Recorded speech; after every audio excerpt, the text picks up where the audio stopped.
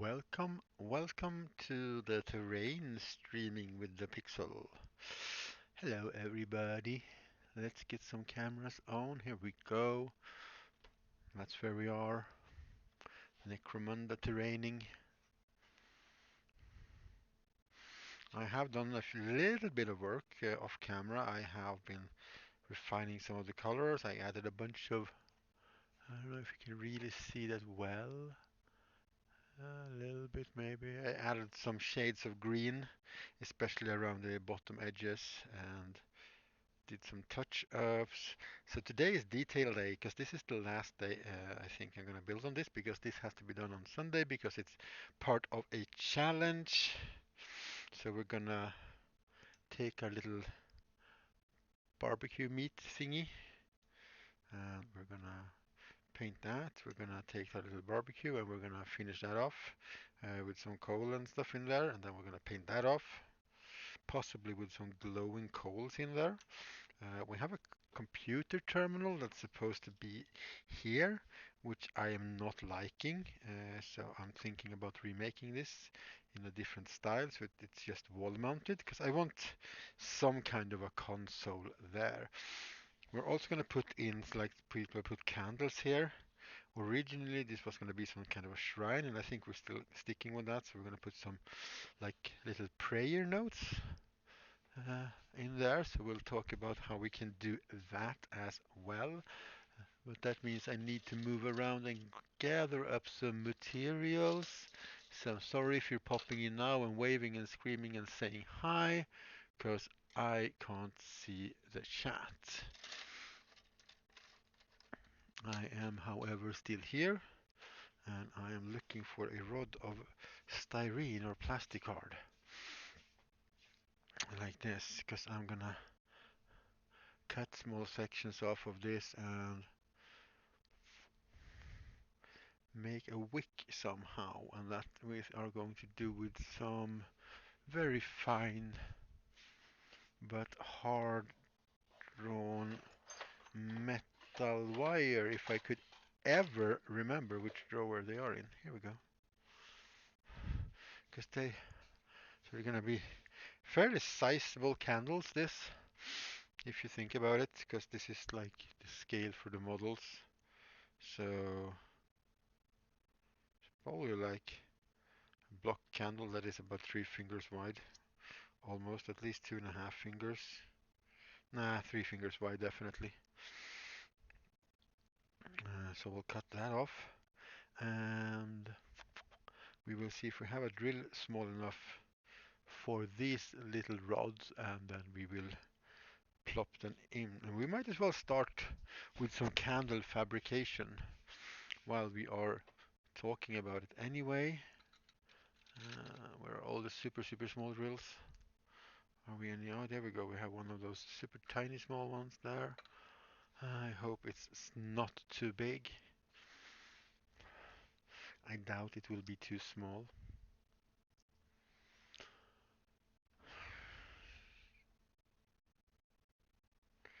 Yeah, we'll take this one. It's a little bit bigger than the rod, than the metal rod here, I think.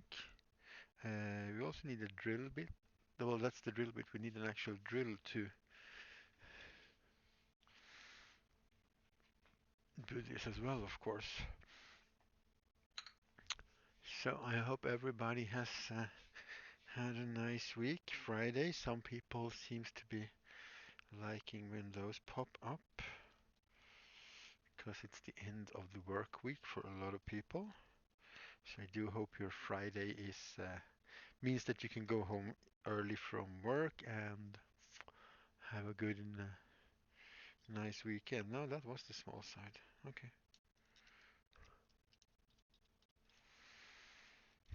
And as always, if you are wondering about what I'm doing or why I'm doing what I'm doing, feel free to ask in the chat and I will do my very best to explain my reasoning and my progress of thought on whatever it is I'm doing. Yeah, just carefully, very carefully drilling into this small rod of plastic, because if this slips and if I gotta have a lot of pressure here and this slips, I'm gonna stab myself in the finger with a very small drill. And I do not believe that is gonna become. Do I have any small pipes? Now that I'm thinking about this, because this is gonna take time otherwise. But yeah, that's gonna work. And then we'll paint the wick so it doesn't look metallic. Yo! Hello, sweetheart. Welcome in. I lurked a bit in the brushy brush chat. Ooh, I have a very thin styrene as well. And I saw that you were giving away the whole thing. If you want to, feel free also to put the charity link in the chat if you don't mind. That would be super awesome. Maybe we should try and make a command for that. I don't know. Oh, there's some more of that small place. I don't think I have any pipe that is in a decent size, sadly. That would have worked out really good. So for anybody who's not a brushling and so on, yeah, exactly. You're very much lurking today. Oh, that's fine. That is always fine, you know that. But thanks for letting me know. Yeah, look at that, and I will just cut that off. We'll make an experimental candle and see how it goes. No, and I'm not sure. I don't know if Moobot has any make the commands in chat thingy or how that works or anything. So uh, I'll have to copy that thingy somehow and do the thing every now and then. But yeah, what we have there is a charity. There is well, due to COVID, there's a lot of home education, and there are some underprivileged school kids that can't do all their arty stuff that they're supposed to do. What?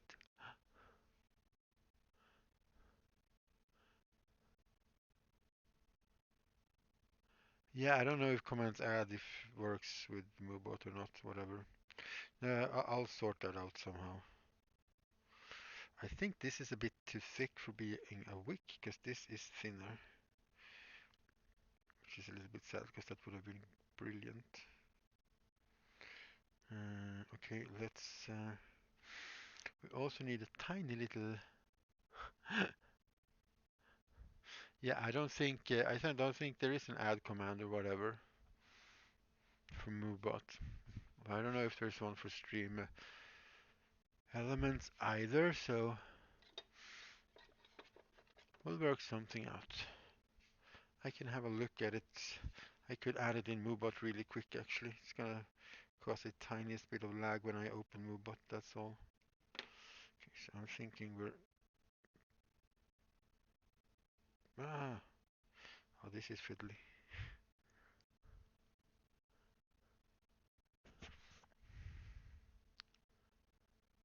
Yeah, it's like the normal measuring thingy. How are we now?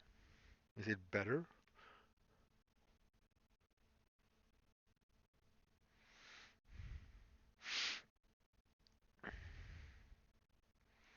I don't know how that the commands work with Stream Element, but I'll look into MoveBot. Don't worry about it. I'll talk to the bot. I'll take a quick click, and before we get too many viewers and stufferinos, it's better. That's good. Let's do a quick lagging of the stream to get to the moo bot. Because then I can just, because I can see the chat in MooBot as well. I think I should be able to. Okay, there we go.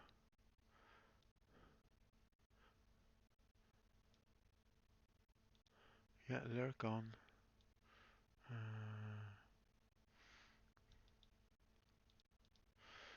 Then I can make a custom command. Charity create response in chat is this.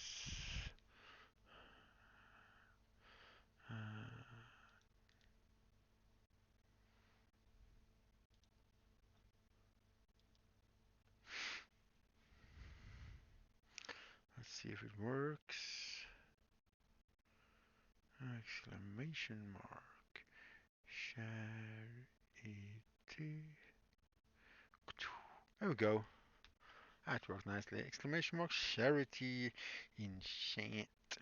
Yeah, so this is a charity to basically donate some money so they can a nice teacher can buy her kids some supplies.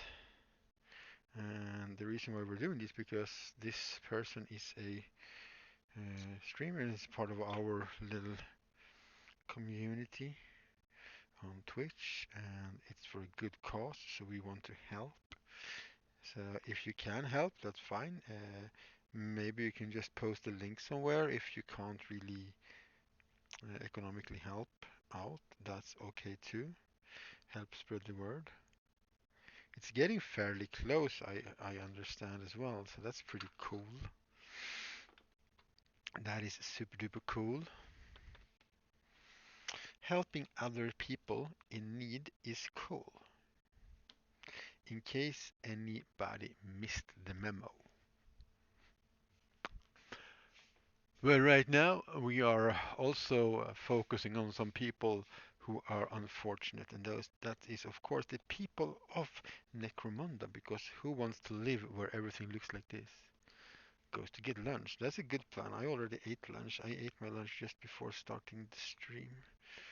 Uh, that's why I know that you're giving away the coloring page, because I was lurking around with the rest of the people in Brushes stream, which is then Brush for Hire. Oh yeah, I should also look while I have Moobot up actually. Uh, Built-in commands. Shout out SO. Let this user trigger the command. Normal users, Twitch, so everybody can.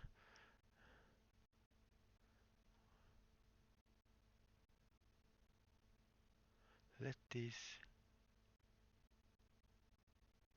I get it.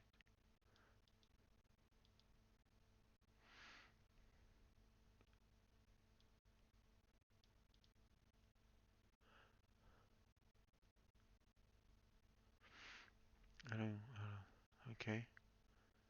A lot of stuff.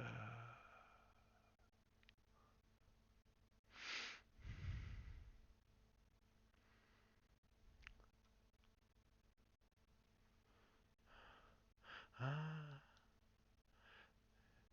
shout out the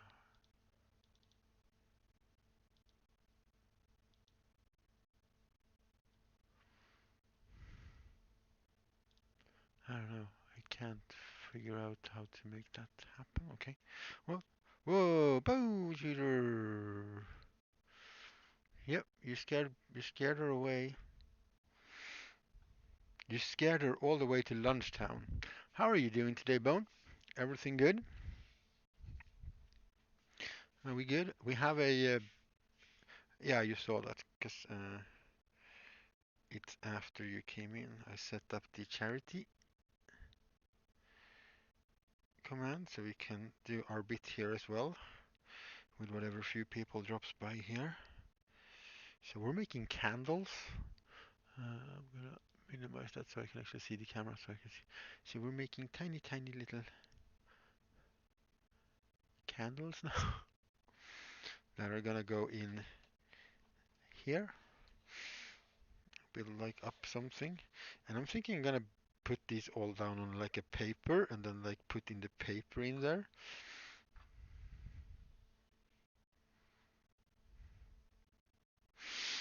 I'm good. I'm all good, thanks. Candle making Necromunda scale, which is interesting. Yeah, we should have some different lengths of candles as well. So yeah, let's get a piece of paper that can fit in the corner in there. Uh, like so. Instead of putting each and every little candle in there, let's see if we can find something to grab a hold, like some kind of tweezers maybe? should be available. Here we go. So we can sort of test fit the size of our candle base. Yeah, that can fit in there. And then the front row candles can be sort of glued to the over the edge so we don't get this edge showing. So we'll start with some tall candles. Oh, I wish I had a Norse. Okay, yeah, well, I guess from a perspective, Norse sounds like I'm from Norway, though. Not that it would be anything wrong with being from Norway, I suppose, but I'm not from Norway. I am from the Sweden. Du- du- du- du- du- du. Oh yeah, I was gonna look in my bits box over here because I was thinking I could have like a skull or something. Uh, oh, we could put some worms in. I got a bunch of like green stuff wormy things here. That's cool. So we're down to detail work now. We're doing all these small things. Okay, the Scandinavian. Yeah, but Norse is everybody from up here at some point in time. So I made a bunch of these green stuffy wormy things for Nurgle, but I'm thinking we could at least put a couple of these things in somewhere around here, you know? Some juicy worms crawling around in here somewhere, just to add a little bit of flavor. But that's not for now, but I saw them, so I wanted to get on them before I forget them.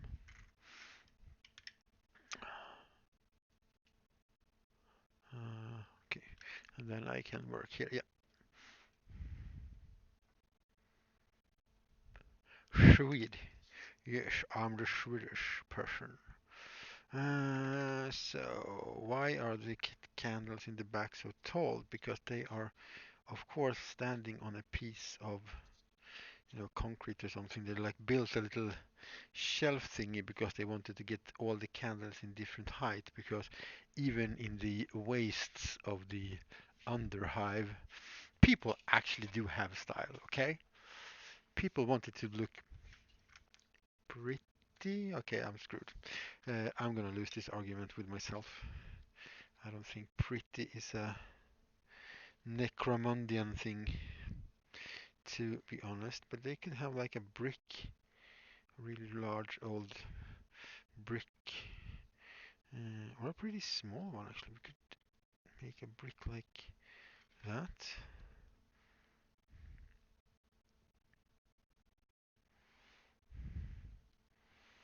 We glue that into the corner, grabbing a little bit of super glue.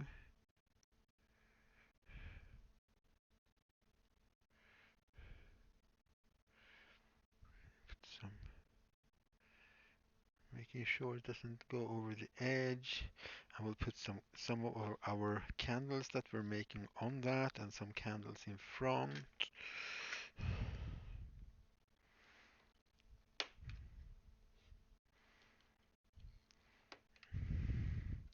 Oh no, I just made a mistake.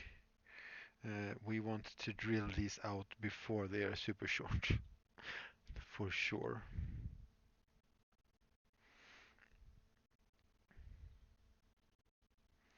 We're drilling these out, of course, so we can fit the metal wick. So 1, 2, 3, 4, 5, I don't know. We're probably gonna have to make 10 of these. And then I'm gonna put in a computer terminal here.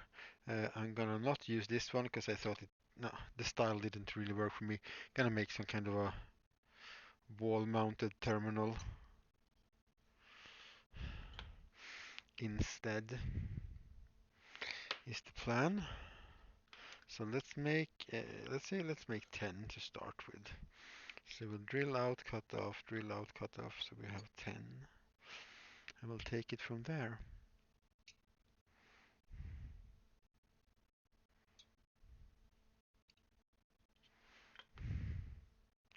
That did not go into the middle. that doesn't really matter because candles aren't super even. But we're really trying to be as centered as possible.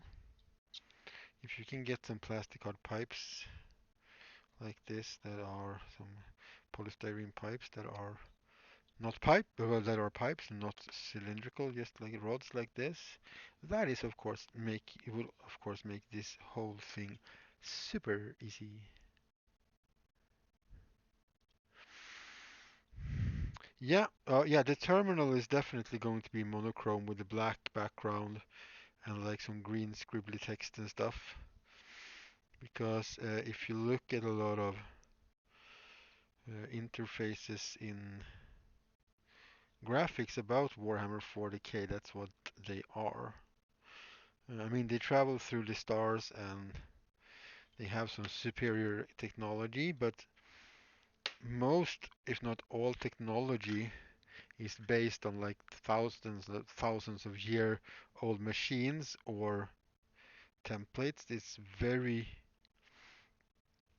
few technological advancements.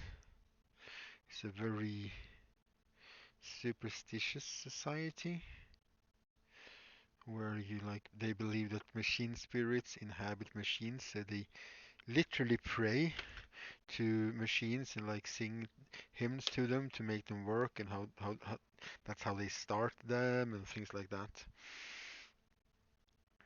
So there's a slight retro feel to everything because they can't just change things and make things new and alter things. The machine gods or the machine spirits might become upset. So they're sort of stuck in that. 6, 7. Yeah, if the screen were more prominent or it was a little bit bigger, I might have done something silly like put a Space Invader screen on something on there. And one thing you can do when you're doing things like that, if you don't want to try and freehand everything, is of course you can take a printout and glue it to a screen. So you can make something on your computer and then print it in the right size. And that'll also give you a good idea of uh, how detailed you can get. Because your printout might just look like a jumble, or it might actually, depending on your printer, of course, look really awesome. That is 8.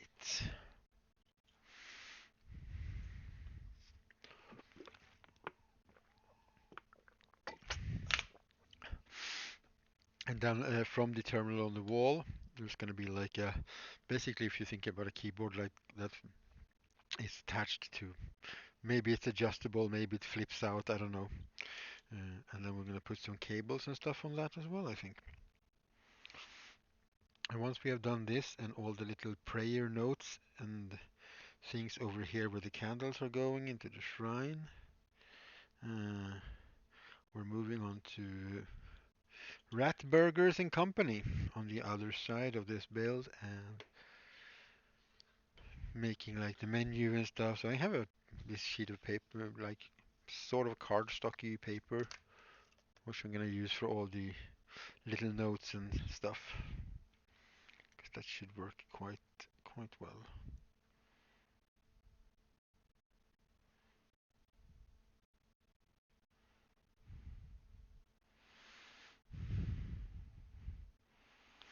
So yeah, yesterday was a pipe revolver, and today we are dystopian Fallout, not Fallout, but Wastelandy anyway.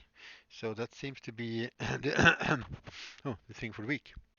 Hi, Mitch. Morning. Well, not so much morning for us, I guess. Good afternoon to you. Welcome in, most welcome in.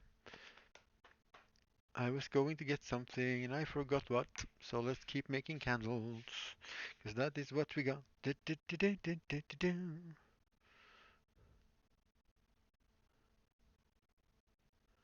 Chicken!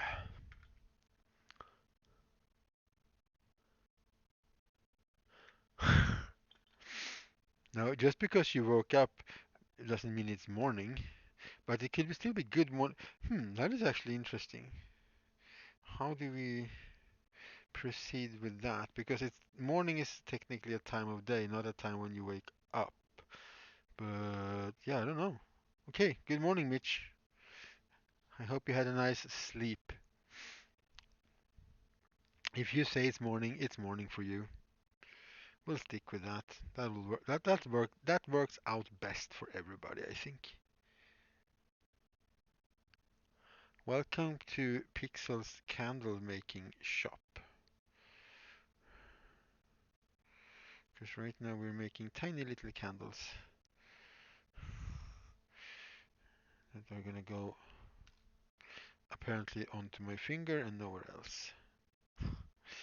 I'm going to go into our little shrine portion here with this exhaust. I don't know. I'm thinking maybe there's water running out there sometimes, or just like this. That's like it looks kind of like a dispose thingy. I don't know. So maybe there's sometimes water coming or food like slop and stuff from like an other restaurant from another level or something. And they're like, oh, we're gonna have to pray to this because this is the food maker. Hail the food maker. Because technology and superstition go super hand in hand in this setting of Warhammer 40k, as already mentioned. We're just putting some wicks on. Do you want the focus to be locked on the table today as well? Do you not like the shift in focus, do you, love? Well,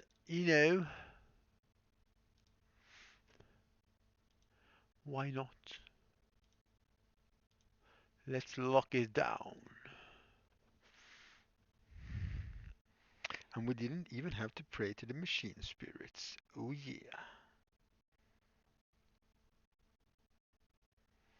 But the ultimate super workshop dream would to be like the whole entrance place looking like a 40k corridor or something, and have like an Alexa, but you have to say certain command for it to do things, so you can play 40k if you want to.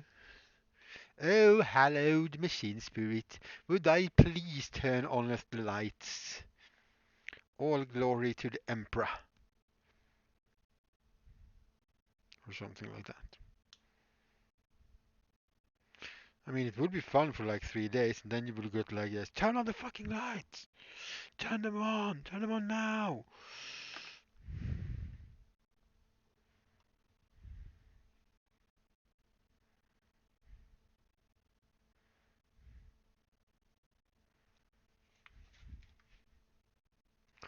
Don't have the emote somewhere.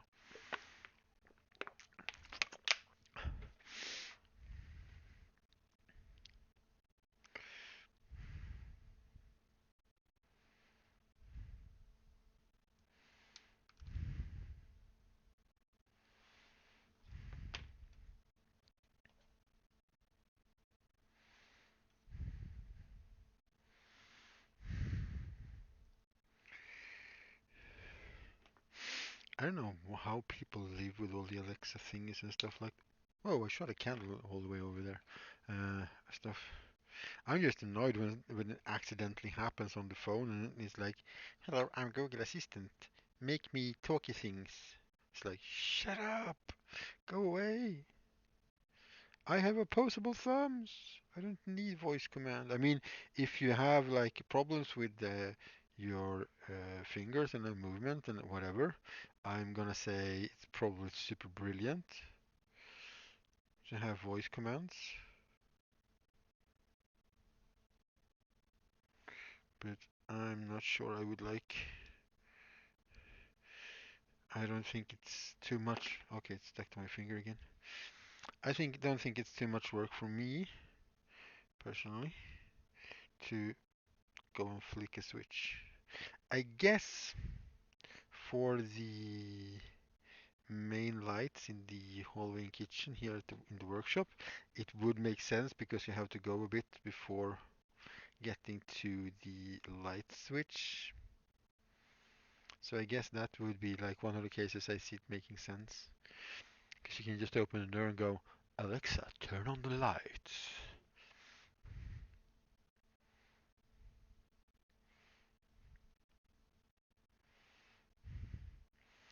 And then someone like Bone Shooter hacks it and you're gonna have to say a magic password anyway.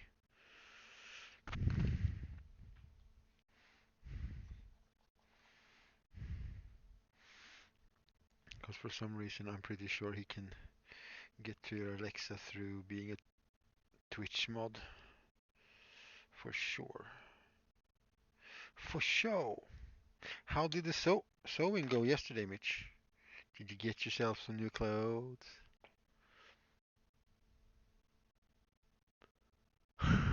Men Do you think I have mental focus? You're so cute. I guess I actually do have that, but still. You're so cute. So cute and cuddly and nice.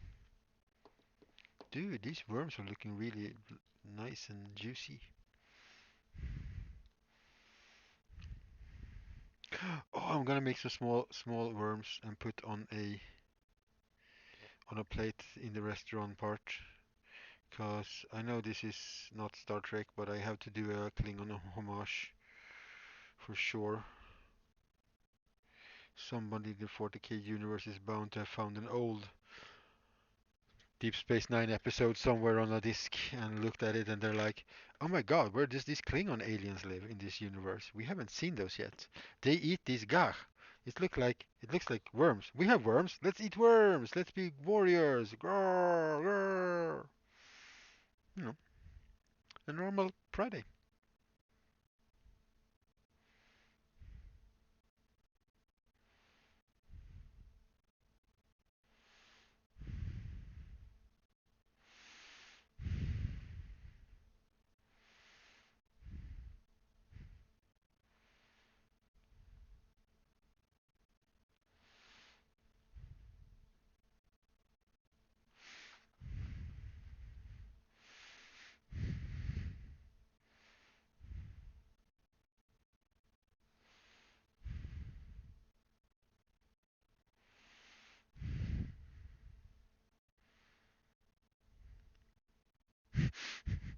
You prefer to not answer that?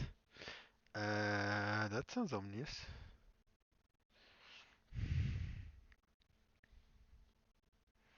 Because this way we can actually paint these little candles before they are in place in there.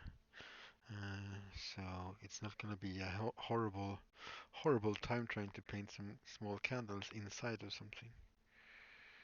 So yeah.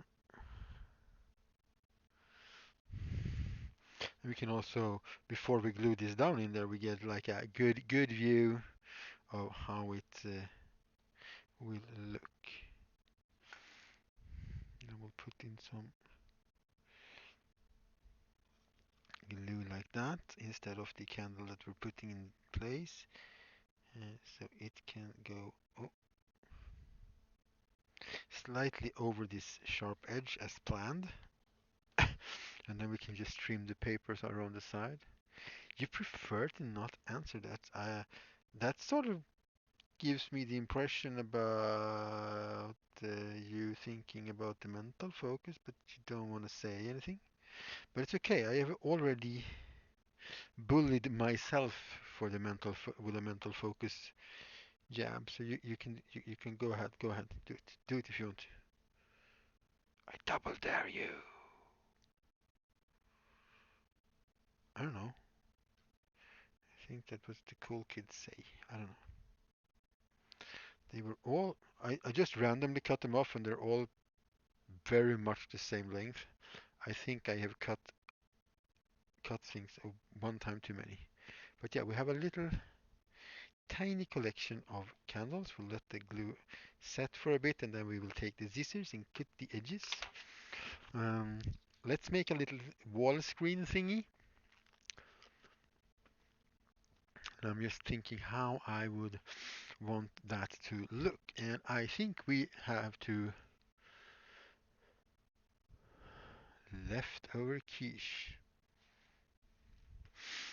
Well, I know that you're gonna go very well in hand in that discussion with the other person with a sword, because that is a person that loves the leftover food breakfast thing, for sure. Uh-huh. And then we will get some paper somewhere from. Oh, look, I found the paper.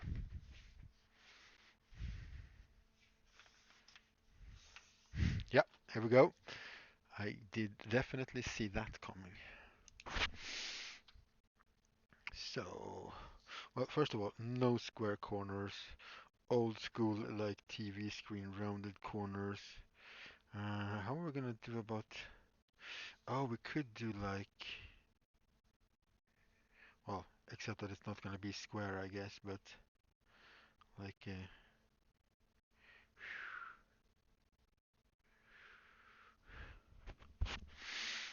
like that. And then we have like a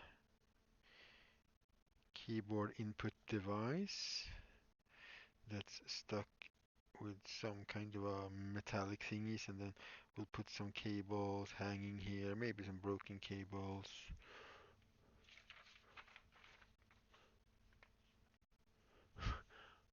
There we go. Something like that. Something, something. Something, something. Dark side. And we have a reference, dude.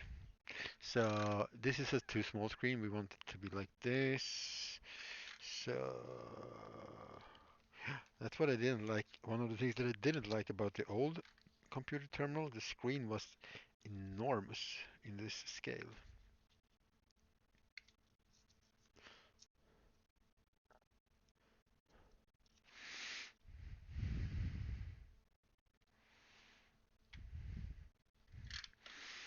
Okay, somebody agrees.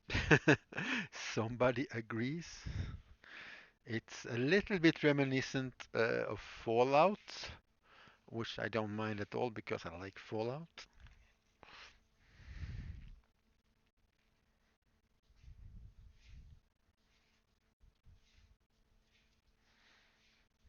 Just using a sanding stick to rounding off the corners a bit.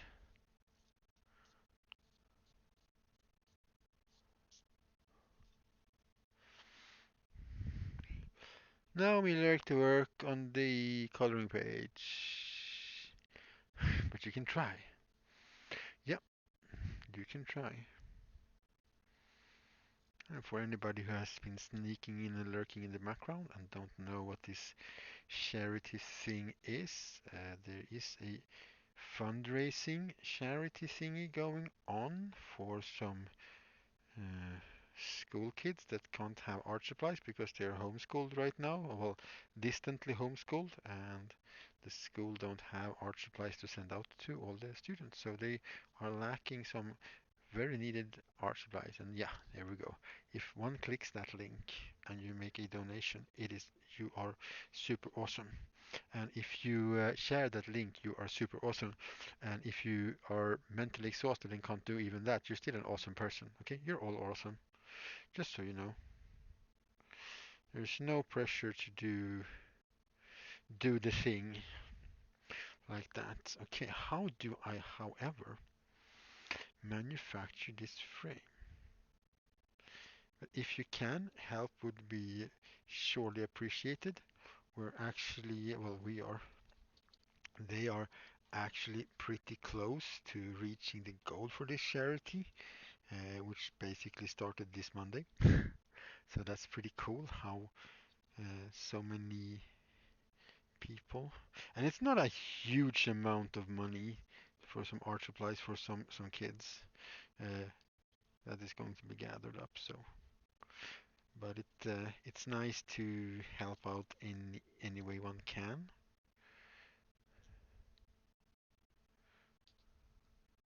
And my helping out is spreading the link because I literally have No funds to give away. I wish I had. It would be awesome to just go like here. Have some art supplies, kid. Yeah, we can use a bit of paper as a backing as well and attach the frame to. We do have to make a frame somehow though. Could we use paper for this? Could we papercraft this solution?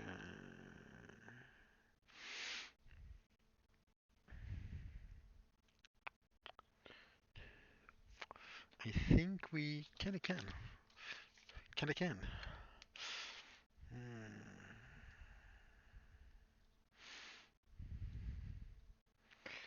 We have this screen, uh, and the frame around it can be square actually,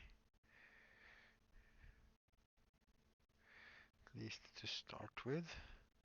And then we have the top part,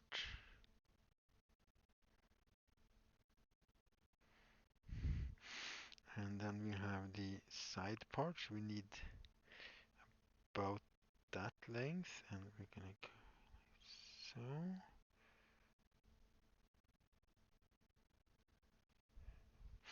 Because then we fold this that way, and these fold into the side here, and we will have a short thing underneath. This. Yeah. Just making some flirps so we can glue this thing together. And that should work if we... Oh, I lost chat. Oh no. Oh, here we go. Instant noodles. Eating, but I ate instant noodle just before the stream actually, because I was like, oh, I'm feeling like a bit crashed and stuff. What's wrong? And I was like, oh wait, you haven't actually had food yet. Eat before the stream. Oh, there's the knife I'm looking for. Okay, so this is gonna be this. If you can see it.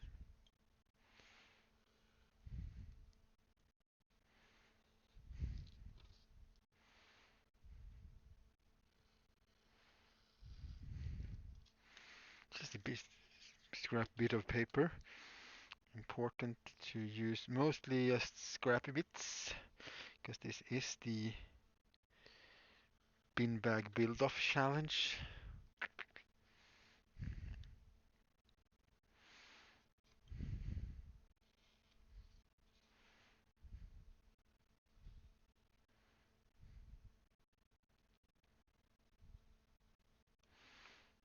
Which is to build terrain out of scraps and trash.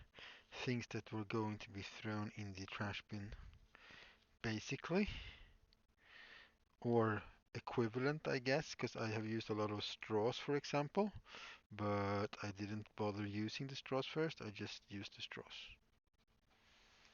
as they were. Okay, we cut that open and that open, okay. I will want my little ruler. Where is the tiny little ruler? That is just the... Oh, there's the small ruler. Here we go.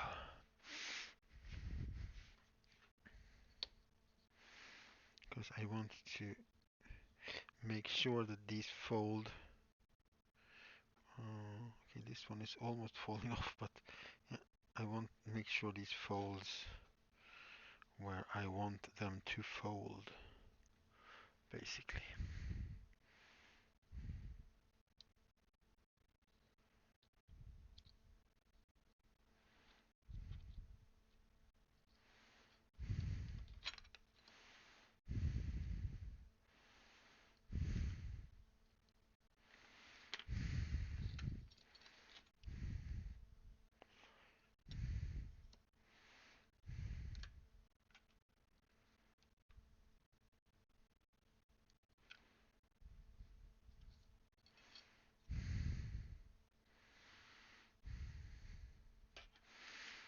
also need to check that our screen actually fits in here. Though we can, I guess we can just also adjust the size of the screen if we need to. I could get my ball tools and just make trace the folds, because that makes it easier to fold. But I can also just do it this way, so. And then these should just fold as I want anyway. Go.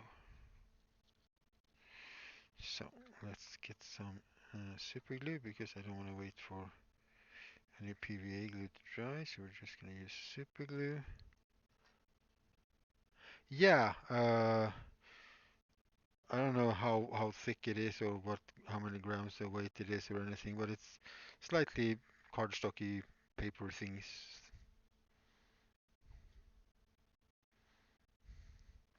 So a little bit of uh, Swedish afternoon paper crafting here.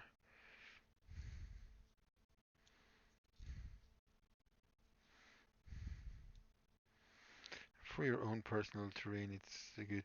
I would probably like to do this from like plastic card or something if I was making a model to sell or for a client. But yeah, you can see the shape here, and we can actually, yeah, that screen fits right in there. Because the problem, of course, with using paper is that it's kind of brittle. It's gonna wear down easier. This is gonna be like away from any serious harm. Oh yeah, I forgot about that. The bottom part is so small that when yeah, well, that might look good anyway, actually. I was afraid I'd made a little bit of, well, I did make a little bit of a mistake, but it doesn't really affect the final product anyway.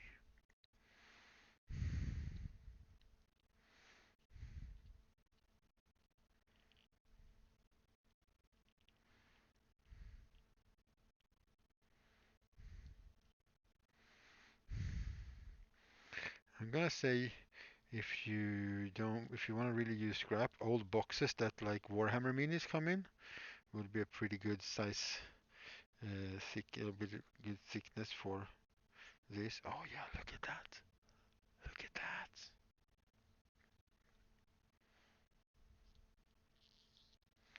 We just need to put some glue in on the back there. Then we can flop our screen in, and we have ourselves a, yeah, because you can, let's see if we can see that. Yeah, you can see how there's like a lip there. So this side should have been that. Uh, it shouldn't have gone to the corner. It should have gone like being a bit more there. But it's so small in this scale, so I don't think it will be too noticeable. I will also prune it a little bit, just tiniest little bit, so there's not such a sharp angle sticking out there.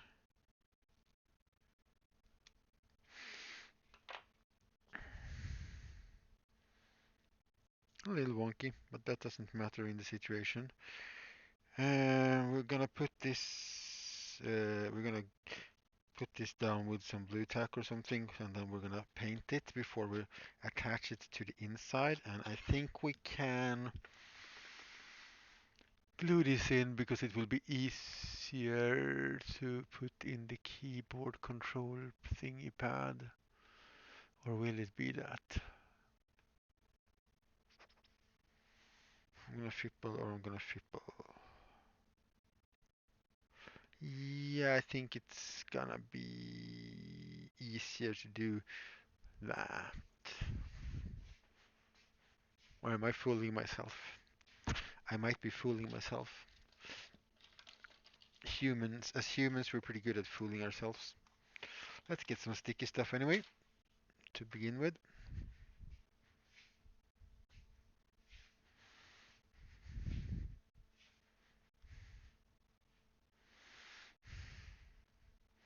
So we can stick this to another piece of something something so we can paint it.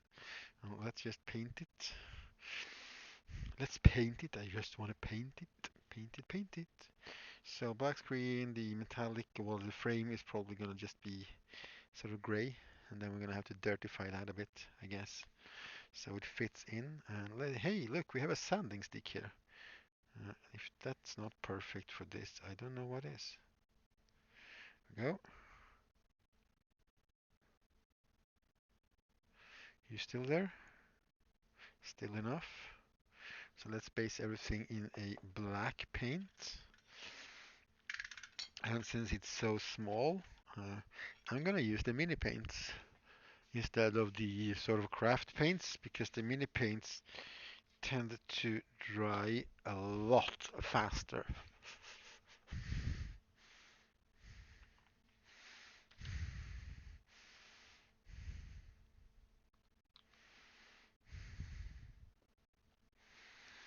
Maybe if I bring a brush that will help.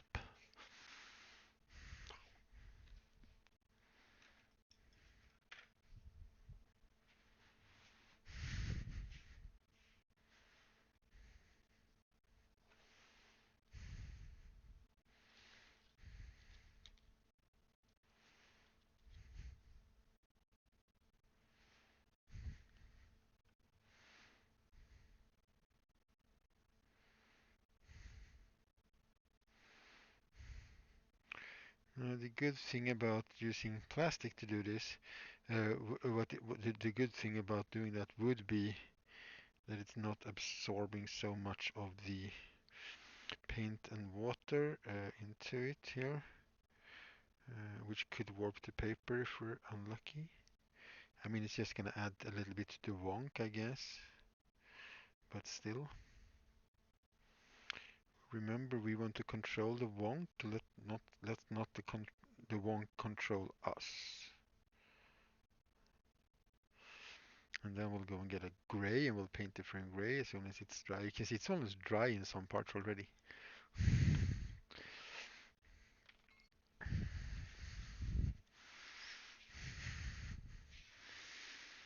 And then we'll bring all the smaller brushes for the smaller detail works. Do I have a super lighty green here? No, but we can do some uniform green, some yellow, and then we'll take some blue gray pale for the actual frame. We'll start with the frame, I think.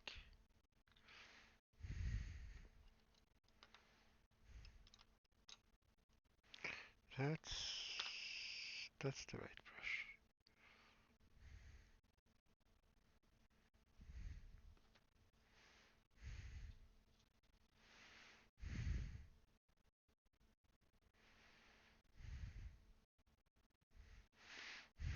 I mean, another popular thing to put on screens.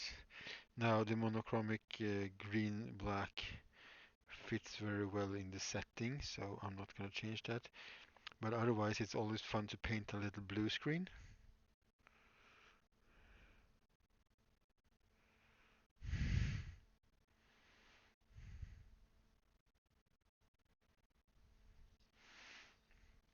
I saw somebody who painted the smallest little monitor in a vehicle for orcs for 40k that had like the Super Mario start screen. And we're talking about this size of a screen. It's like, what?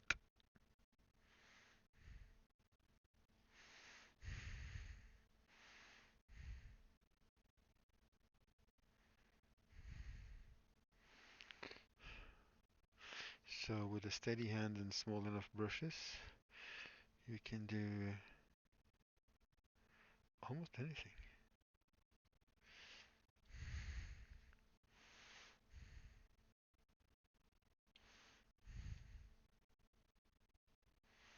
And then we shall see if I have any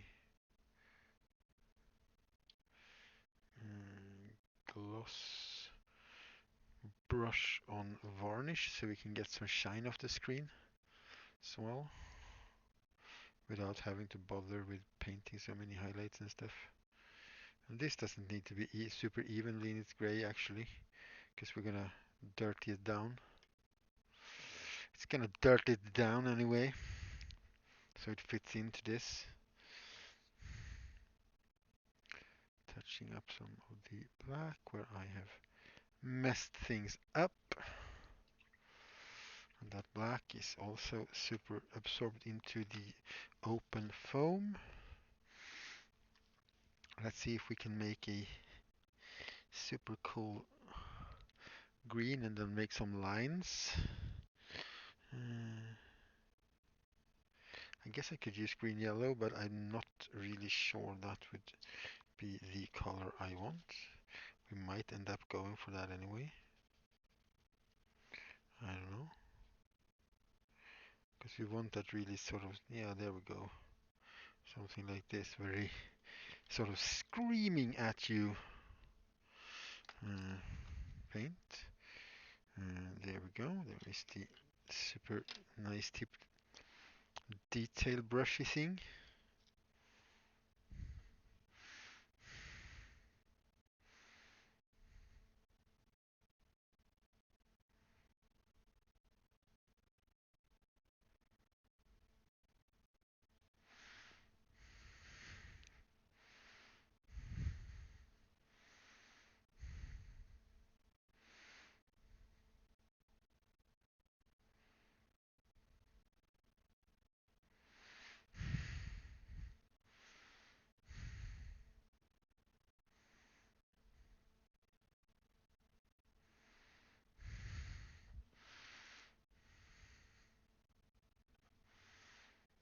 See if we can get it to greenify a bit more.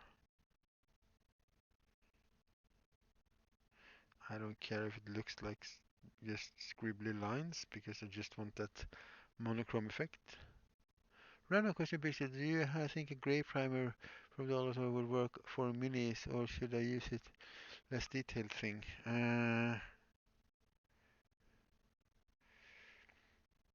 That so depends on the so would depend on the mini, I guess, and how you spray it on and so on. But I can give you a better answer later because I bought the same gray primer. So I can just take a mini and try it. I think the white primer I bought on Dollar Store worked fine. So I don't see why. Just do like 2 or 3 coats. Don't try to get it fully covered, which you don't actually have to do anyway, but don't try and get it fully covered in like one go.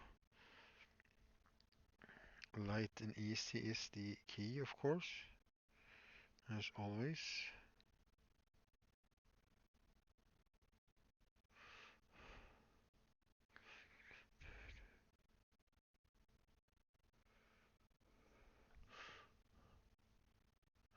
Go. I think we're pretty good with that.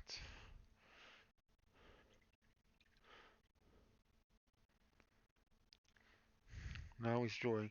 Also, you're gonna have to like open the balcony door and stand there because you can't use spray cans inside anyway. Just so you think about that.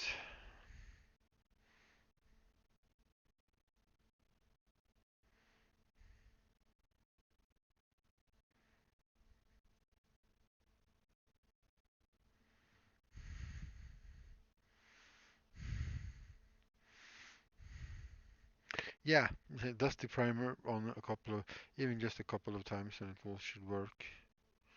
Well, that's should also work pretty well in the setting in there. Not sure I like the bottom part. I think we're gonna go in with some black there.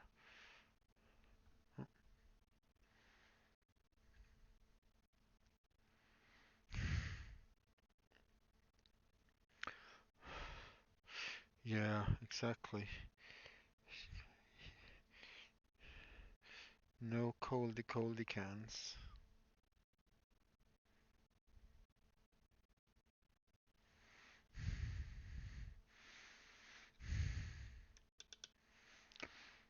let's make a little keyboard controller thingy and see how that looks, because this paint can now dry.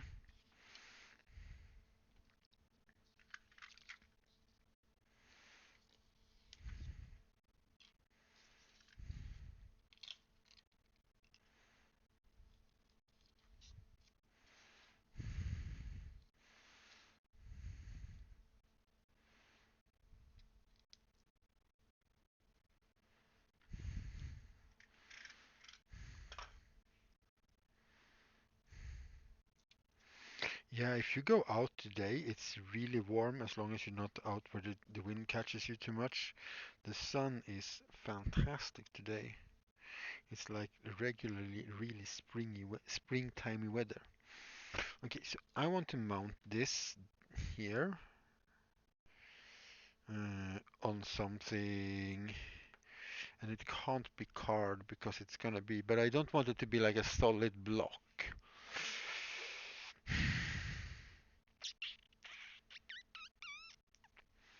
Could I maybe use some kind of plastic card like this? Well, yeah, let's try this. I have a in I has an idea. I'll take one of these tubes.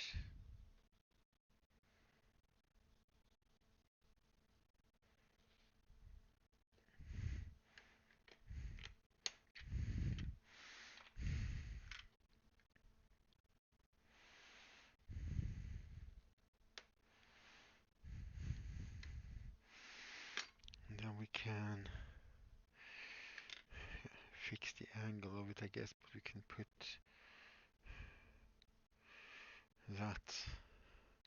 That should work fairly well.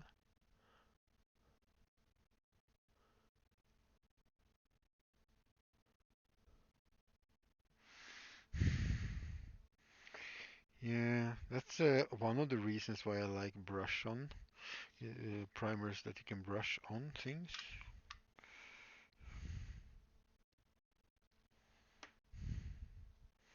Because you can just do it wherever.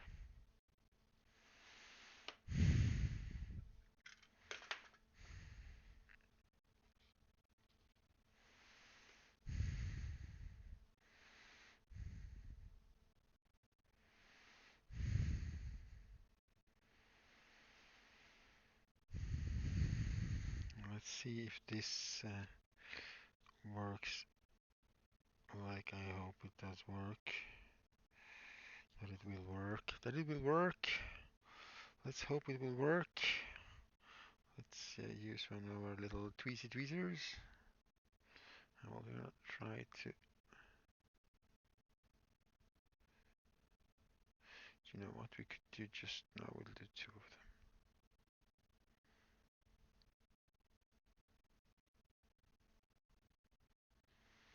Okay.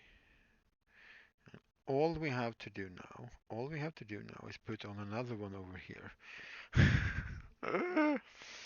Yeah, that has the sits at about the same sort of angle, because otherwise it won't work anyway. I think we'll put some more glue on here, just in case.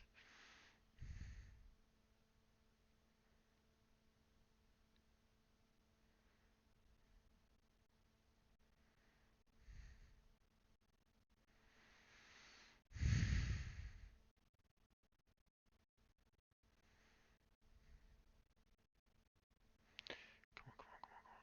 Ah, there we go. Now we can breathe again. Have some water. Come on, Pixel, breathe and drink water.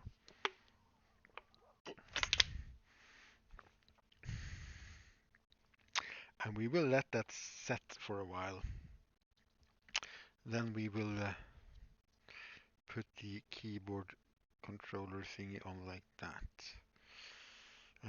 We will just paint on some kind of a controller, some buttons and whatever. It's not going to be a keyboard like a regular keyboard, because that would make sense. And this is 40k slash Necromunda. It is not, does not make so much sense.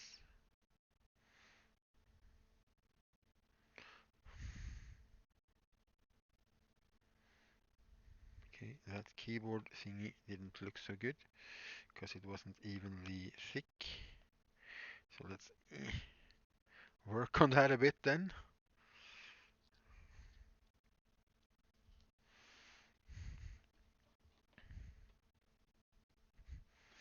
Flatten it out, and then it, of course, changes shape a little bit, but we can fix that. That's not a problem. Oh, it's like super thin in one side. Let's make a new one instead of trying to fix the one that's bad.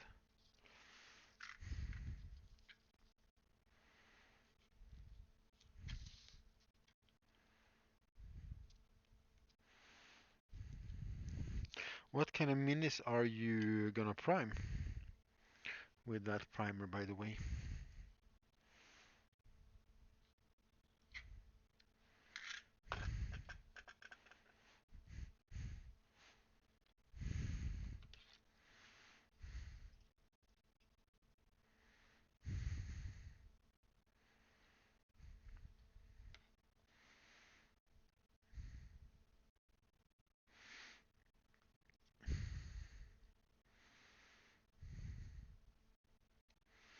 Okay, let's put the super flat side up.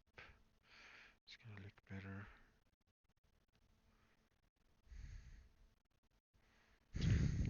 Look at that! Look at that! That's pretty cool. Yes, I'm a little bit excited about it. So that's a matte varnish. That doesn't help me. I'll see. I don't think I have any brush on gloss, so later on we'll take some gloss spray and we'll spray it out in a container and see if we can carefully brush it on maybe. Is this stuck now? Nope. That is... Oh, that is so not stuck on there. Oh my lords. I need more glue.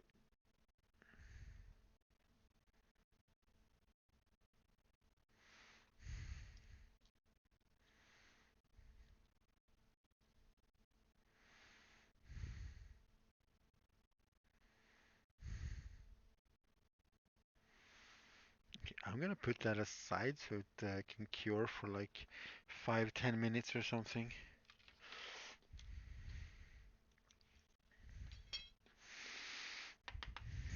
We can start working on some... Oh yeah, where are our candles? We have candles. Let's see if we can fit the candles. Da, da, da, da, da, da. Just trimming off the excess paper that we don't want.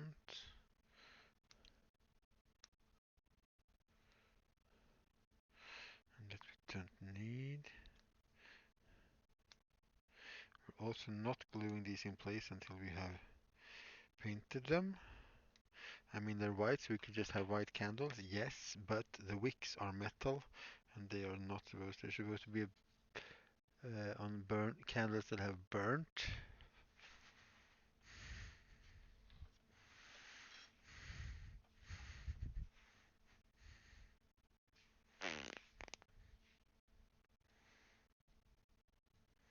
Put them like that, maybe.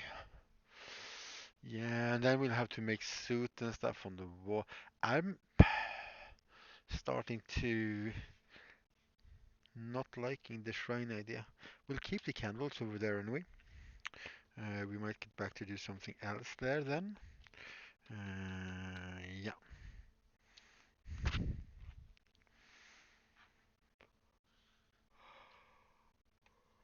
Oh, oh yeah, I wanted some more. There's too little build up against the walls, so I'm gonna use one of my favorite materials, uh, cork bits. And we're not gonna put like big chunks of cork in there. No, no, no. We're gonna use small bits of cork. And to get small bits of cork, we're gonna use a rasp and simply create some ground scatter all by ourselves. Pretty quickly as well. And I got ground scatter in the glue, so we'll have to get some new glue.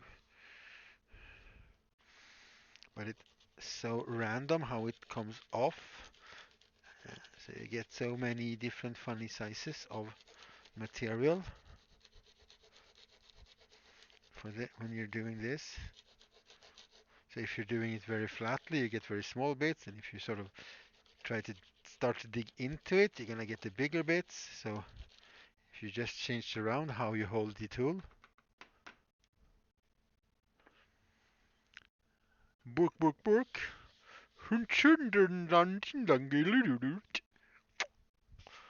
Something like that. Are you here as a mysterious agent for the brush and his Swedish chef conspiracy thingies? Whoa! Come on, glue. And we're just gonna go in with a little bit of. And now we're actually using PVA glue. We haven't used much PVA glue on this build so far. Mostly hot glue and some super glue. And then you can just like go toss this in there, smush it around a bit, and shake out the excess. There we go. And then of course we will paint this to look more like some kind of a rubble. And we can just smush it in there properly, like so. There's the screen gonna go in, so we don't need to. Maybe we'll put like a little wormy boy in here somewhere. Like, it'll be fun. And then we'll paint him in some kind of disgusting red fleshy color. You had to do it. Did you clip my Swedish chef throwing away thingy? I approve. I approve completely. I need somewhere to put the excessive stufferinos. Cork. Cork is what it's called. The excess cork bits. We'll do that. And as I said to Brush, we're definitely gonna, just for the hell of it, gonna make a channel point redeemy thing of that. I mean, we'll probably put a long, long-ish cooldown, so we don't have to go play Swedish Chef every 5 minutes, but it will be there. It'll be there. So how are you doing, keyboard? Oh, the keyboard has flipped a long way that way. Yeah, it doesn't really want to get super stuck on that. So if we reinforce that maybe with a bit of glue.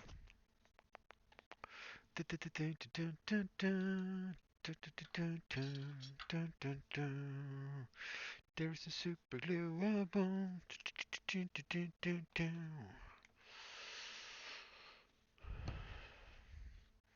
There's a super glue I want. Or we should just put notes up on that wall.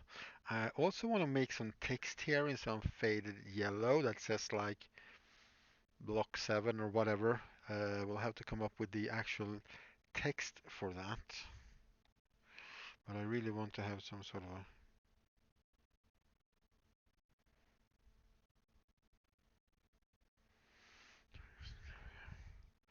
And it's in a pretty good angle. Because then when that glue cures, it's going to actually add some mass to hold that in place. So let's put you over there. Yeah, still thinking about this place then. What to do, what to do, and what to do up here. I want to do some cork scatter up here too, I think, actually. Funny thing about cork scatter, it's very static. As you can see, it gets stuck along the edges here, especially the small bits.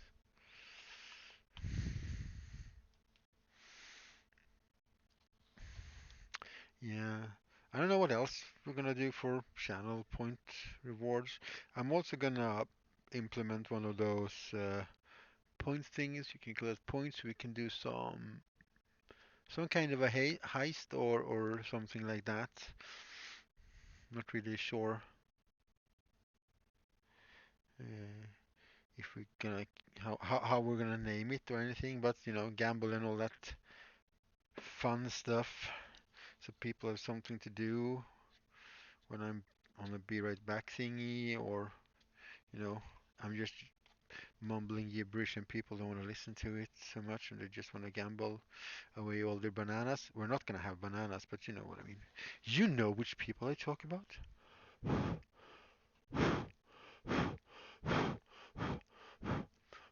Yeah, I'll look at that clip later because I don't want to open, because if I open, since the chat is on my pan, if I open the link there, it will get, I won't see the chat for a bit.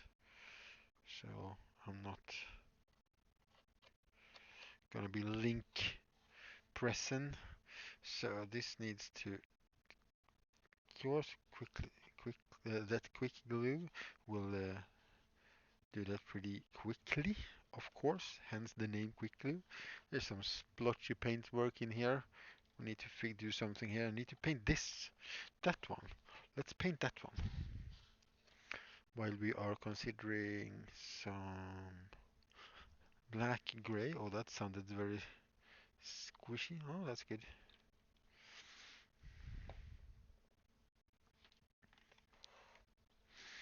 So we can just get some there. We need to make a bunch of little, I don't know, plate and stuff for the counter. We need to make a menu sign, and then we'll go in to see if we can, uh, with the scrap parts that we have, which are quite an enormous amount of them, I suppose, but if we can sculpt out some makeshift rat burgers, we can use some of these worm thingies that I have made as rat tails as well. So we can have some rat tails hanging, I guess. I want to try avoid, green stuff and sculpting things in clays, because it's a bin bag challenge. Even though there's nothing saying that you can't make your own stuff. It would be much cooler, according to me. Anyway, if we could just do it like with all the mostly as scrap and don't use too much of our sculpting things in the end.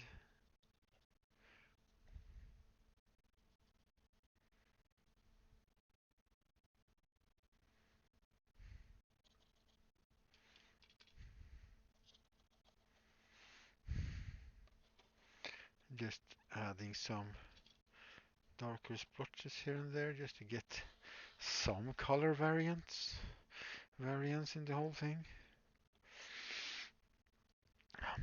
We could we could make some kind of a cool poster and put up against on a wall as well. But yeah, okay. Yeah, could do some. Oh, I could do some hazard. I want to do a hazard stripe somewhere because hazard stripes are cool. But first, I need to figure out the text I want to paint on the wall there.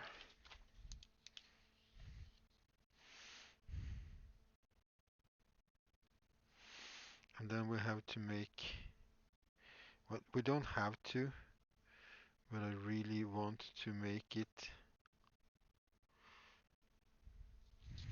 in sort of that style, you know, like it's been you put on like a, uh, you mask out, but you have this like sign that you put on and you can just spray and do things are a little bit of an army style, but we'll take probably some faded yellow paint.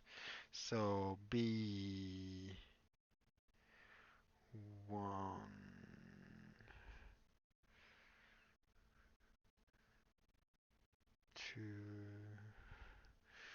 two, one and two is boring. I want to have the broken up letters because it looks cooler. The magic brush. Where's the magic brush? Where's the magic brush? Is it behind me? Is it behind me? It's behind me, isn't it?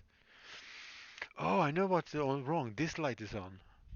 That's why everything looks a bit bright and stuff. You know what? Let's adjust the lighting, because that's why all the white things look so super bright. Is this gonna look better now that oh yeah, there we go. Now you can actually see the paper. Here we go. The magic brush. Do we have a magic brush? Okay, so what numbers do we have that are split? Zero is split because that's two C-like thingies. So let's do it zero. B, zero. No, zero is the last number. There's not that many actually. Six is as well. Do you break six off like a C that way then? Yeah, six. Oh.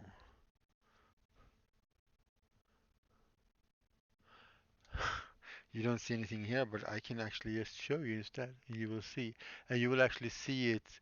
It's a much better color representation now that it's not super shiny. You can even start to see hinting the greens in the edges and stuff.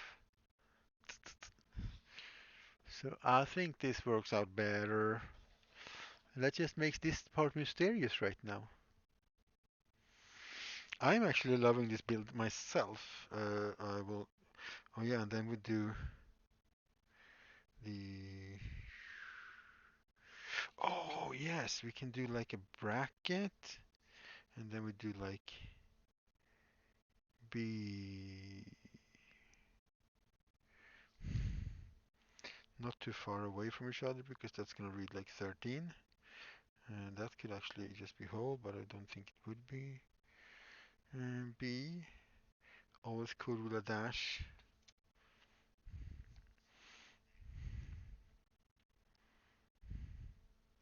And then we can do this 0.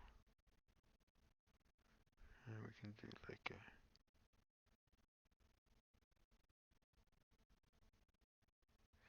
We can do more letters. B06 and just not this big but have some kind of a bracket. Makes it look official. I also want to put up some like danger. I want to put like in here. I want to have a little. Oh, maybe that's where we can do the yellow and black danger stripes and go like a little sign warning, caution, hot or whatever. Because all those small things, that's what's going to sell it. Because right now, it's a model. When you start putting in signs and things that you recognize, automatically know what it is, it's going to go like, ooh, all right, I can see what that is now. Okay, this stupid keyboard thingy just don't want to play along.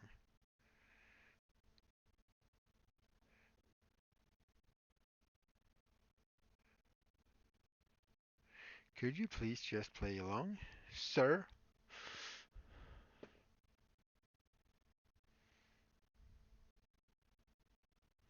I know it's a very little contact surface, but I really need you to behave, please. Because I like how you look. Really like how this looks. With the sort of bent arm. $48 left to. Wow. Does these fundraisers have like stretch goals like Kickstarters have? Can we just keep going? Can we just get all the kids like extra pens or something? Because that would be super awesome. Oh, here we go. We have some watercolors and like 16,000 color pens. Because that would be super sweet. $48. Wow. Okay. Let me know if Brush is gonna do a giveaway on the squigs, because I heard he's gonna do that if the it was reached before lunch, because I want in on that, because I want them freaking squigs. Am I offered to pay for a squig for someone in the chat?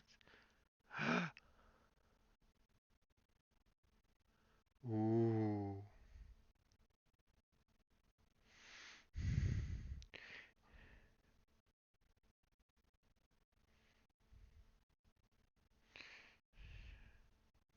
Okay, so I'm putting a couple of dabs of PVA glue down there now, and I'm hoping they will add some structure to this part.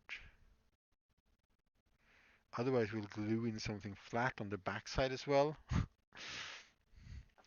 The sci-fi keyboard is kicking our butt.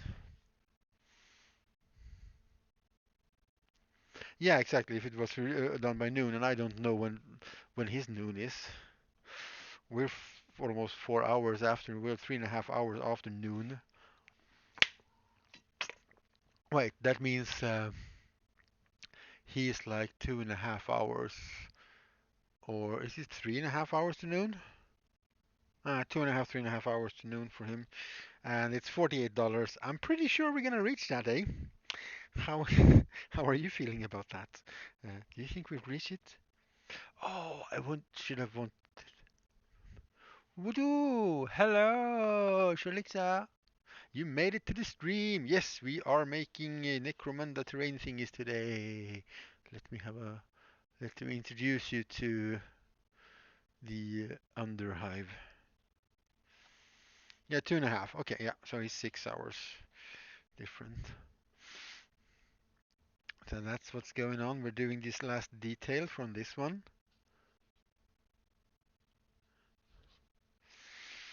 Yeah, are you familiar with Necromunda? I'm not sure how familiar you are with what with what and what you are familiar with or something. English language today complicated.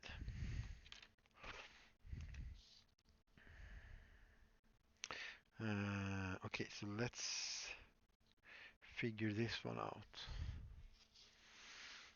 Okay, so what do you know about Warhammer 40K? Yeah, I know. That's the problem with that's why I don't lock the focus down until you say so.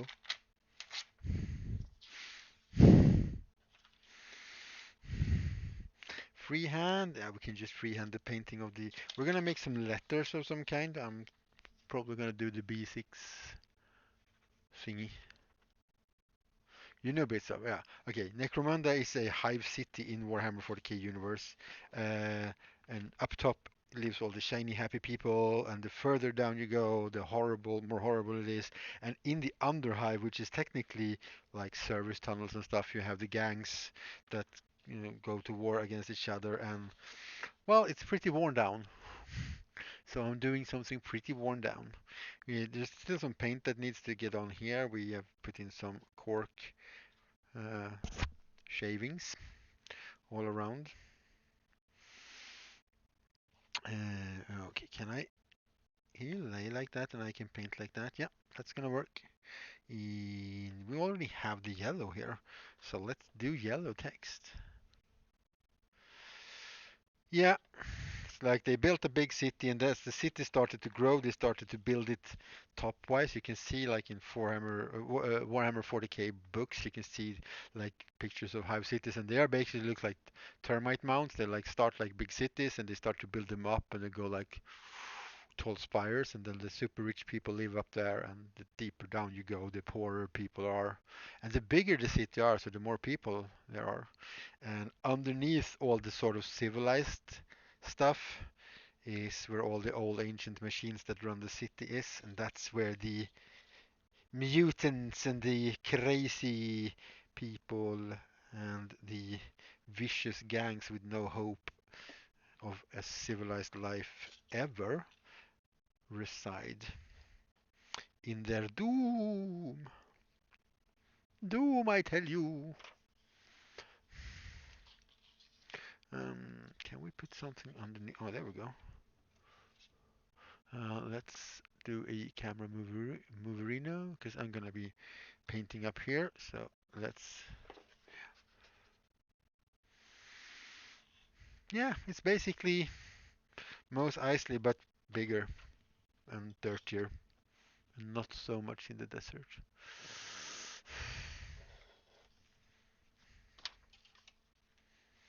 Let's put the paint here. Yeah, paint, paint. Uh, that's what you can do if you want to. You can literally write this down properly, and then you can cut out, and then you can just paint after that. But then you have to cut it out a lot, and I don't want. This is gonna look super shiny, contrast to everything. So we're gonna have to dirtify this as well, of course. So this can be a thing to think about doing before doing all the dirty stuff. Uh, but I didn't. But since this is super old and worn out, we don't really have to bother about this letter looking perfect because I'm gonna go in with like some gray and stipple the edges to make it look really worn. And then we're gonna put dirt and stuff over it anyway. So yeah. And what B06 means, well, that's anybody's guess. Because down here in the underhive, nobody remembers how it all began. Everybody living here now is born here, and they know of no other world.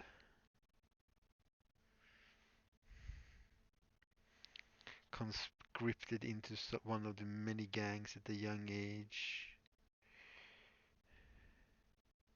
Constant warfare. Because in the far future, is it in the far future? No, I don't remember. Yeah, it's part of the setting. It's not a bug, it's a feature, and in this case, it's true. Well, we'll make it a video. It's like when you're building a armor piece or something, and it gets shipped, and you go like, it's battle damage. In the grim darkness of the far future, there is only war. There we go. Warhammer 40K tagline.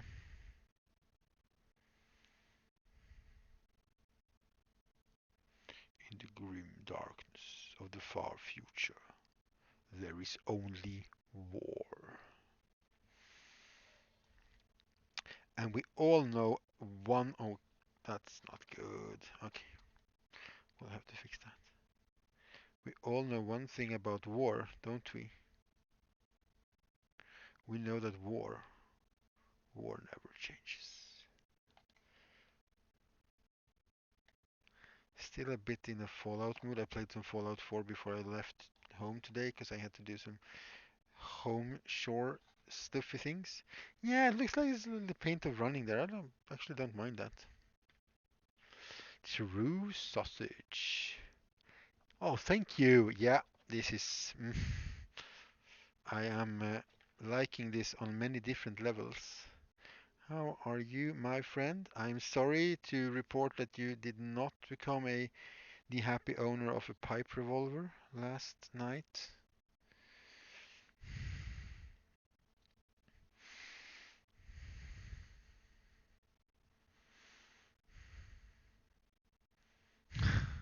The magician. Well, that's a new one.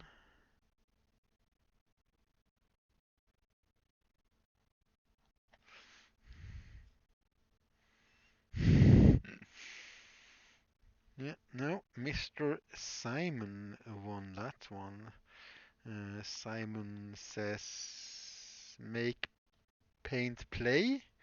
God, his name is so long and so many weird letters.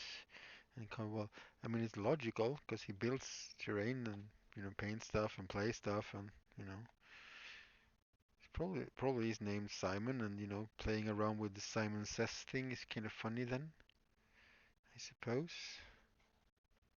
So yeah, like that, I will let that dry and we get to ruin it.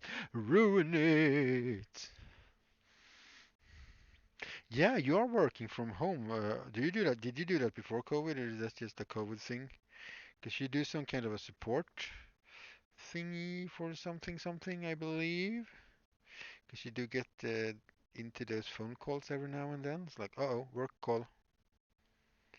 So we're just wetting up the paint like it's been sort of run down a bit by the all the dirt and water.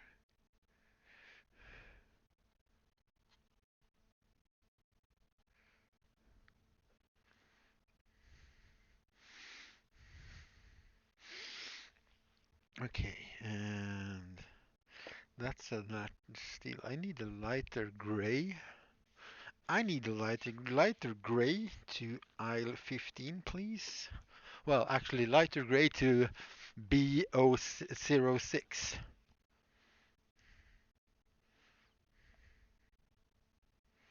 So how is everybody?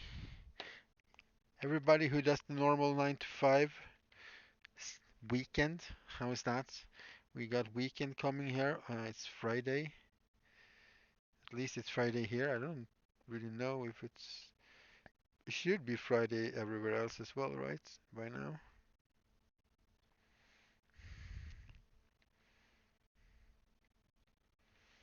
I'm not sure how that works. Time zones are weird.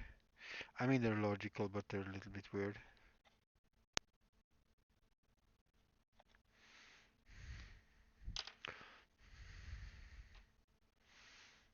Since March last year. Healthcare IT. Oh, yeah. Right.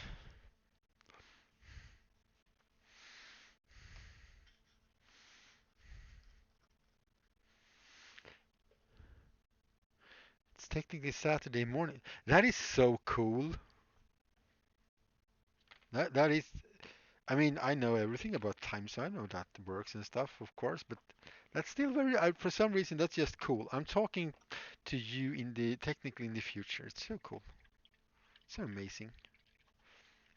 Welcome to the past. Oh, you go AFK all you want, my friend. You take care of your things and stuff and so on. Adding some brown to this gray a little bit. Starting the sort of dirtying up here. And we're just gonna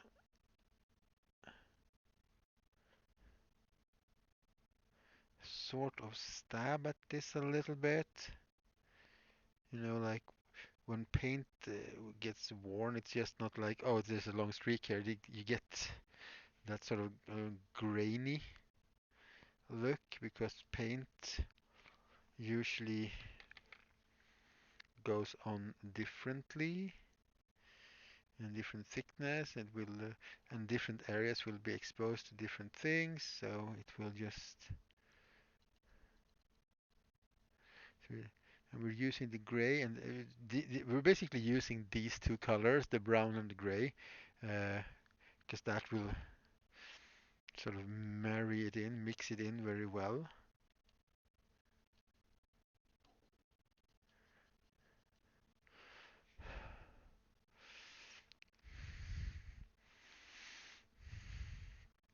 And we can have some black into this gray as well to see if we can darken it down a bit.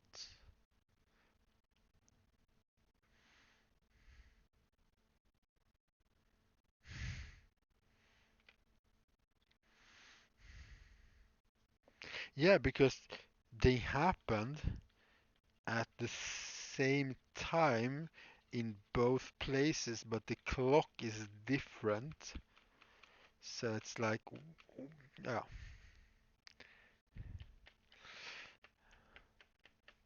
reload the stream. You reload the stream, dude. Yeah, because there's no many issues here anyway.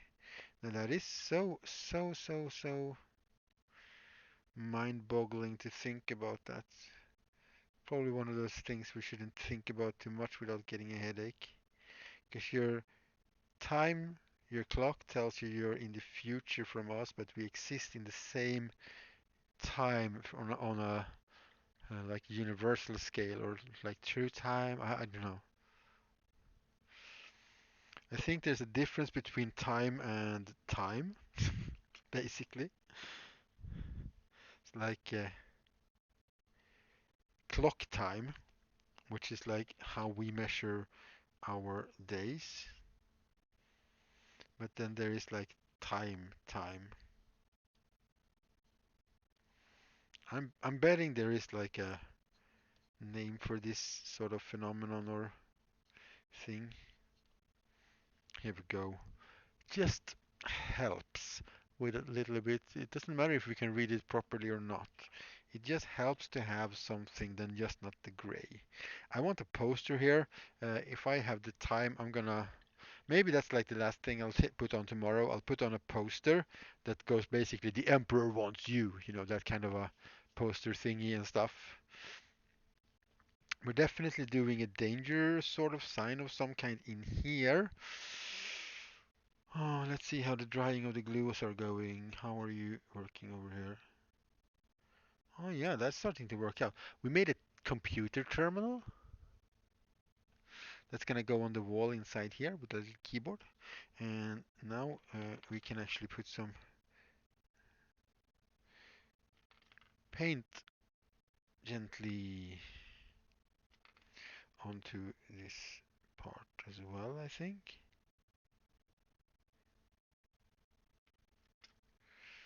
And we're painting it black first, and then we're gonna paint it gray. We're gonna add some buttons here with some just color. I'm also slightly tempted to just do a big red button as well, like on one side, like an emergency stop the whole machinery button thingy.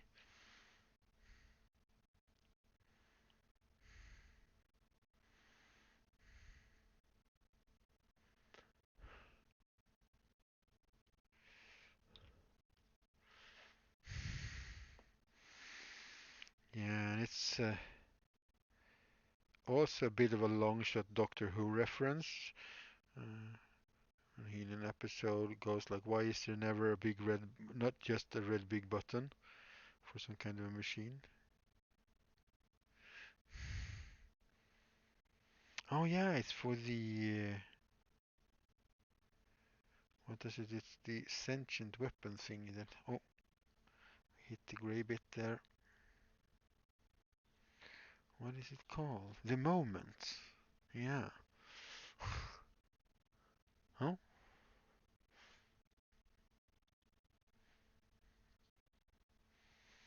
Oh, what skills are you gonna choose, bow shooter? But a little kill switch, like put a stick of dynamite underneath the keyboard. It's like, if you push this button, you're gonna die, but you're gonna save the rest of the like city or something. It's your choice, traveler. Make your choice now, now.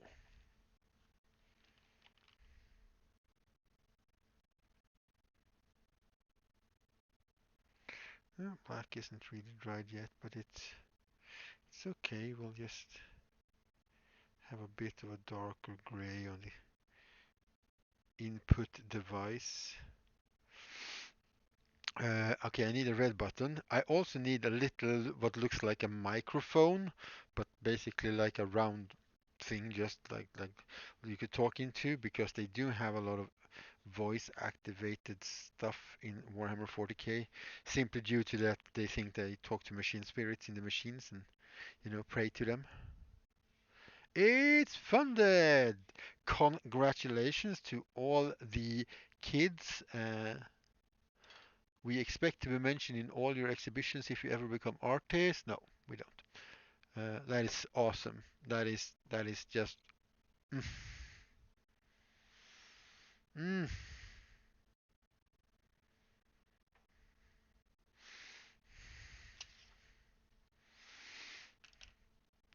Yeah. Otherwise, we'll just start another something where we can get the excess money in, and then we can just give it to them anyway.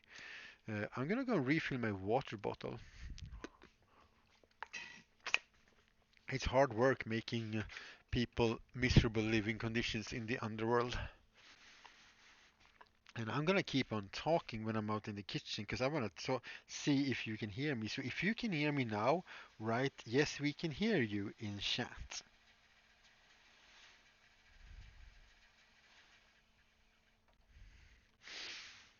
And we'll see because I don't really know how far these Bluetooth speakers go in this old bunker that I'm in. I can see the chat moving as I come in here. I'm guessing people can hear me. You can hear you in chat. You can hear me in chat. Oh my God, that is Marco.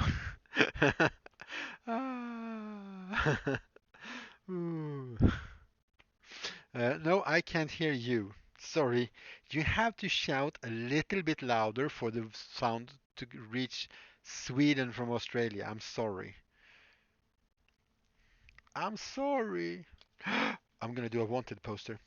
I want to do a wanted poster. Somebody can put up like, oh my God. I wonder if you can find it. Sorry, this is gonna lag. I got super excited about a thing. Well, actually, my window is already open. Maybe it'll lag a bit. I don't know. Uh,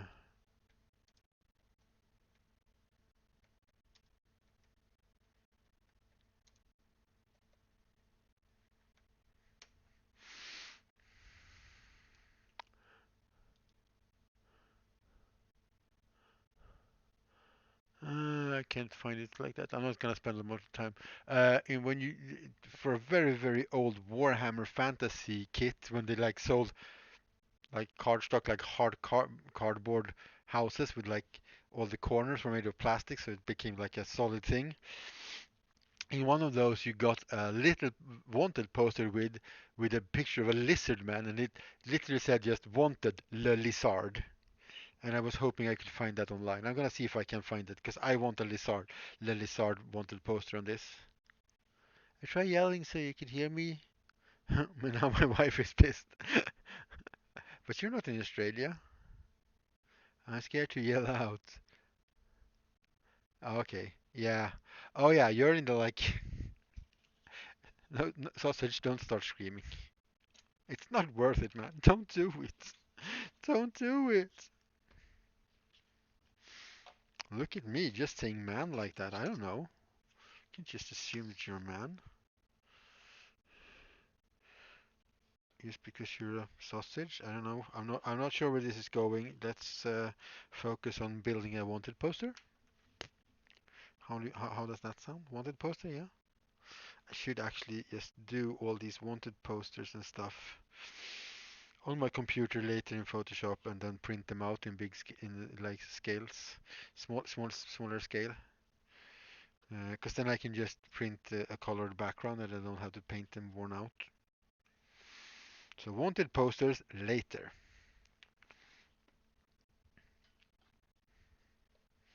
Okay, let's find a big. Okay, a big red button is just not a big red button. It's also, of course, mounted on something that is a weird square thing. It probably had like a safety cover at some time, but lost in the ages or something. So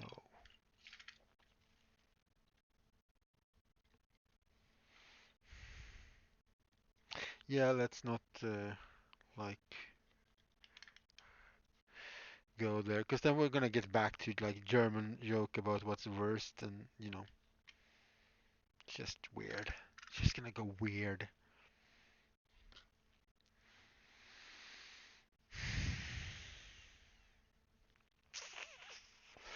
What do I do for us? Oh yeah, we can do the blister thingy for a small round thing.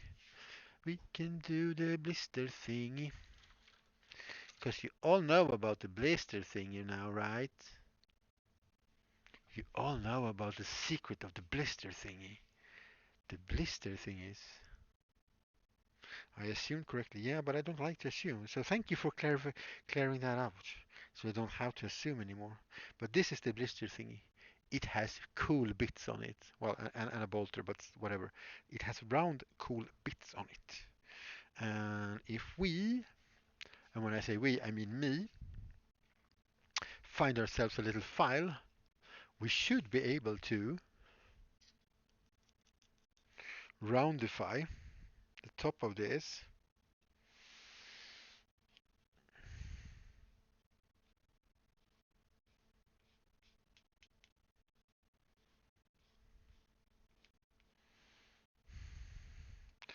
And then, of course, paint it in the brightest red we can, so it looks like a big red button.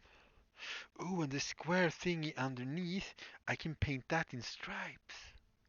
And then we get our warning stripes. It's a literal kill switch now. Emergency stop. Which is really cool because that means in Necromunda you can use this as like an objective for a mission or something.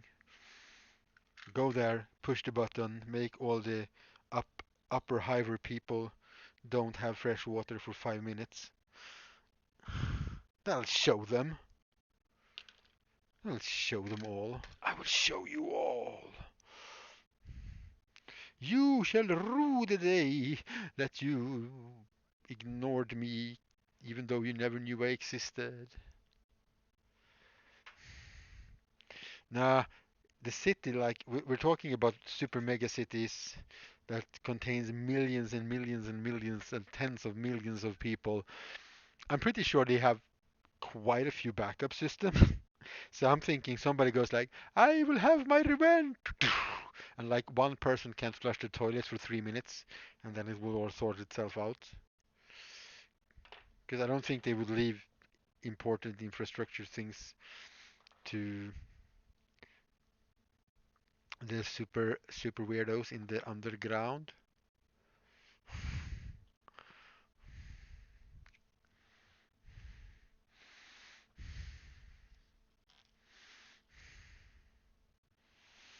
Yeah, because Necromunda is a livable planet. It's not maybe a nice. Well, Necromunda is on a habitable planet as far as I know. People, so it's. I don't think we're gonna have a Mars little thingy from the original Total Recall movie, or if we are referencing, maybe we're referencing some Expanse. I don't know. What are we referencing?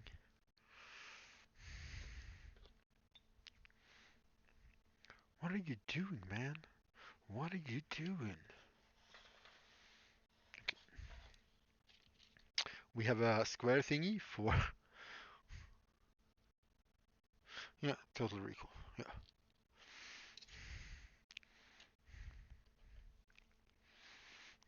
Is anybody here following? Is anybody here looking at the Expanse, by the way? Now that we mentioned it, and we're talking about space traveling and thingies. Because if you don't, why the hell are you not? If you like sci-fi thingies, well, it's not just sci-fi. It's very okay. That wasn't Expanse. You have not heard of the Expanse. Are you actually serious? Yeah, it's a TV series. It's based off a book or a book series. It's on. It's not Star Trekky enough. It's definitely not Star Trekky because it's very little fiction in the sci-fi and the sci-fi, except for some things later on, without spoiling anything now. Uh, their space travel between the few planets they travel, well, between Earth and Mars, basically, is based in some real theories, and they understand what inertia is, that because that's a thing that doesn't exist in Star Trek, because they have inertial dampeners, so they can do all the cool things.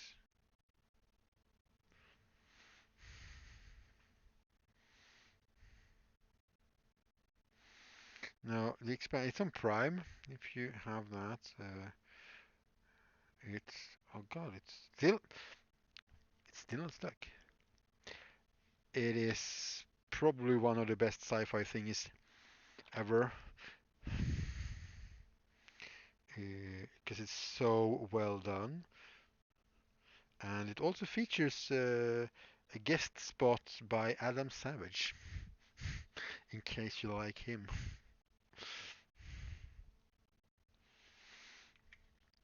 But yeah, The Expanse. It's set in not the super far future. and we have basically colonized Mars, and yeah, and things. I don't want to really talk about it at all now, because I don't want to accidentally spoil anything of the cool. You have access, bro. You should be able to see that. You know who that person is, nods. Well, yeah. And if you sort of dig anything he does, you're gonna like this. No, it's just it's so one thing that you're gonna notice it's that they have very real space travel, like how they travel through space and what happens when you travel through space. It's not.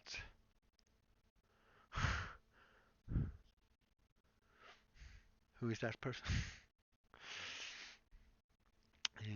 Yeah, it's not like because one thing that they do in Star Trek, because they have inertial dampeners, is that they go like warp speed, so it's faster than light in an alternate dimension thingy bubble, and then they go like, and then they're standing still. If you know anything about physics, you know what will happen to everybody inside if something that you're traveling in, yeah. But they have sci-fi gadgets to solve that in sci-fi, and it's convenient for you don't have to bother about oh, we're gonna have to slow down for this long now, and in the setting it works, but it wouldn't really work very well in real life.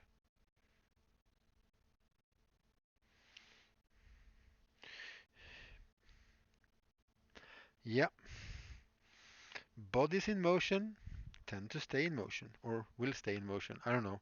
I don't know. I'm not that into Newton, okay? A body in motion wants to? No, it doesn't want to. It doesn't have will. Tends to stay in motion? Will stay in motion? Ah, whatever. Things that are moving don't just stop.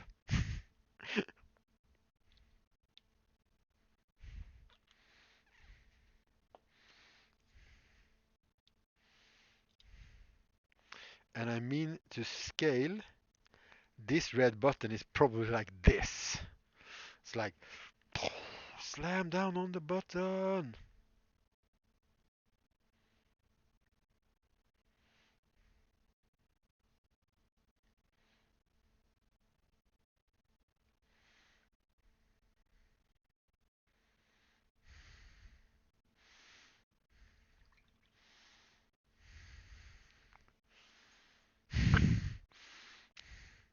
People do, would go.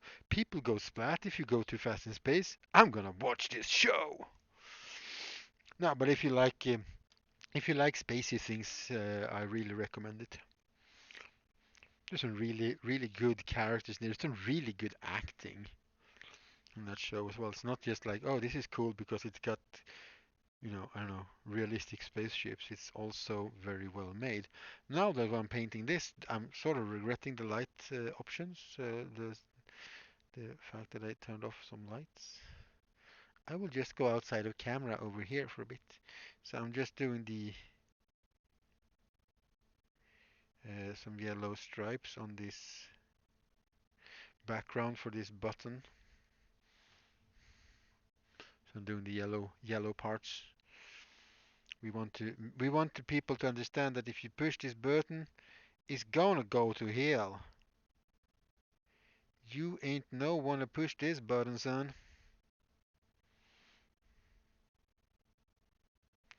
Do not ask me why they talk like that in Necromunda. It's a well-preserved secret, and if I would tell you, I would have to run away forever. Oh yeah, but some people just don't like spacey things at all, especially if it's a little bit to the sci-fi side. Some people love only that. But yeah, I usually don't. I'm gonna go with like what I do with my music. Uh, I don't like a specific genre. I like individual thingamabobs, so to speak. We need to put some buttons here as well, or at least Some splotches of paint that looks like it has some other kind of buttons, I suppose. Let's get some blue and make some blue button dots. It's mostly voice controlled, so we don't really have to bother too much with the number of keys or anything. These are just like control lamps or something.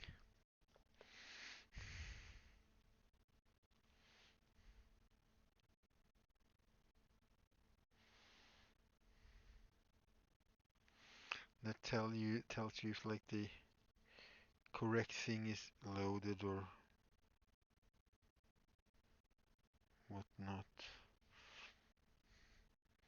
Yeah, that's good. As long as we can see the warning sign and the big red button, I'm freaking happy with this.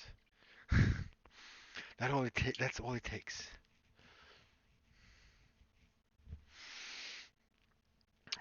Yeah, kind of like me. I listen to some things I listen a bit more to, but I'm not like, oh, I don't listen to.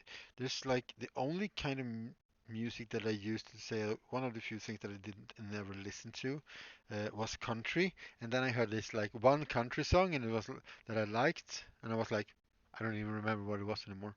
I don't know if I like it anymore, but I was like, oh, god damn it, now there's a country song too.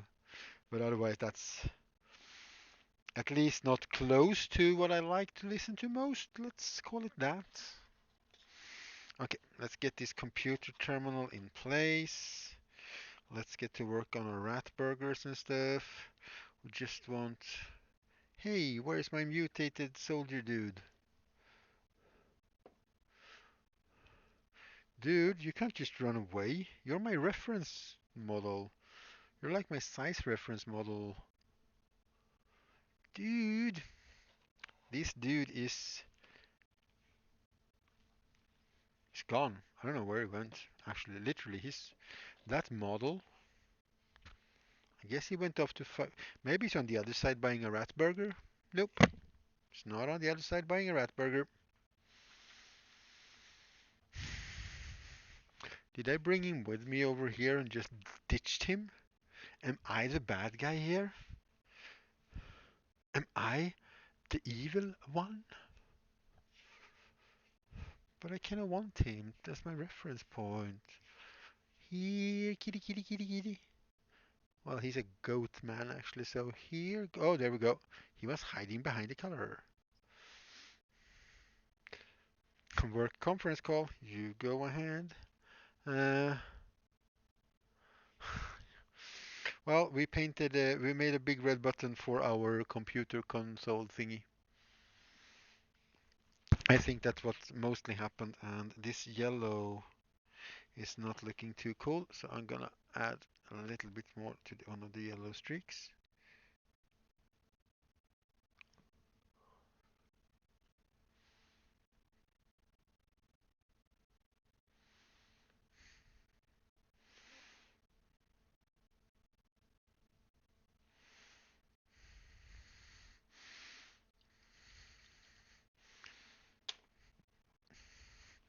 And then we're gonna, because he can like lean like that, because I want the terminal to be at a decent height for a slightly humanish sized person thingy, goat, whatever.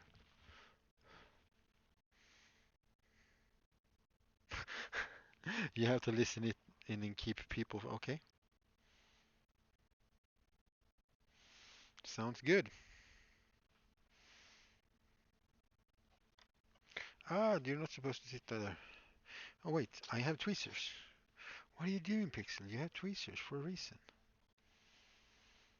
So well, let's put that like so.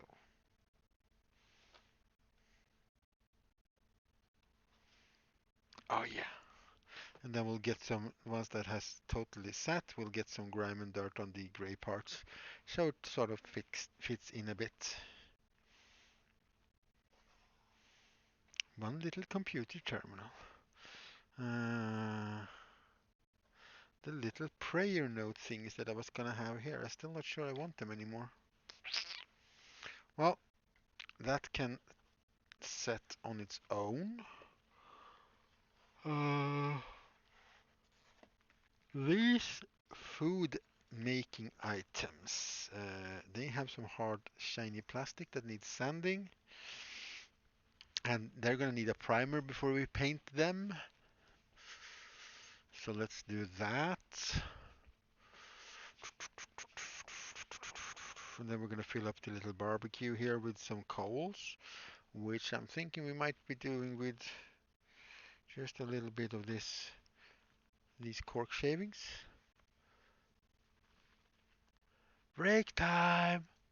Oh, it's 4 o'clock. Yeah, it is break time.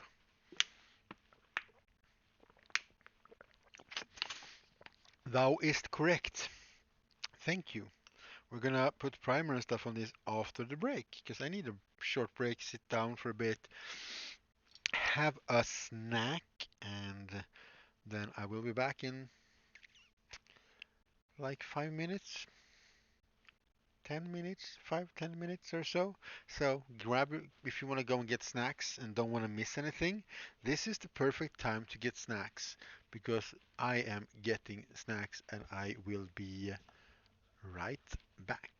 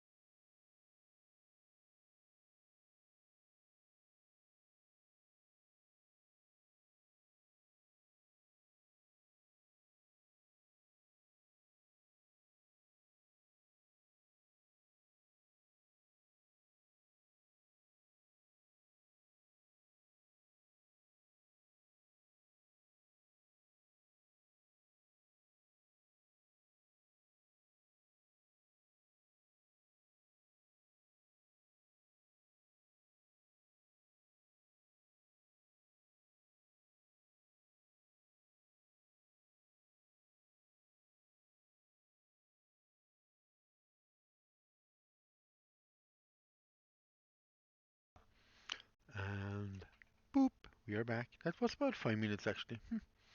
I'm impressed with myself. Hi everybody, I am back. I hope you're still around. Don't desert me. But if you do, I hope you go and win some squicks. Priming and painting. No, sanding, priming and painting. Sanding, priming and painting. Thank you, sausage. Ooh.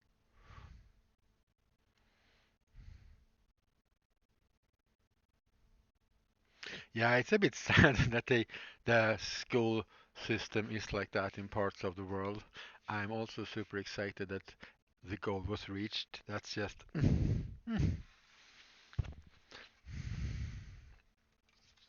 if that doesn't bring warm feelings to your heart, Mr. Yoda, I don't know what will. Yeah, yeah, yeah, yeah, Yoda. No, you can't run away. Is that legal? Oh god, we're doing all the Star Wars meme jokes, quotes, things now. Welcome to the dark side.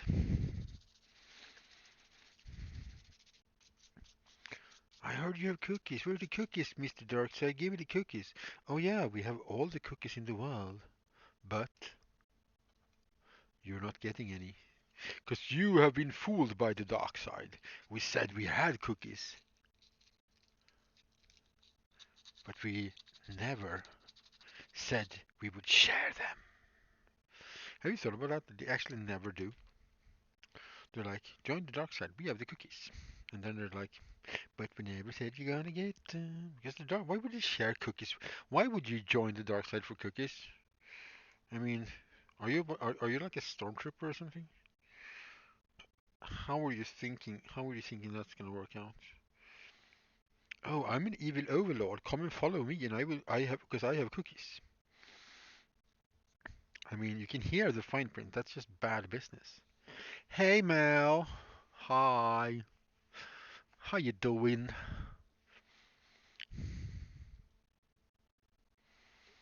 Welcome to the Underhive, where everybody would be miserable. Yeah, everybody loves cookies, but what if somebody says to you, "Come join me. I have cookies." That doesn't mean that you're gonna get cookies.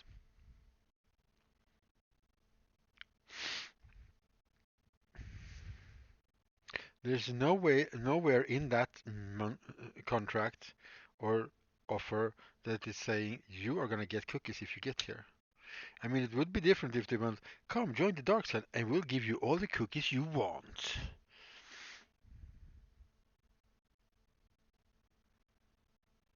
And yeah, also there are the cookies you need to use, accept to use the internet websites and stuff. Correct. It's all the wrongness of cookies. It's all a lie, I tell you. Do not trust the Darksiders.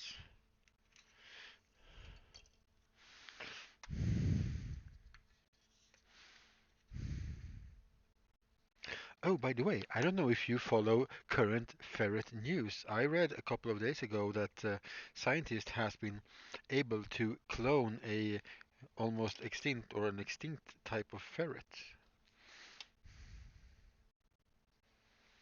hmm They're gonna save a species of ferrets with cloning. Dun, dun, dun.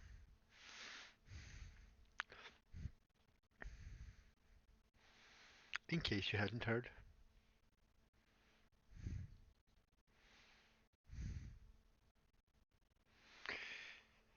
Prime your barbecue, prime your barbecue, especially if it's a fake barbecue and it is made of plastic you want to paint. Then you should prime your barbecue.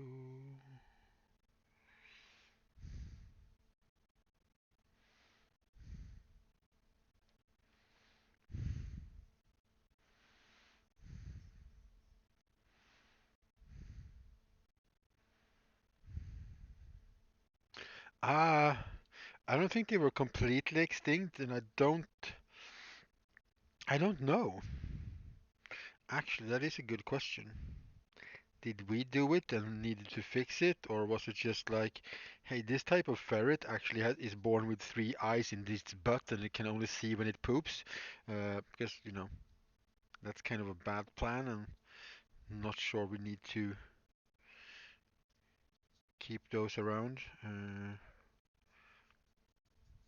Black pawed ferret? I don't remember.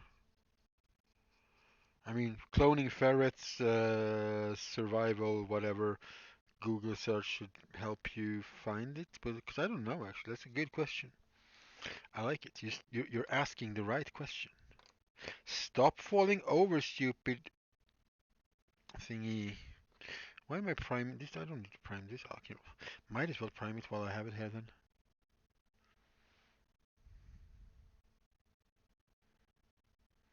A urinal? No, it is not a urinal. Please don't use this to pee in because that's where the big kebab spit roast thingy is gonna go in. I do not recommend. I mean, they're gonna sell rat burgers, so I don't know, in like a dystopian underground dwelling. So I'm not sure how good of a good hygiene will be there in a way. But let's not pee in the place where you make food. Yeah, black-footed ferrets. Yeah, close to extinction. Exactly. Those those thingies. Yeah, I saw that, and were in bed when we were going to bed, and we stopped everything and looked at ferret pictures for a while.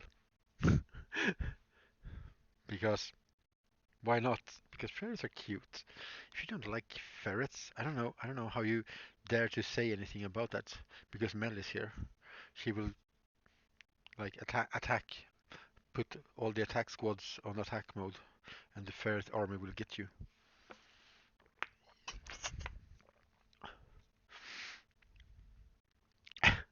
You're not wrong about that, Felix. You're not wrong about that. Sadly enough, we as a species, is this a hare? Whatever. We as a species are not brainy sometimes. So I'm thinking the menu is gonna be like here on the wall, and I think I'm gonna print that on my computer as well because it's gonna be so much simpler instead of trying to write really, really tiny. I do have like a 0.3 millimeter pen, so I could write really tiny, but if I write it on the computer, it's gonna be much more readable. So we're gonna put a menu there afterwards. Um,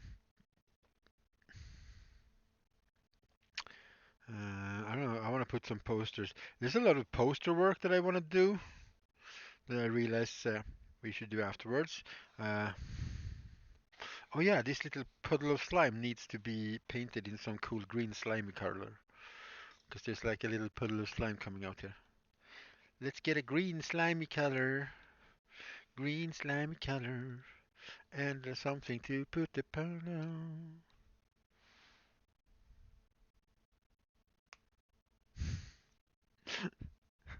Yeah, don't ask Mel for unbiased advice on ferrets because you can't get it. You won't get it. I'm pretty sure she's gonna be ferrets. Yes. If you are a decent person who like animals and will take care of them, get ferrets. Get all the ferrets, and then you get some more ferrets. Then invent a new species of ferret and get that as well.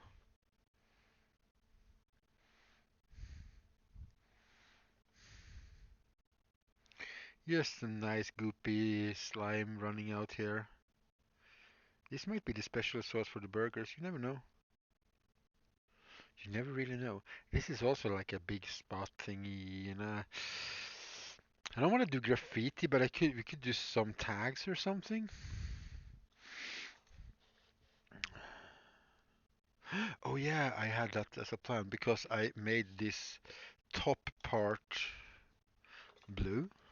Oh yeah, we need to, once this PVA is completely set, which is it is not, we need to paint the cork shavings as well.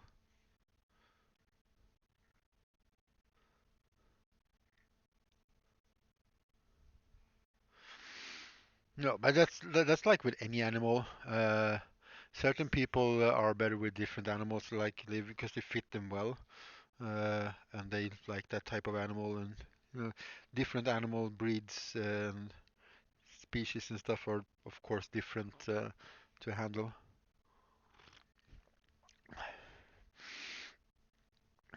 Well, what can I say? What can I say, True Sausage? And then more than welcome to Twitch, the most aptly named online service ever created. No, this blue part, I painted this blue. I am going to, with a very similar blue, with a little bit of white in it, make like a bit of like an ultramarines sign here. Just very vaguely, like it's a part of something ultramarine they have taken a bulkhead from. Uh, Actually, I think we're gonna make some lines in this so it like look like it's more parts. Because for some reason I just feel like, hey, let's tease all the ultramarine players in the world. No, only tease the people that take things too seriously. Should really do a pink Ultramarines army. Like do an Ultramarines army, but just paint everything pink instead of blue, but still have like their insignia and everything. Like what it is. This is my special chapter. This is my pink chapter of Ultramarines. Because that's how you know at like a convention or a gaming place if you want to be friends with somebody. If they laugh and think it's funny that you made pink Ultramarines, they're probably cool people to hang around with. If they start screaming at you and trying to call down the Emperor's wrath on you, for real, not as a joke, then you might want to stay clear. It's like a test. So what I'm using now is a ball tool. It's a sculpting tool. It's a little metal ball on the end. Uh, which you can't really see. Oh, well, there you go. It's out of focus because the focus is locked in. Uh, but it's really good, not for this material, but for this material, the XPS, which is this yellow stuff that we have made making us a lot of the details on. Would be the best Ultramarines. I kind of want to make a Space Marine. I don't know if I want to make all chapter or whatever. I kind of want to make like buy some Space Marines, make a squad and make them look like Brush's Unicorn Marine because I love those colors. And just every helmet has a unicorn horn. Well, we have reached how much we can push because I can see the paint starts to crack. Uh, and then we're gonna have to make some rivet things there as well. Uh, And so we're gonna have to find that size of plastic pipe again, which shouldn't be too hard because it's right here. I think it's this one. I hope it's this one. It's not this one. The Unicorn Ultra Pink Ultramarines. Oh my lord. And just to make sure that everybody understands that it's actually Ultramarines the first model you should do is Marnius Calgar, who's the big bad boss of Ultramarines, and make him in pink. That's not the right one either. This is also too big. Okay. We will have to live with that now because we have started. Maybe we can redo these a little bit so they look about the same size then. Here we go. Just, I think this XPS foam, which is just insulation foam, is so dense, so any sort of markings that you make will stay. So you can literally write things in it or, sculpt in it basically. It's pretty good. And while insulating a whole house can be costly, buying one big sheet of this to make terrain bits from, it's gonna last you quite a long time.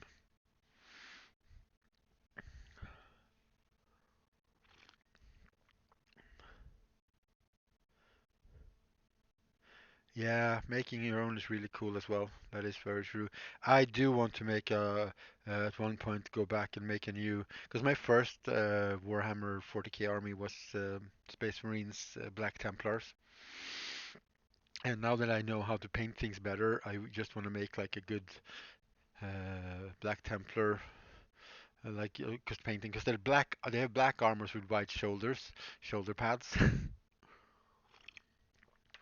So it's not an army I recommend for most people to start painting, maybe. What? Stamps for clay with, oh yeah, stamps for clay with XP. Oh yeah, you're stamping things. Hey, Digital Serenity, welcome in. How are you? I hope you are well. This is what we're doing. Oh yeah, we need to dirtify this up. Time for some dirtification. Let's make it doity. Doity, doity. Let's get some water. Maybe I should put my water. Black Templars it is a code chapter. It's also the only chapter that is way many more space marines than you're allowed to have in a chapter because they have limits. But nobody knows how many Black Templars there are because they don't have a home planet. They just crusade around the galaxy doing their thing. I don't know. I guess it's growing up watching movies like Ivanhoe and like medieval movies, and these guys are like crusading knights. I guess that's the thing. It's, woo, I wanna do it. I wanna have more of this. Give me all the crusading knights, because they're basically space knights.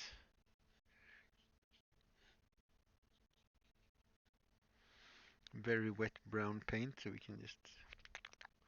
Oh, it should not be too bad. How is the glue here? Well, we're soon at a point where we can start to paint up the cork shavings. We're not doing them brown though. We're doing them in like the concretey things. Was a bit rougher than anticipated. And then you had lunch with. Okay, so it evens out. So the day is like so far. I guess on an average. Sad to hear having a rough morning. That's never a pleasant way. That's the perfect time for everything to be awesome. So you can wake up and go, ah, Raven Guard. That name I rem Is that the Dawn of War chapter? No. Where does that come from? Where have you heard that? Where is that? But yeah, we're doing and not like in the middle somewhere. We're just gonna do like a hint of an ultramarine. Well, an Omega there on the edge with the. Hey, be careful with this brush, Pixel. That's your good brush. Take care of all your brushes, but most take care. Oh, that's Blood Ravens. Yeah, that's true. Raven Guard. I think so. Sounds familiar.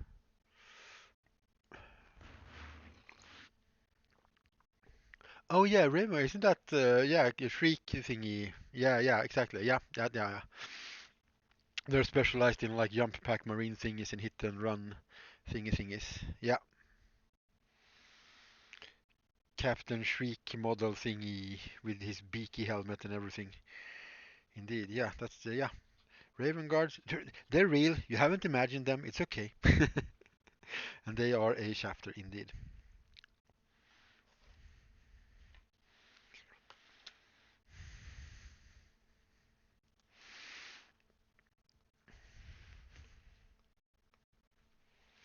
Otherwise, for Space Marine thingies, I am a big fan of Crimson Fists because they look cool. They in their like muted dark blue uh, armor color.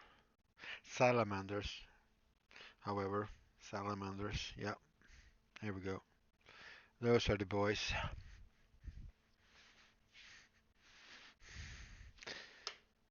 And they ring. They have a special place in my heart for a very if for anybody who knows me and knows the salamanders might not be super surprised about this, because they have a special place in my heart. Because one, they like fire, and they are known for their smithing and blacksmithing and forging things.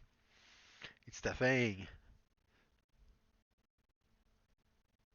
Yeah, gotta go fast, Marines. So,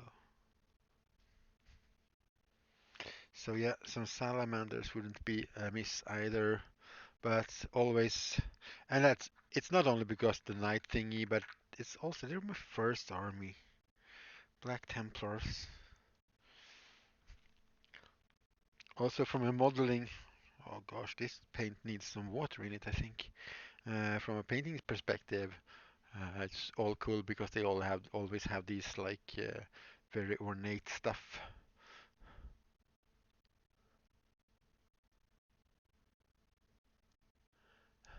The bikers chapter, yes, they are. There is a white little bikers chapters. Let's not forget those that are slightly Mongol in their appearance and style.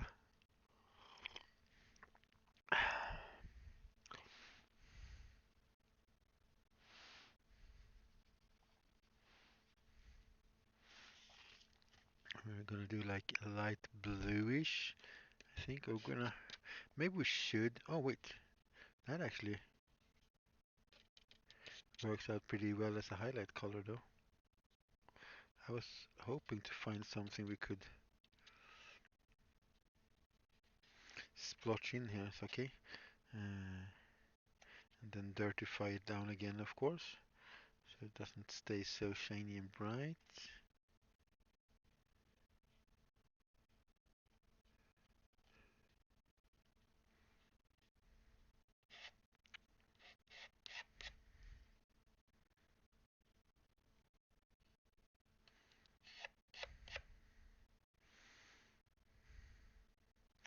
Some scratches.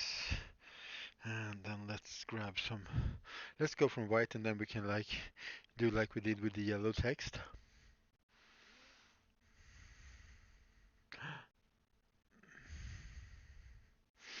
Yeah, cavalry archers on bikes, indeed. I'm just trying to. I was just trying to remember what they're called because for some reason I can't remember that. I know they're white. They're white scars. They call white scars. Come on, they're white. They call white scars. Pixel, get a grip. Get a grip.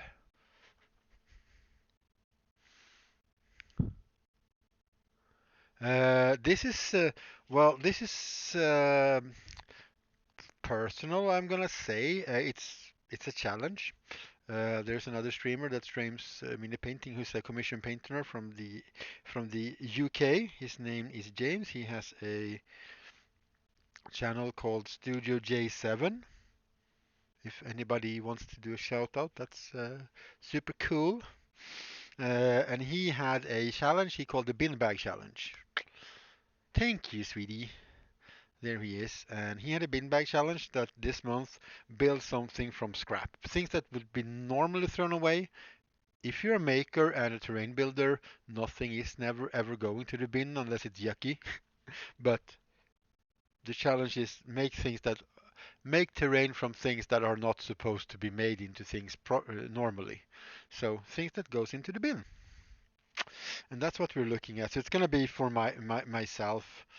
I wanted to start building Necromunda terrain for the game Necromunda anyway, so this is a perfect start, basically.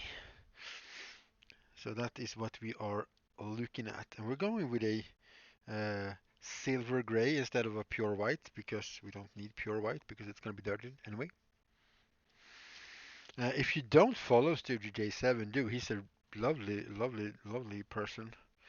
Uh, super nice and friendly.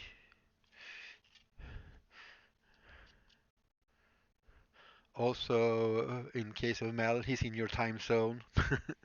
You know, stuff like that. He's somewhere down south. I know he has mentioned going to Brighton a couple of times to do stuff, so it's that that area somewhere.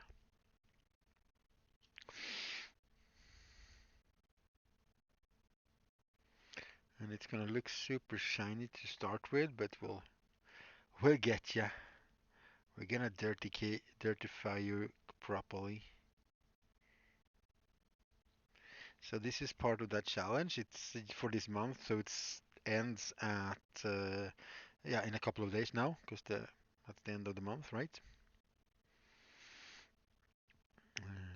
And there is, I think it's gonna be like a chat vote on people's favorite terrain. So there's quite a few people in this, I think. And the lucky winner will get a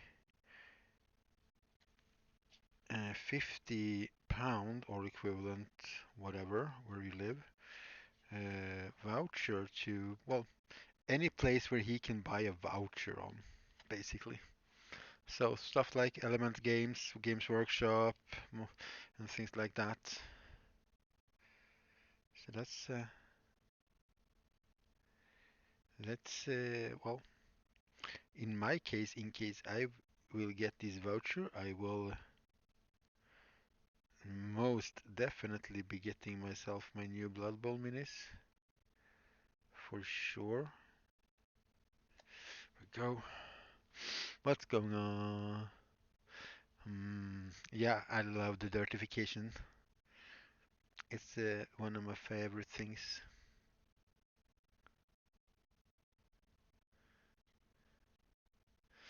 Okay. Oh, you already follow him. Sweet. Brush squig now. Okay. Brush squig now. This is a temporary break in our current thingamajiggy.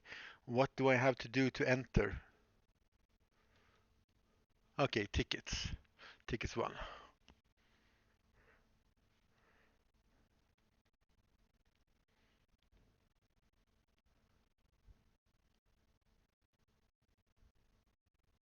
No? Ticket max, okay. Ticket max. Boom. I got 100 tickets. Do I have to be there for the draw? Or can I ditch him now? So I can get on with my stuff? Can I ditch you now, bruh? Is this ditchable?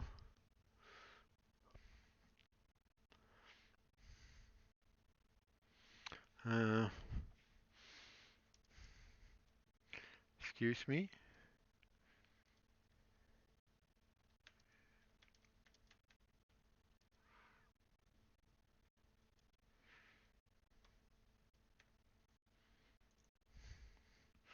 And he's gonna answer, and I'm not gonna be able to hear it because I have muted him.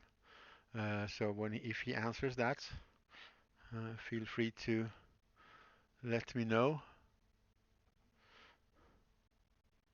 He will count him. Okay, cool. Then I can turn his chat stuff down so my computer can focus on running my stream. I didn't drop any frames during that anyway. Cool, cool, cool. Okay, let's get some new darker blue and some black to go with that. So we can have that dark and nice. So we can start doing our different little stippling thingies here. So what we're gonna do basically, we did this earlier as well on the yellow text on the side here. We're gonna start stippling like in the edges to soften them up so they look more worn. And then we're gonna start stippling on top of the white so it looks like it's worn off there. You don't have to be there. Awesome cake. Yes, squigs to pixel. Squig me! And to do stippling things, just use a crap brush so you don't ruin any of your good brushes. Um, Especially when you go over the white, it's good because it will, even if it doesn't show so much, it will dim the brightness of the white color, which is just perfect for what we want because we don't want it shiny white anymore. I'm actually gonna go pretty dark in this, so most of it will disappear. I want it to like be hinted, and then we're gonna go over with some brown as well to get some dirt on it.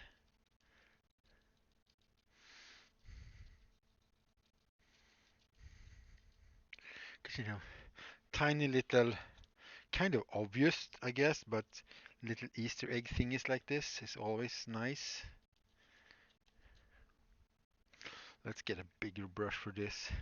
It's time for the big guns. Crap brushes, yep. Mostly because they tend to end up like this and not be so pointy. Uh, they're not, they're kind of worn. Uh, Also round brushes are good, and I don't know where it's at right now. Oh, it's hanging over here where it lives. I understand. Because the brush is gonna look like, if you stipple with a brush, the brush is still gonna look like crap. This is not this crap. It's actually been cut off. But stippling brushes tend to go like this anyway because you're basically stabbing something with a brush. So, oh, we got some white with us in there. Oh. When you don't paint solid colors, and then it's like, oh, I got an extra color in here. Cool. Now let's stab the edges a little bit with this new mix. Especially these edges will be worn a bit.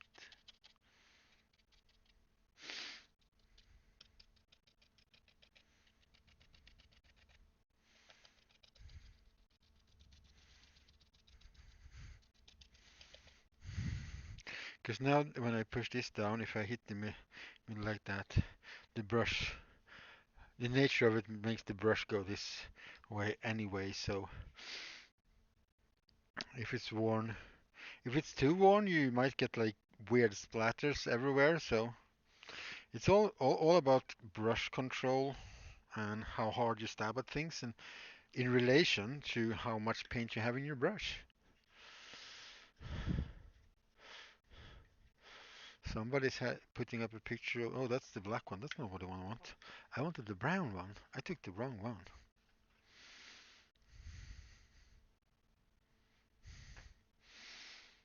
Are you putting up pictures of really worn out brushes now? Yep, that's my definitely my album. Stabbed with a brush. I can live with that. I approve of this. This album is supported by the Pixel. And dirty, dirty, dirty, dirty, dirty, dirty, dirty. Try to be random so it doesn't look like a pattern. Like from a distance, if you go close, that's gonna kind of read like an omega. Oh yeah, we have some weird white spots here on this little thing. Let's just put some brown on there. This one, I didn't even finish painting that red. I just looked at it and like, that looks so worn. I love it.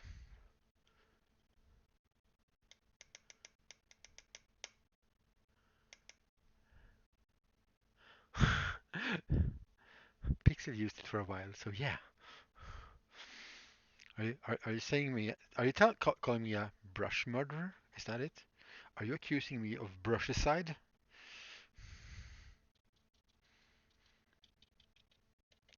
Then yeah, you're correct. I do kill brushes. See, I even behead them. Also, when this is worn out, look at that cute round circle. Look what you can do with it. Also, it's easy to shape, so you can shape this to a square, so you can use this to make brick patterns. Now that taken out of context, oops, yeah. Oh, okay, can I just say I love this thing? Kind of want to try and go in with a bit more bright green on the screen text though. But yeah,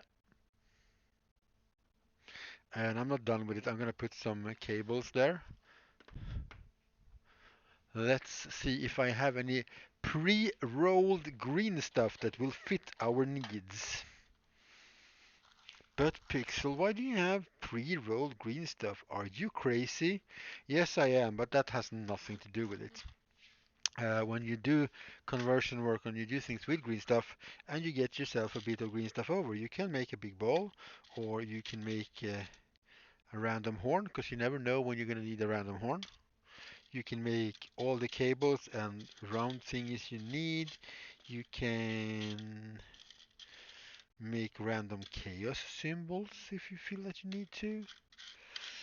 You can do really big cable. Oh, there we go. That's not the one. Nope. We might have to roll some because there's not so many bent one left. Because I kind of want to hang some small thin cables from like the side here. But this is a bit too long and big and not the right sort of bend on it. So that'll be the last thing I think we do for today. Unicorn Ultra Pink Ultramarines will accept the horn. Yes. Indeed. Pre-made grid blades. Indeed. Don't waste your materials. Doesn't matter if you can get them cheap. Don't waste materials. Save stuff. Make preparations to do stuff with leftovers. If it's a sculpting medium like green stuff or epoxy sculpt or something, by all means do. I'm looking for a thing as well as I'm speaking. Do save or make some stuff like that. I'm looking for a thing to show you on the subject in hand. Uh, for those who were here yesterday, you saw me using plastic screws and bolt heads, right? And that's what I have here. Two like molds. So whenever I do things in resin, I take these out and I have them close by. So when I get leftover resin, I just pour them in here. And now I have, I don't know, 30, 40 versions of this lying around in case I need fake bolts sometimes. Like we used yesterday for the Fallout pipe revolver. That would not have been possible unless I had those prepared. And then you can make all of these super cool cables. But Pixel, how do you make cool cables with all the like this? How on earth do you sculpt something like that on your own? Well, you kind of not don't sculpt them. Uh, but if you haven't seen this already, I'm not gonna tell you just yet. Because we're not putting those cables in yet, because then we can't. If we put in fresh green stuff, actually we can do the cables and let them cure off model. That's a pretty good idea, actually. Okay, I'm gonna show you. I guess, I guess that's what we're doing now. We need some green stuff. We need some tool thingamajiggies. You can buy different type of tool thingamajiggies for this, or if you have your own printer, you can you can make your own thingamajiggies. For those who don't know what green stuff is. And also, buy green stuff like this. Don't buy green stuff from Games Workshop ever. It's the exact same thing. Games Workshop, Citadel Miniatures do not make green stuff. It's just repackaged strips of green stuff, but they are two strips of two colors that are stuck together, so the middle part is always almost cured. Also, it's expensive because it says Citadel Miniatures on it. Google green stuff, find these big blocks of it, and buy. You're always working, Mel. It's okay. You don't have to scream in chat all the time. It's okay. We understand. And it's called green stuff because, as you have seen on the cabling things, it is green. And this is yellow. This is blue. What happens when you mix those two colors? Well, you get green. Is the obvious answer and everything. Yeah, but it is so annoying with that green stuff from in strips. And it's just annoying. Buy other Games Workshop stuff. They have awesome models and shit. Just don't buy green stuff from them. Unless you don't have an option, I guess, you know. Yeah, when it gets old, it gets dry. Bouncing between planets in No Man's Sky. Oh yeah, this is for me, so I'm just using my saliva. You should actually dip this in water. This is kind of sticky, so use water. If you want to, you can lick on your fingers and so it doesn't get stuck to your fingers. Don't do that if you build something for someone else.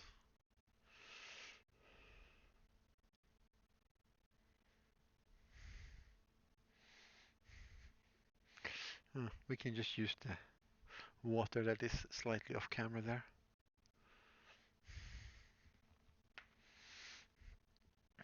Well, that's a sizable chunk of. I'm gonna make some cables now. Yeah. Okay, so what this is it's uh,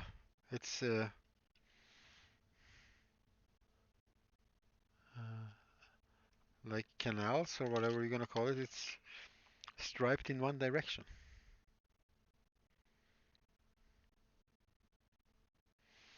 And then you just roll yourself a little sausage.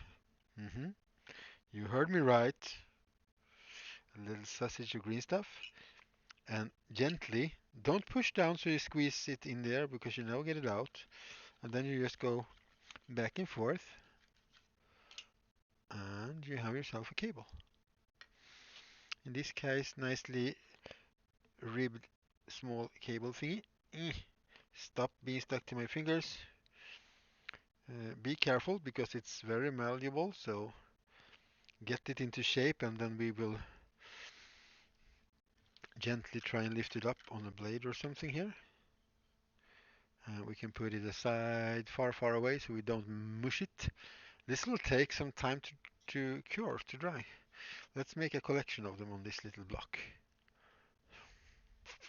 And then I have this one. Uh,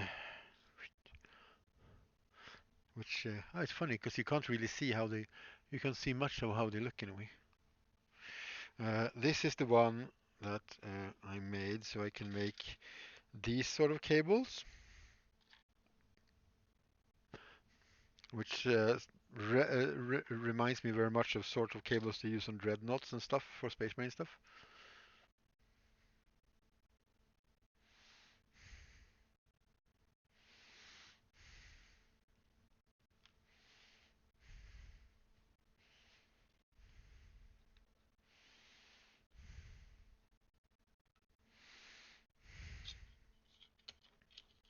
And this one you can also be quite aggressive with because this is better designed.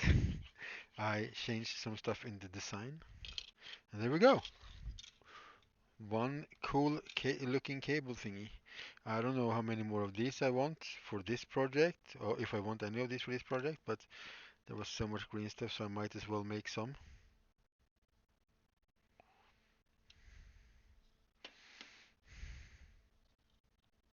And then when you're going to use it, you just cut off what you don't want to use.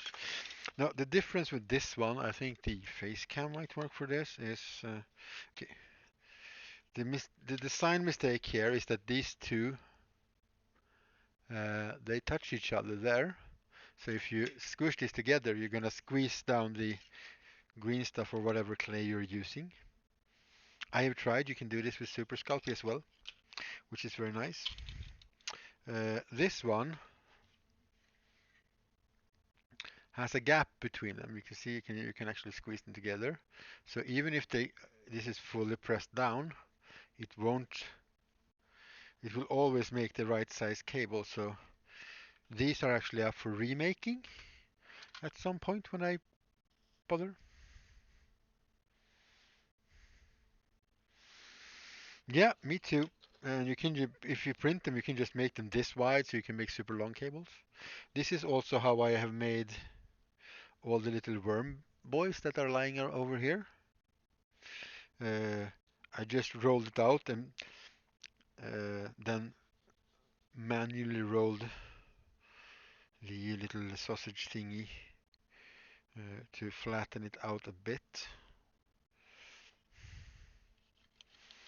Yeah, you have to be a bit more careful here. Oh, that's a nice and juicy one. Nice and juicy, sweet.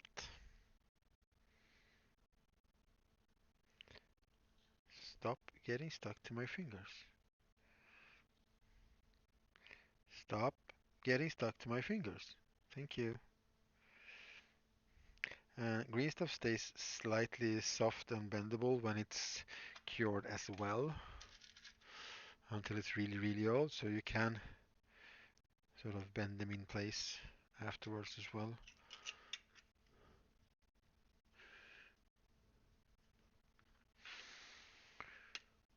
And then we're gonna do a couple of normal cables that are not like these ribbed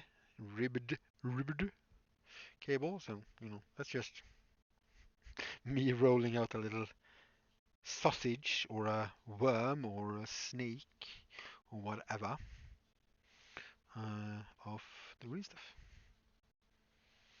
Um, can become quite long, so we can use this to make two.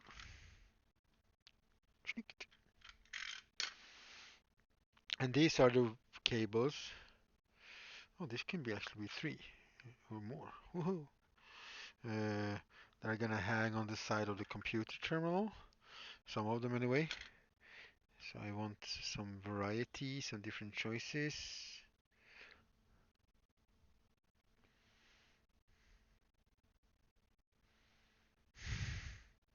But you are being spoken to. I speak to all of you. But I understand your confusion. Which of course just means that I'm gonna have to keep calling all these little thingies from green stuff for sausages now, just to confuse the hell out of you.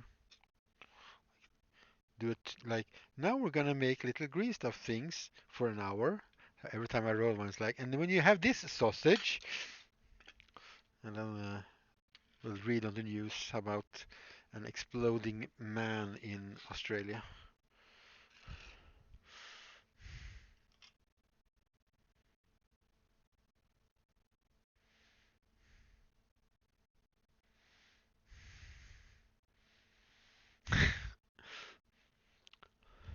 I need to keep his attention. I guess I'll have to do more green stuff sausages.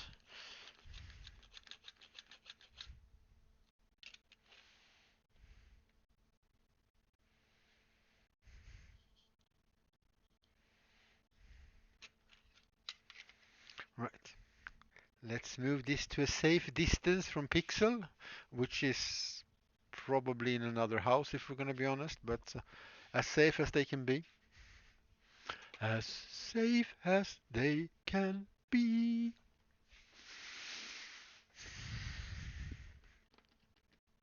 So there's some white glue, but I think we can start painting these.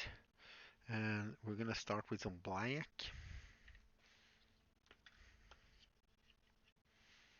Yeah, because you're gonna get overloaded by sensory impressions when I say sausage like 9,000 times in a row, and you're gonna think I talk to you, and then you're gonna be so confused about everything, and then you're just gonna automatically explode. Isn't that what happens? Have I misunderstood the happening? Maybe I have. I don't know.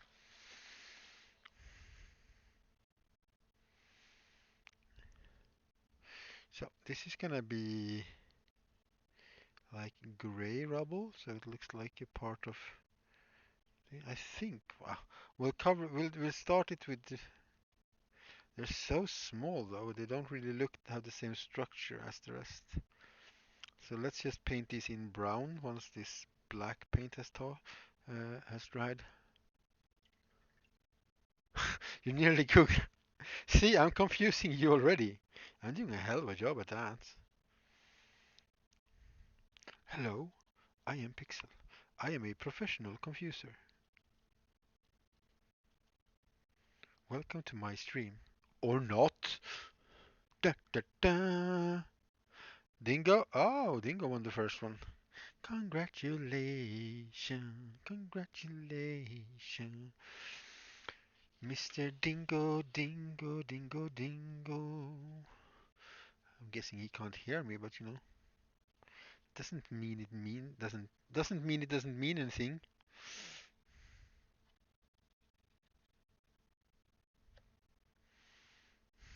Yep, that's just what Australia needs, a squig. What can we give to the country that has everything that will eat you? Let's give them a squig, it will fit right in. But to be fair, not everything in Australia wants to eat you. Some things just want to like bite you. Like I like how there is a spider that is just poisonous to mammals, to primates. I mean, it's like what? Yep. So certain apes and humans. Thank you, evolution. I knew you didn't like me. Oh, good night. We have a good night. Oh, you will leave us on in the background. Thank you. Thank you for the lurk. It is super appreciated. Have a good night. Sleep well, my friend. And I will catch you another time.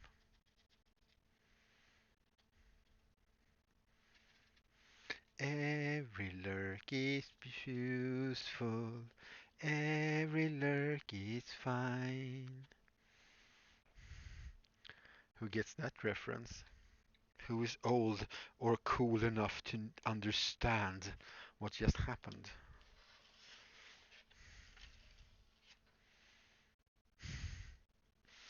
Maybe a squig in Australia would be the best option because it could eat all the rabbits and you would get rid of those rabbits once and for all.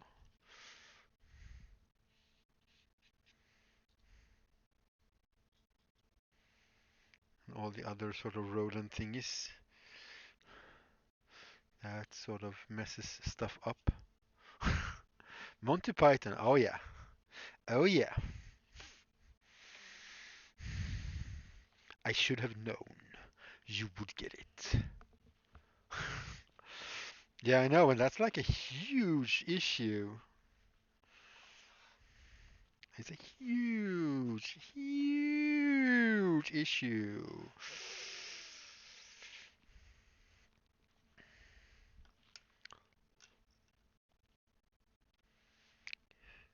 Yeah, and they're breeding so fast, so they're just taking over so much space. Because breeding a lot and fast, it's their wabbit way. It's what they do, right? It's their thing.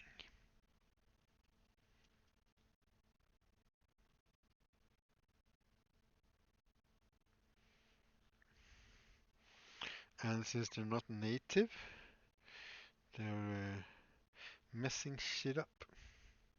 Which technically means we messed up, so, because some smart moof decided that. I don't. Or, wait, were those brought there by someone, or or is it like with the rats? Did they just stow away and like accidentally ended up there? I don't remember.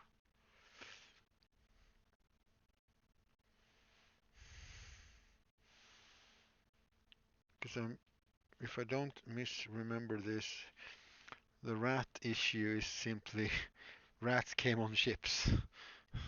Shit happened.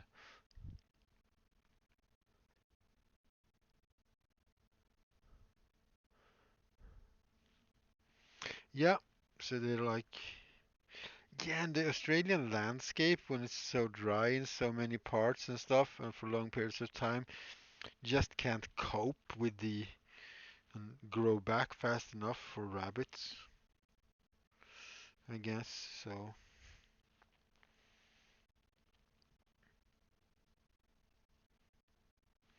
it's definitely wabbit season.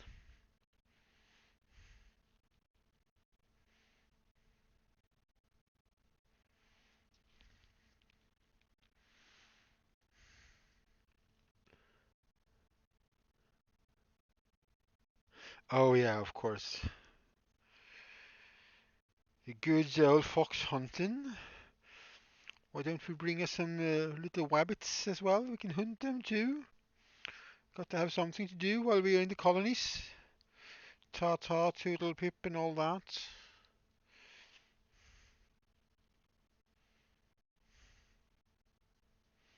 And rabbits of all things. Oh, yeah. It is like the ultimate irony somehow. It's like there are super many dangerous animals, but the animal problem we have, it's rabbits.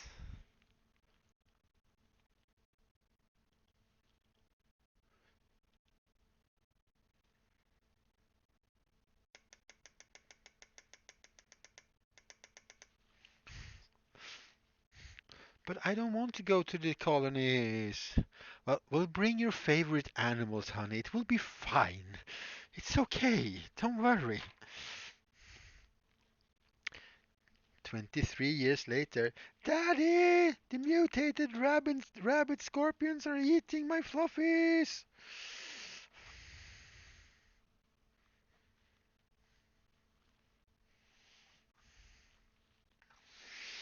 Okay, so we painted the kitchen appliances.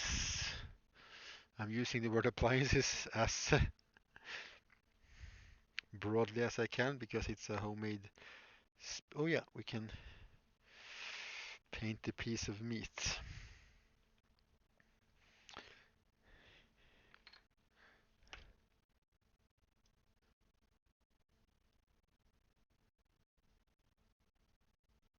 Banana toffee pie? This is not a thing that I am opposed. The vote is aye. The ayes have it.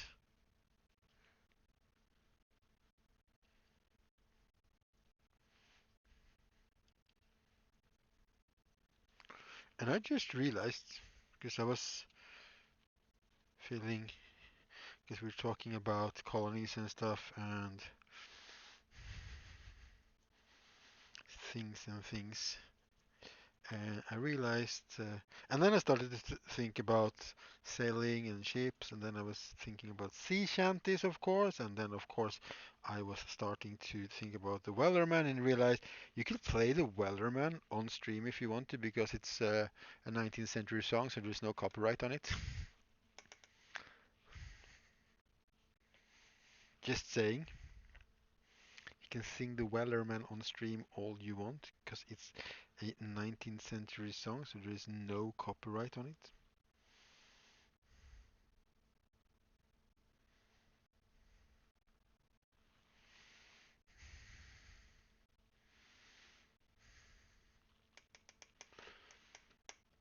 You randomly bought the crackers for it yesterday. Well, yeah.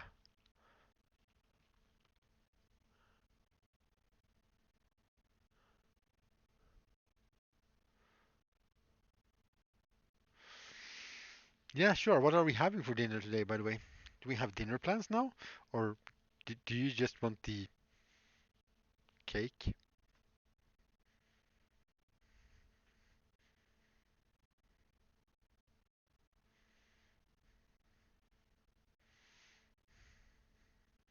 Is that it? Do you want,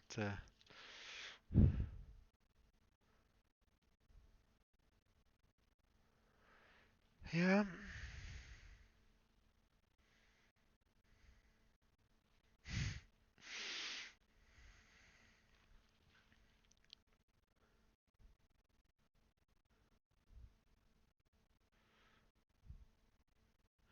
You want to bake the pie? Okay. Yeah. Well, I don't know how far you have to drive or go or whatever to get to us, but yeah, sure. Uh, I'm pretty sure we're doing something with chicken for dinner, and I'm guessing there is a pie thingy. No crackers, just the biscuits. God's English with cookies and biscuits and all the different names for different things. Oh my lord. It's like a cracker because it's hard and crunchy. So weird, you people. I like it, but still. I never learned the difference.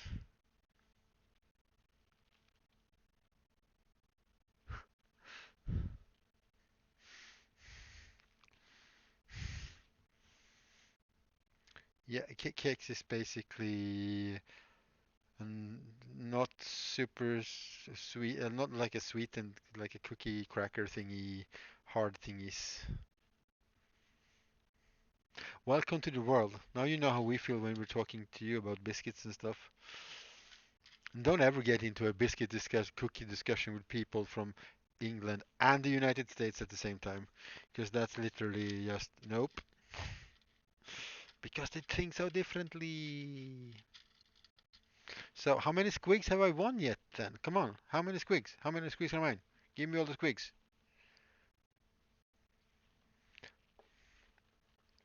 And also, it's pronounced kex, in case you want to learn more Swedish. Kex. There are some people who say kex. They are wrong. It's a hard K. It's a kex.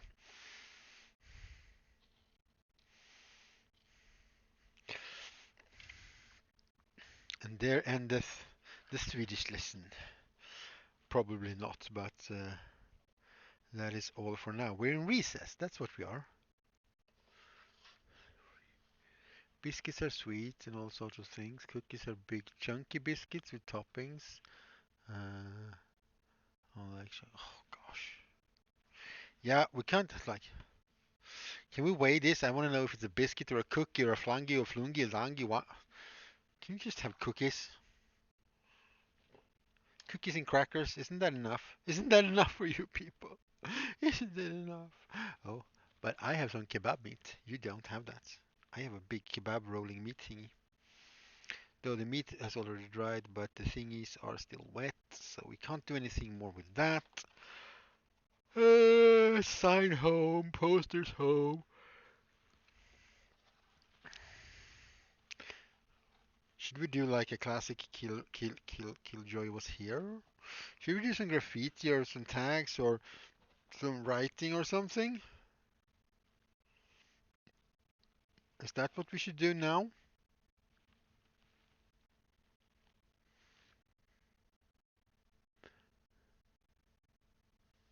Wait, what are you listening to that are Swedish bands that sings in Swedish?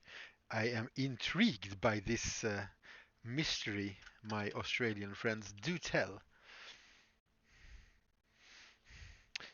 tell me of these mysterious bands. Also, send me any lyrics you want to have translated, because I guess it could be cool to listen know what you're listening to.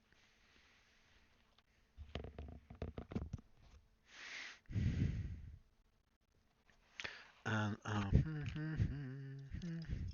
bum bum bum bum ba-dum bum bum bum bum bum bum bum.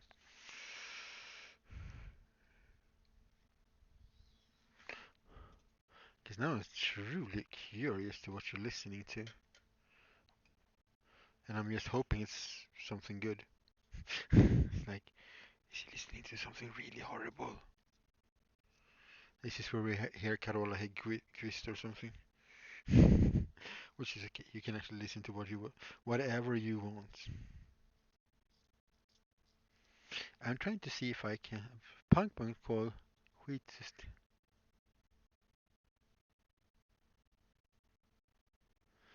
I never heard of them actually. That's pretty. That is pretty. That is, ladies and gentlemen, and everybody else. That is the coolest thing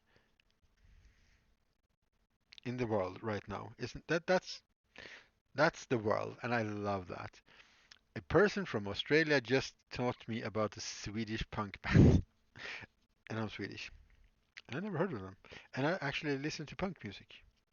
Well, I don't keep track of newer music. I guess I'm more into the nostalgic stuff that I used to listen to a lot when I was younger. You know how it goes. Once you get to a certain old ripe age, you sort of tend to. Yeah, it's a shit system. So,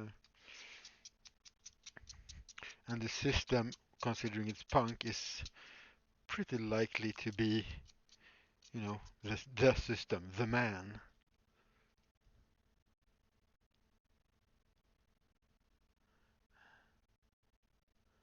I don't recall seeing those names before either. Maybe Anticimex, yeah, which is, if you put it into a word, a company in one word, it's a company that runs pest control. So I guess they made a play on their name for that. So Anticimex is, in one word, is literally a company that deals in pest control and bugs and whatever not. I'm trying to see if I can sand myself a decent looking shroom without throwing it on the floor. Yes, I could because it's not on the floor. Because as I said, I don't want to use any sculpting medium if I don't have to. And I'm just thinking a couple of shrooms growing in this environment is not too horrible. So we have a very pointy little shroom hat.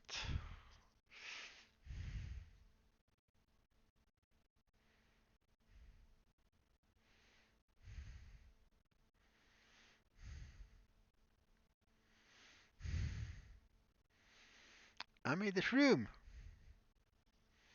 I'm also a shroom maker now. Oh, it's not like I haven't made shrooms before, but now I'm a real shroom maker because I have shroomed on stream. I don't know. I don't know. It just sounded funny.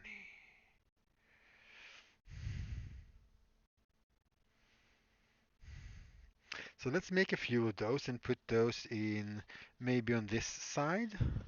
It's like you can have some shrooms here. They can use it for their shroom salads.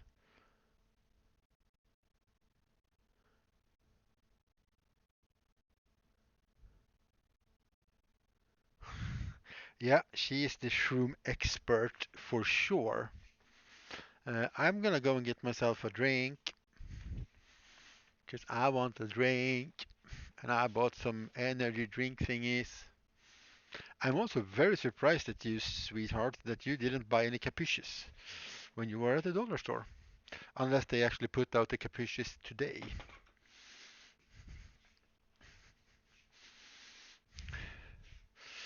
All right. I am not sponsored unless they want to sponsor me. But yeah, it's a very cheap and pretty decently good tasting energy drink. So sorry to my Australian viewers drinking colony marked brews. Back in a bit. Leaving a lurk. Lurk on Mr. Bone Shooter.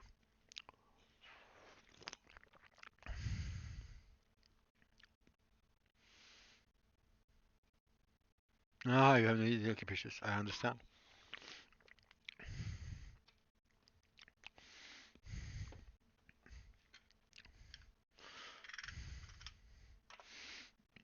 And that's what, I mean, it's quite obviously that's what we call this. So yellow again? Ah, less yellow, but no. I mean, there's a yellow tint from the light anyway, but it's a bit more yellow than I like it to be. Simon! Here is the grand winner. Welcome in, man. Welcome in, my friend. How are you today? We are making tiny small shrooms for our Necromunda thingy.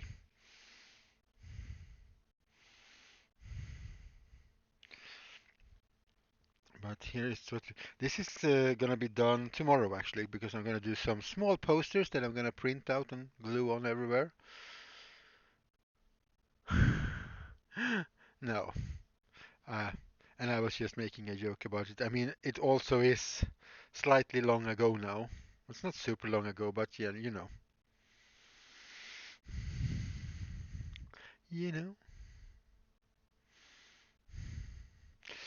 Yeah, so this is so far. This is our kitchen area. We have the barbecue and the spinning roaster and the piece of meat for it lying over there, waiting for some paint to dry, and that's gonna go in back here because this is the restaurant area. I use the word restaurant really widely in the broadest sense ever. Sort of food selling.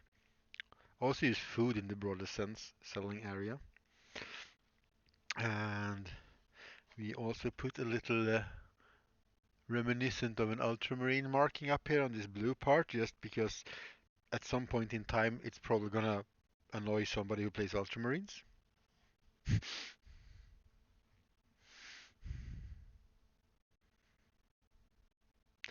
But if it's frozen in the ice caps, I have bad news for you though.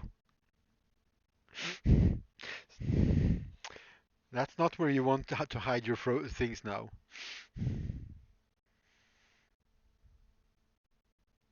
Food is a bit edible at some point. Yeah, probably. And here we have our little computer control station with the big red button in case of emergencies. We don't really know what it does. And yeah, so we have some paint that is almost dry in some places. So we're gonna go in some more browns. You, you are not wrong, sausage. You might want to consider this as an option for sure.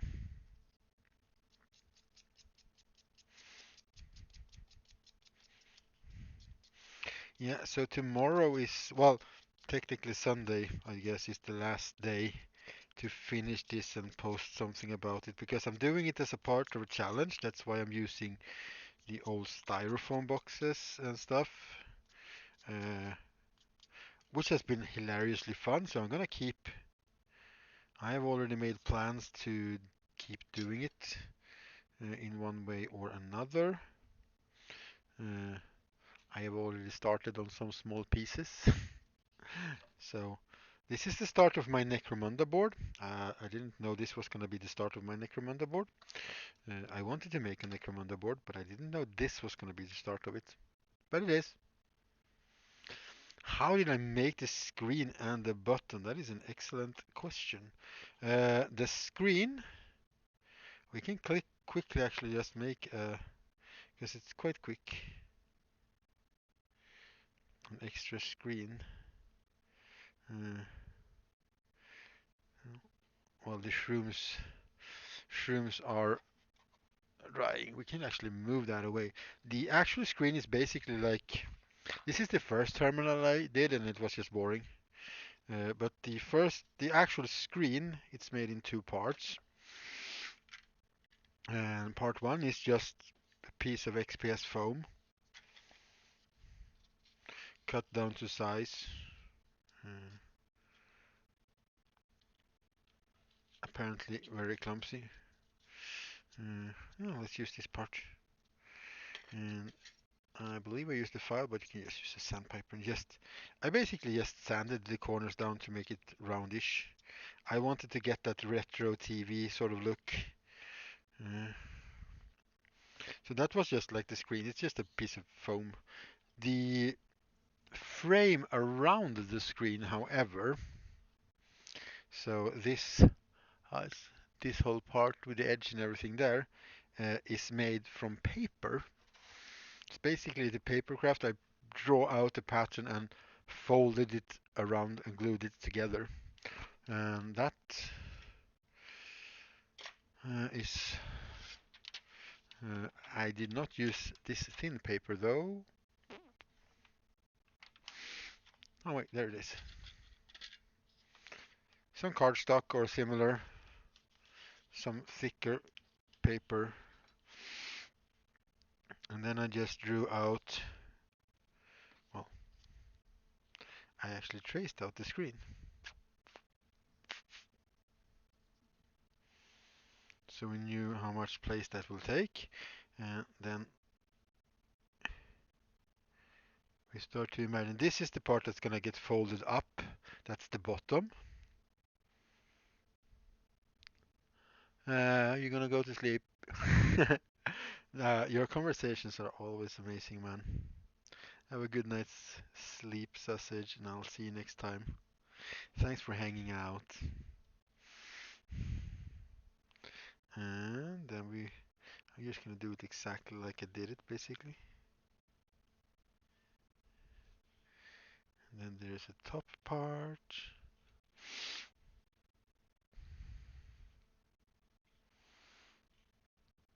And then I'm actually doing this a bit differently. It looks really weird when you just look at it.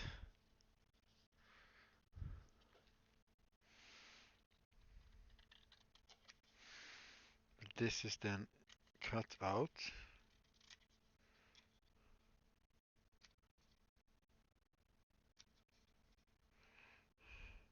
I don't know if you ever played around with any paper crafting, like making little boxes and whatever. It's a little bit of problem solving, and the important part here, oh, is to cut away all the things that you should cut away. First of all,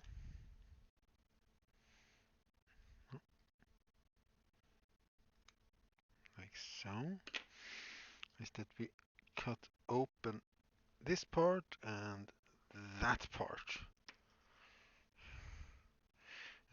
I use a ruler to just get the bend right, but just to show the sort of principle of the whole thing.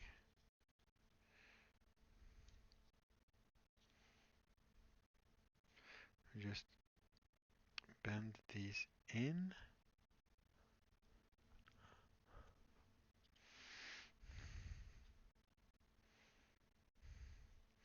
And these little tabs on top here are made so we can glue it together. So these fold down here. God, can this be even be seen? Well, so it's basically like this. We'll let's get some glue.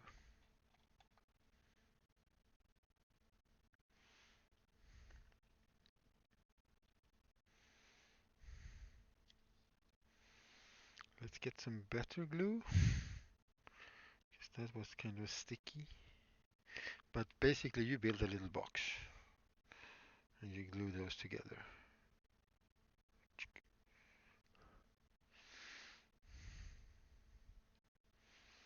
And once those are glued in place, oh, need some fresh glue. There's the glue pot. Well, glue bottle, I guess. Uh,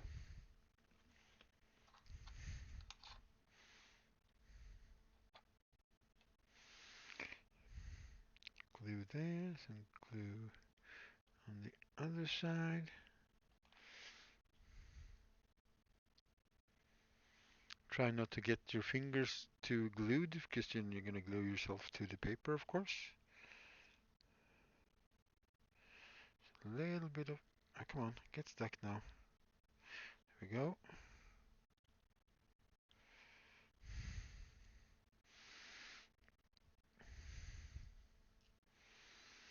So we're basically going to end up with a little box like that where we can insert our screen. So, yeah, I'm not gluing it together down here, but basically like that. And I did, because I did a sketch somewhere. Too much stuff. Oh yeah, because I started out with like a sketch of kind of how I wanted it to look. Back with food. Welcome back.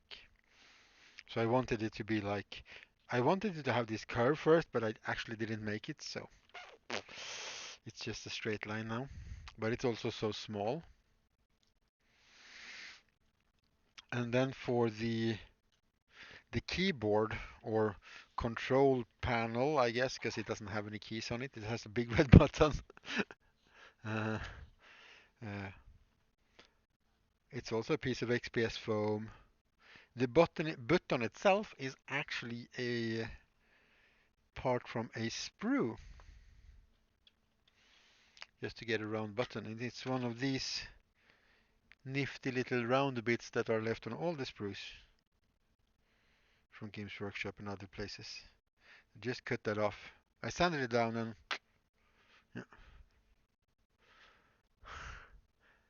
yeah. Oh shit button. Yep. The we don't really know what it does button, but it's a red button and it's placed on a hazard striped square, so I'm guessing it does do something horrible. But I really want to try and get in that screen. I don't know if you can. Yeah, you can hardly make it out. There's actually green scribblings on the screen, uh, just because I wanted it to be black and green monochrome, because it sort of feels Warhammer 40k-ish. So yeah, some papercraft and folding. If anybody wants a pattern for a pixel screen paper thingy, let me know and I'll actually draw a good looking one. And then I'll post it somewhere so people can download that template. So there's not super much left to do. I'm gonna do some posters. I want some wanted posters and stupid stuff like that. The food restaurant place is gonna have a menu, of course. Oh yeah, pinch, pinch, pinch. I am in front of a camera so people can pinch things and get inspired of doing cool things and do cool things with it and invent new cool things. I haven't really thought about making frames around stuff like that with some paper or cardstock. Like really thought about it. It's just like I need to do this, and now I'm just like, wow, papercraft. I could do just so many small things now. You know, brain goes away. Nutriblocks now in blue. Nutriblocks, what do you think this is? The bottom level? This is beyond the basement level. We got rat burgers and mouse kebab. That's what we got. I wish we had Nutriblocks. And in blue? Oh my god. Do you think we're rich or something down here? Okay, I have some cork shavings. And I was thinking I could take this and glue this to the bottom of my barbecue. I'm also gonna have to. So one of the legs that was a little bit off. No. Also gonna have to paint the legs black. But then I'll paint this like red coal, and then we'll. Yeah, but Nutriblocks, that's that way up there where people actually once a year have a chance to look out and see the real sun and stuff. Not that I believe in such thing as outside, you know. It's just a myth anyway. You can't prove that.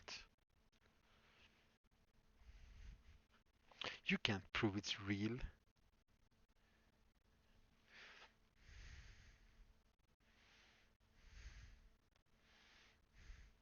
Yeah, do you know how glad we will be for some recycled poop to eat? We got rat burgers and mouse kebabs. And those rats don't even go near the Nutriblocks. Man, I've seen things, man.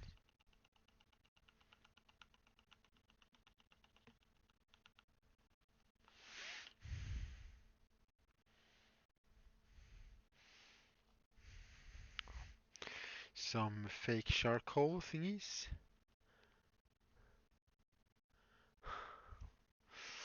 Shouldn't that shouldn't that be green Nutriblocks then? That would be more fun.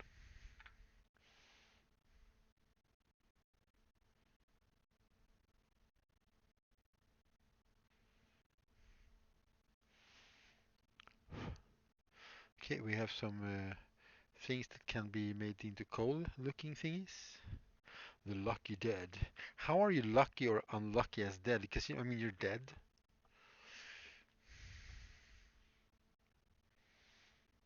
What happens to the unlucky dead? Ah, for the factory workers. Okay. Okay. Did anybody get the green eating block thing is Newton reference, by the way? Did anybody? Am I alone? Am I alone in this? Do you know what I'm talking about? Do you have any idea?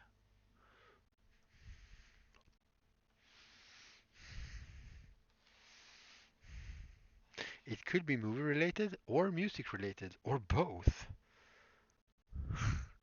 Yeah, why? Here comes the Hawks in with the Soylent. Yes, of course. Soylent Green, which is a reference to a old sci-fi movie, dystopian sci-fi movie. Yeah, you know from all the yeah.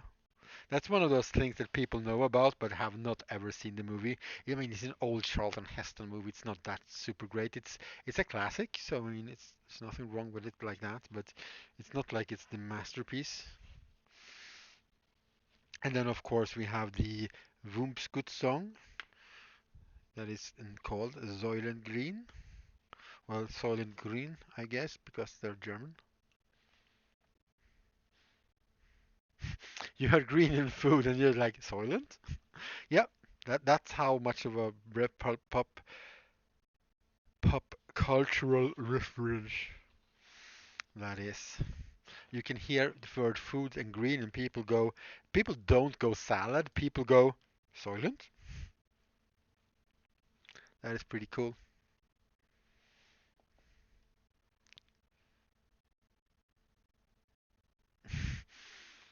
Yes, that it would also be a cool build for sure. Yeah, this Necromunda board is kind of exciting because this is kind of a big piece. I'm thinking this is like a big center thingy, but you can just put the best thing with playing Necromunda is that you can make like long bridges and you can just put them between the different houses. It doesn't have to make sense. It doesn't have to be even. It's in the underhive. It's where the people that live in Mos Eisley would be scared to go. It's bloody Necromunda. It's oh gosh. It is the it is nightmare fuel. And now my brain is playing Soylent Green in my head.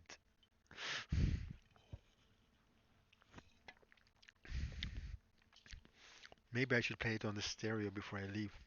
I haven't listened to. I have not.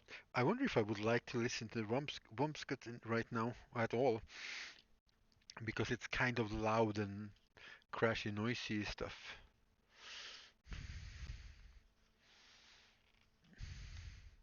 It's a very weird dystopia. It is a very weird dystopia indeed.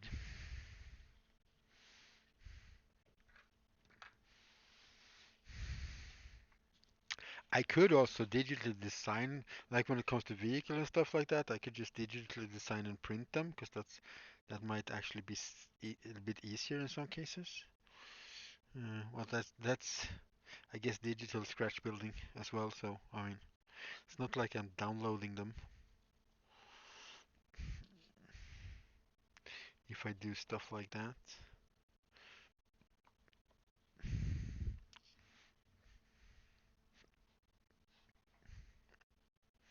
No, so I'm super excited to see this done tomorrow when I have printed out some posters this evening and then brought them in and put some wanted posters here, the menu on the other side, and yeah, stuff and things. Did I just swoosh away all my both my shrooms? No, they're my shrooms. I almost forgot about the shrooms.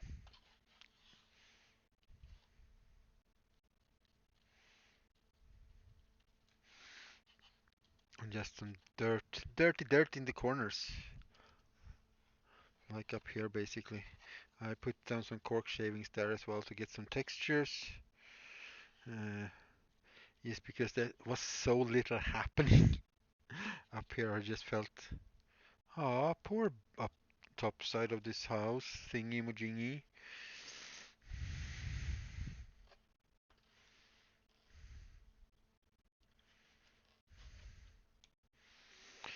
Yeah, I mean, some people use like they're not. I was gonna say Imperial Guard, but it's not even the Astra Ministerium. There is a car people use from one of the Warhammer thingies. But yeah, are there any good picture references for for vehicles in Necromunda, like in official lore and stuff? Because I mean, vehicles aren't like a common thing for people. They use public transports and stuff. And most of it is also standardized. They're standard from things. I mean, I read people have rhinos as civilian transports, so it's not just like a APC for military use. So they have different the standard construct things. They're pretty widespread.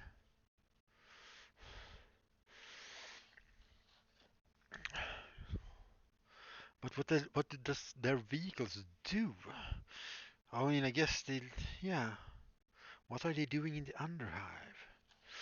I have to actually start looking up for some vehicles. I like that. If nothing else, just to have a few crashed vehicles would be super cool.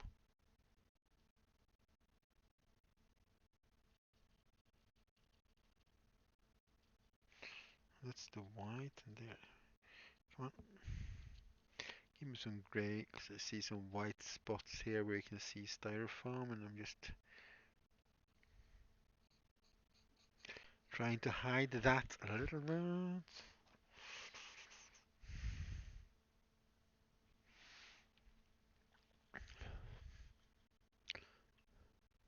Oh yeah, that is true. And I mean, you can make some like garbage truck thingies or disposal truck thingies, I guess, would be working.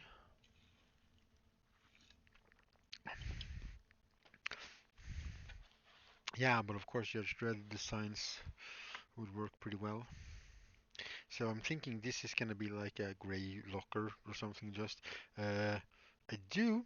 Oh, I do want to paint some lines in here because I was gonna make some kind of a coil from.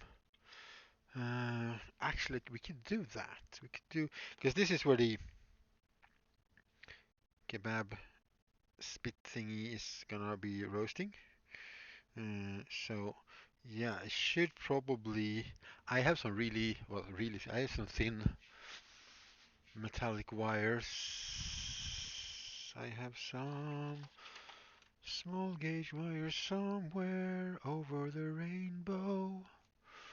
No, that's not where it. Okay, that's super thin wire. That's too thin. Uh, that's another thing you could have made from green stuff, Pixel. Oh, here we go. My 0.7 millimeters wire should work well for this. You want to make like a heating element for the backside.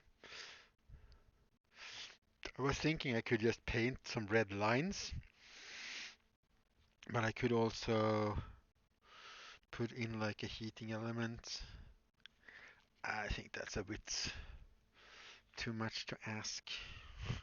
It's too much to ask of myself.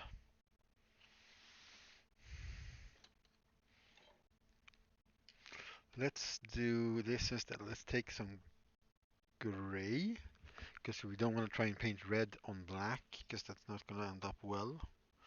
But we can take this gray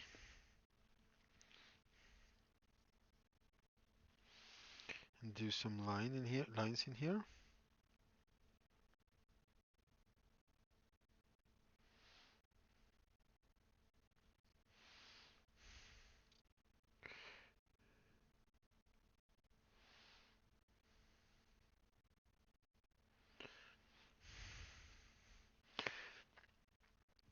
could actually paint it like it's coiling, like this, so like it's one continuous long going thingy, and then we'll paint it in a reddish yellowish color. We're not gonna do any like light effects from it. It doesn't give away that much light. I mean the meat would definitely be a bit lighter. Just just so it's this is more so it's just simple when you look at it. Most of that is not gonna be visible at all. But I kind of want to have so when you look at it in detail, I want it to really like read like okay, I understand what this is. So we don't have to be too thorough. As I said, and as you just maybe saw, most of this won't be visible, especially not since it's going to be placed in here. So I guess it should glow because of the shadows, but whatever. Not today. One day the spit spinny roasty thingy might glow. Today is not that day.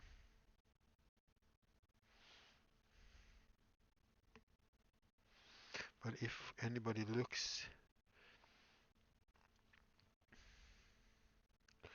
deep into the shadows, I still want this to be at least remind people or let people see what we're going for here. Because I am sure I have my yellow here as well. I have a lot of paints here now. Let's put all the Vallejo paints over here so we know where to get them. Almost 6 o'clock here.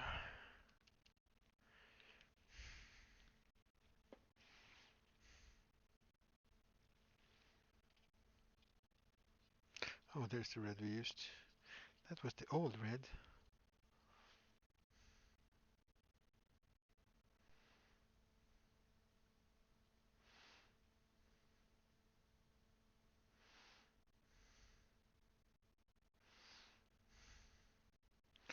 Looks like somebody squirted a whole lot of ketchup and mustard in here. But you know, from a distance, behind a piece of meat. And now that we have this nice color here actually, let's go and give it a little bit of a glaze on the back side of this roll of meat.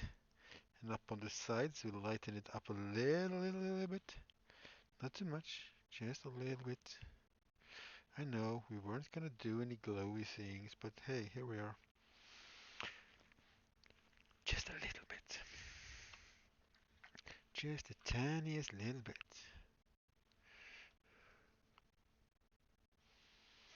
Let's see where the backside is, because now the meat has a front and a backside. Yeah, that light painting is not going to do much, but and if you just look at it from the front, you're not going to see it. You really have to get close in, which is why we don't have to bother with being too detailed. It's just one of those things. I don't want to look into this and go, that looks a bit empty. I'd rather do a few minutes extra work. Oh, that's not good. Let's move the glue away. I just want that to like not come back and haunt me, basically. And then when this black has dried, we will do that one in gray, or maybe it should be metal actually. Break up everything. A little bit of metal, a little bit of dirt, a little bit of rust. What you mean your rat burger is rusty? A little rust. It's not rust, it's extra iron. It's good for you. Stop complaining and eat your rat burger. Oh.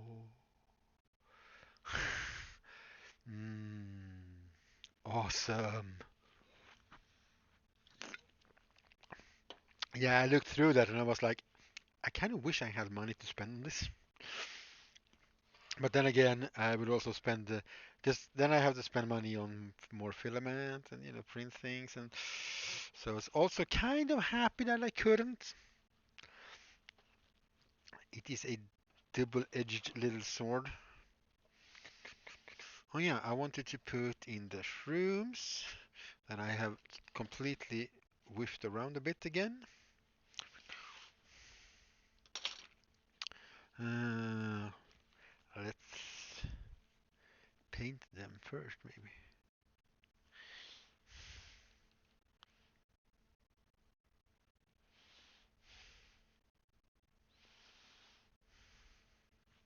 Some nice purple shrooms in here, maybe.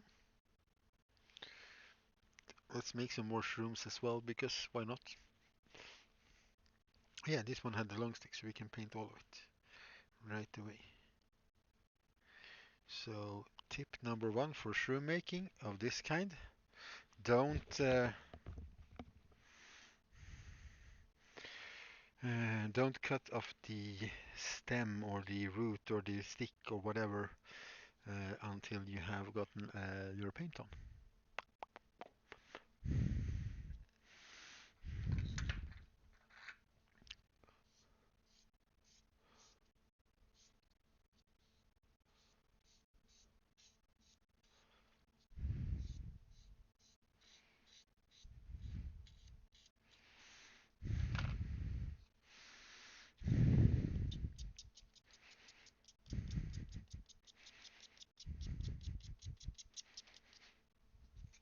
Did I just break that off and throw it down into the pile of paint? Yes, yes I did.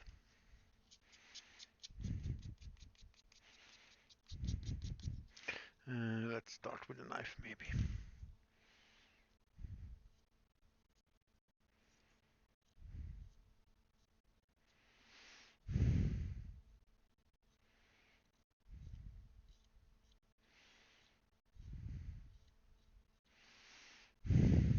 And the reason why I'm doing shrooms in XPS is because it's a bin build.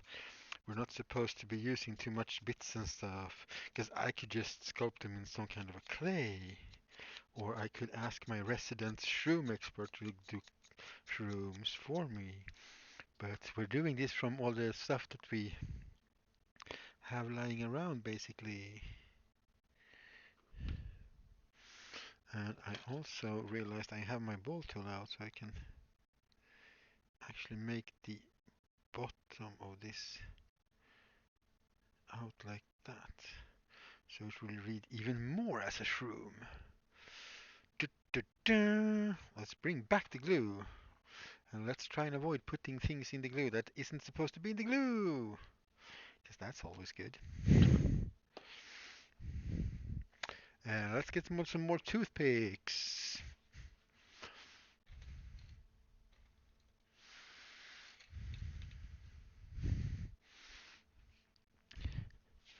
Mouse kebabs.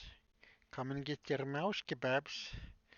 They are almost fresh week. Mouse kebabs. Come and get your fresh mouse kebabs.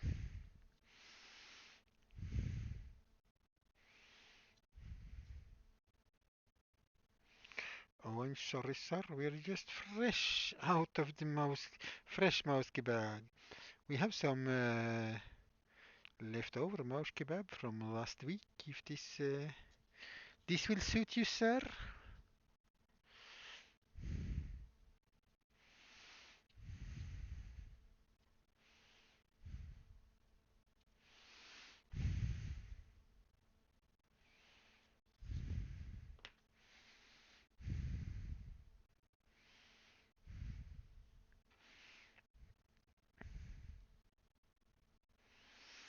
Rat burgers and mouse kebabs. And then we'll have some shroom salads. Oh, we should do a couple of shrooms that we can put on the table, but actually, that would be pretty cool. We should do some shrooms being prepared. Sort of tied the whole restaurant thing in with the surrounding area. Kinda should find a rat to sacrifice and put in a corner as well.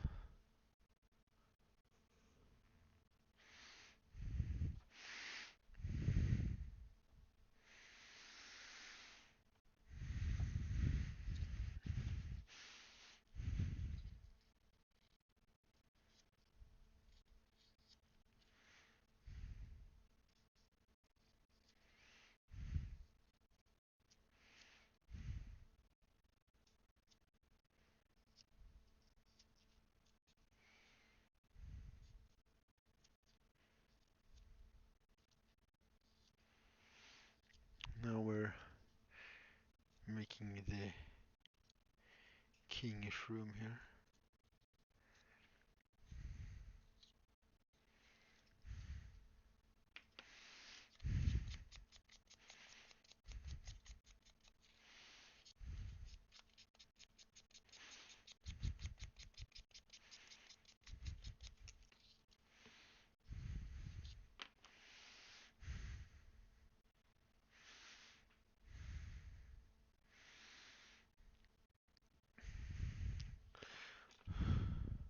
It is funny. I have done two giveaways so far on Twitch.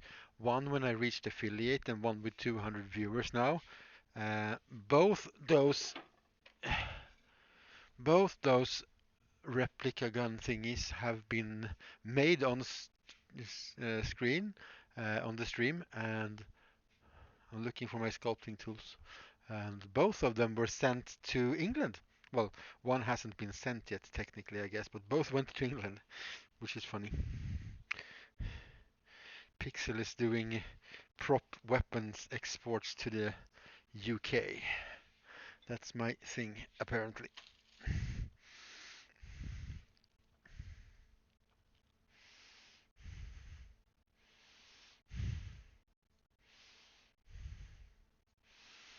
And the winner of the first one was actually in the stream a bit.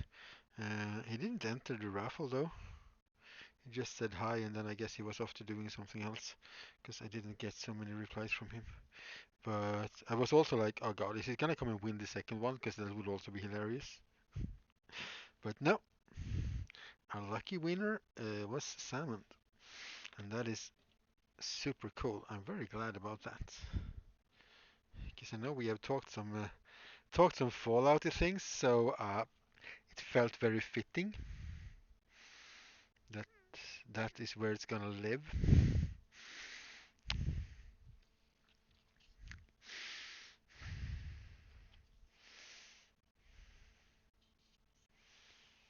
And for those of you who weren't here the whole time or didn't have time to, what we are talking about is this thing, the pipe revolver with a comfort grip and a suppressor mod from Fallout 4.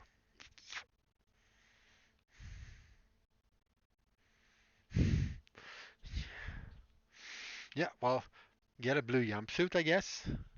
Feels very starty. Well, I guess you're gonna need a Pip-Boy, but I guess you have one maybe.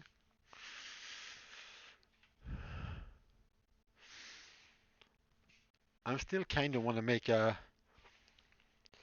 because I'm not really into like crossover thing and mixing things up from different universes and stuff, but I kind of want to make an X-Men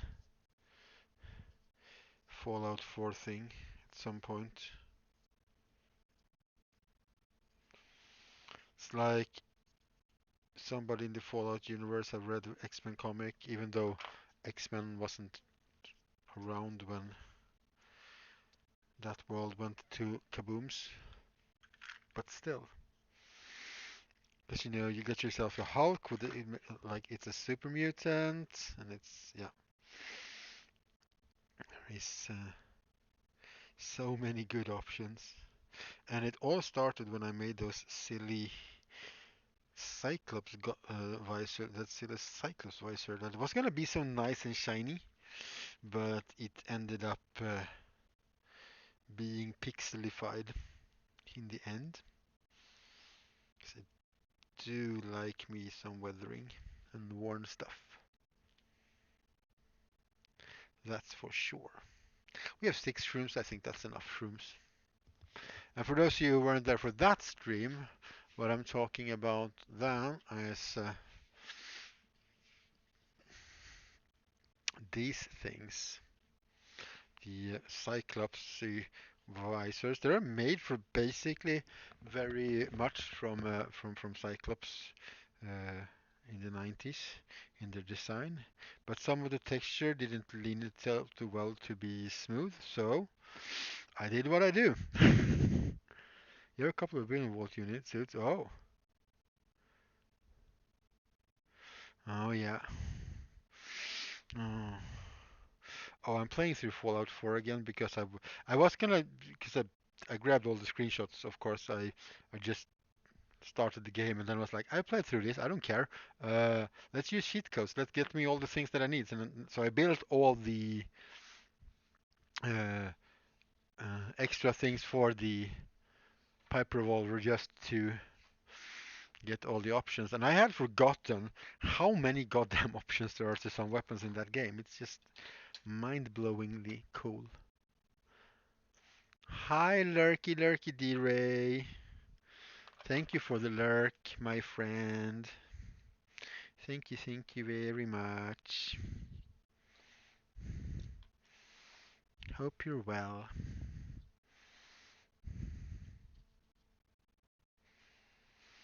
Let's blackify the mushrooms so we can get some more paint on them.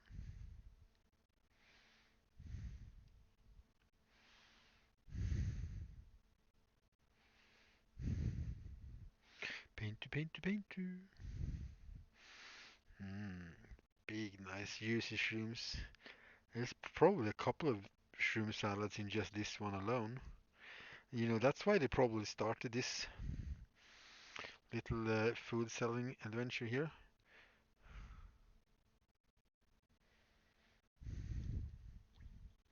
Because there was a lot of rats and mice and shrooms growing because of the moisture dripping from the pipes and stuff. I bet you that's why these industrious little bastards made some food thing here. But since I'm starting this, if this is since this is the start of my Necromunda table now, I'm gonna have to make like a base thingy building for my crew, for my gang. What gang are you playing, Pixel? I can hear your cogs out there turning. For those of you who understand what the hell I'm talking about, uh, Necromunda is, for those who don't know, a miniature war game, kind of like Warhammer, but in a smaller scale. You have gangs that fight for supremacy or whatever in the underhive of the city Necromunda, basically.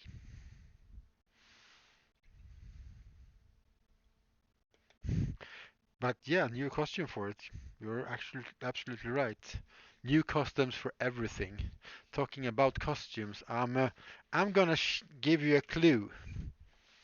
I am gonna clue you lot in on what my gang in Necromunda is.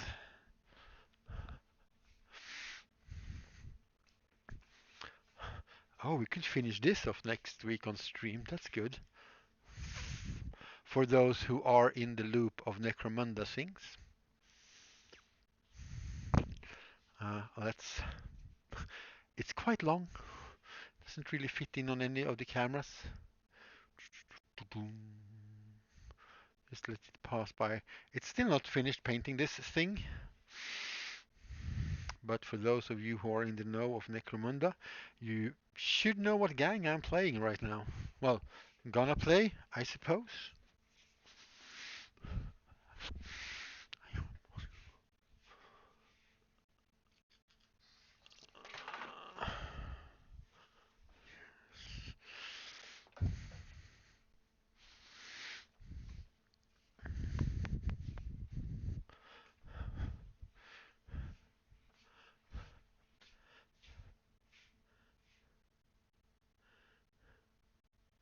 Oh yes, go Bone Shooter.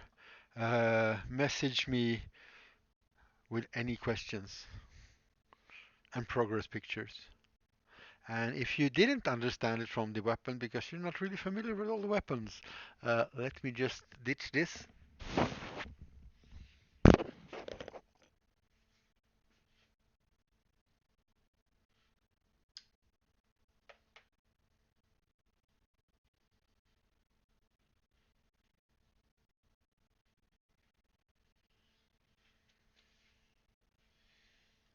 Welcome to the underworld, friend. Oh, actually, we should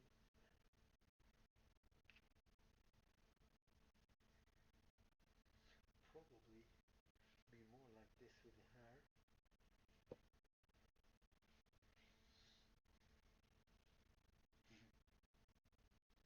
Welcome to the underworld. May I offer you a rat burger? But only if you're of the true face. Okay, playtime's over. Well, who am I kidding? Playtime is never over in this workshop, but that kind of playtime is over anyway. Leather play. Leather plate armor. Well, for a cosplay, even if it's like for a cosplay, I would do that in leather. But you know, because it's gonna be more comfortable, not as warm. But you can definitely do that from foam, without a doubt.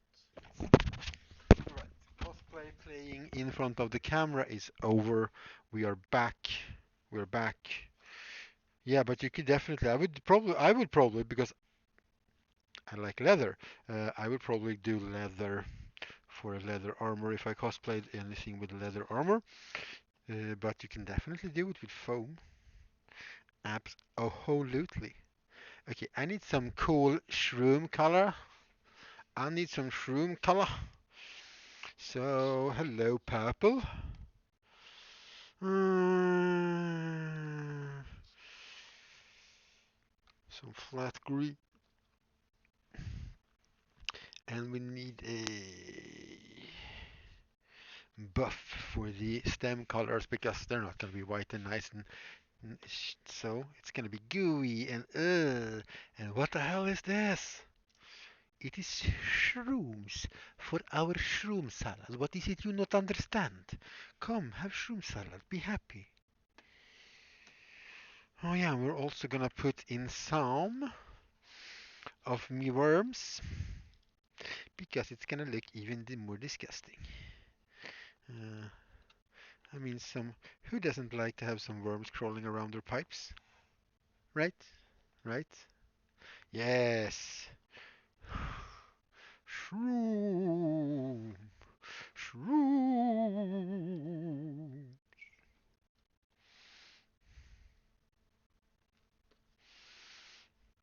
So we'll glue these in and we'll and then we'll prime them in place and paint them. A couple of them. Just random little worms. Worms? I hate worms. They drive me crazy.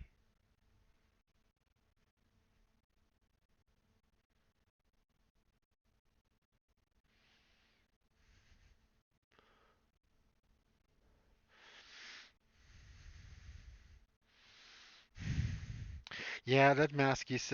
I'll get you. I'll go and get some Necromunda figures because I don't know why I don't have a Necromunda figure as a like size comparison thingy. Reference is the word we are looking for here, Mr. Pixel. So we're just gonna get these glued in with a little bit of super glue.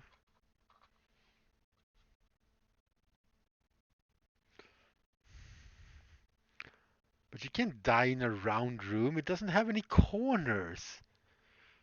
But if you do die, the worms will get you.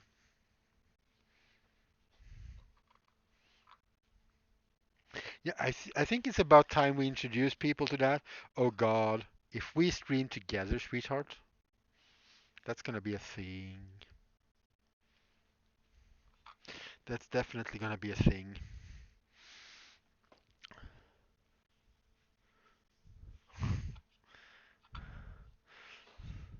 That's gonna be such a nice thing.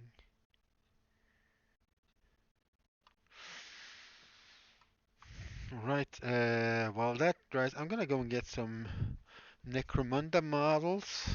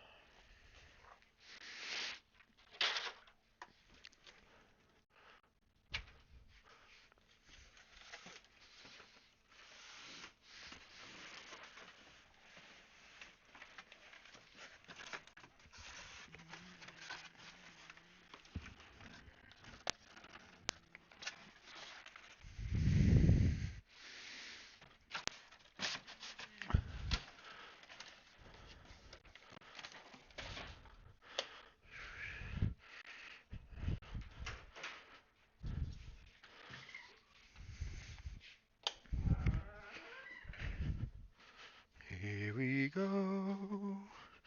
Here we go. Necromunda models in the house.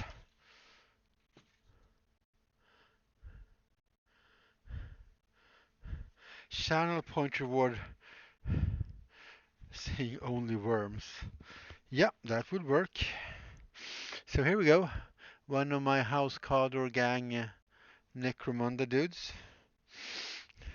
You can see the weapon that's basically like the one that I showed you in full scale. So they are pretty good for having for scale because they are Necromunda models. He can definitely reach the red button. It's a bit tall, high up, but that's okay. He's a short lad or something. Let's let's put in some more worms. I want more worms. Worms, din, din, din, they come easy to me.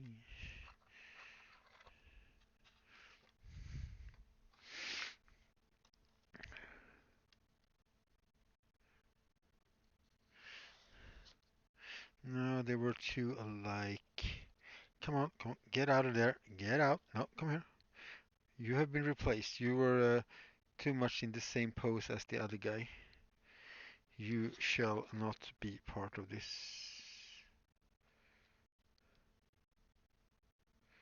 Can put you. No, they're like S-shaped. They're all S-shaped. Okay, let's find somebody who is straight line or oh, look at that. We have a guy who is no, that wasn't you. He's like a ring. Let's get this guy in there.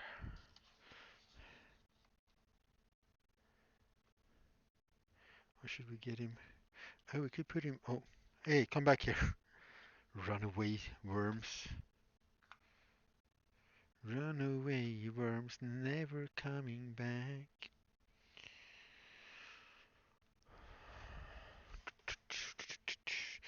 There we go. This area is a bit dark still. You can see like the color difference. We're gonna need to go in with some more brown. Let's do that before we forget that. Let's do that before we forget it. Where's my palette plate thingy? Let's get a decent goop of paint.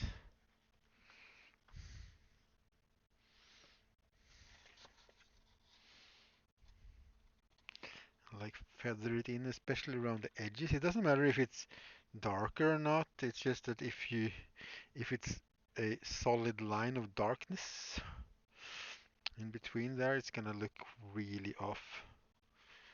So we have to soften that up. Soften it up a bit.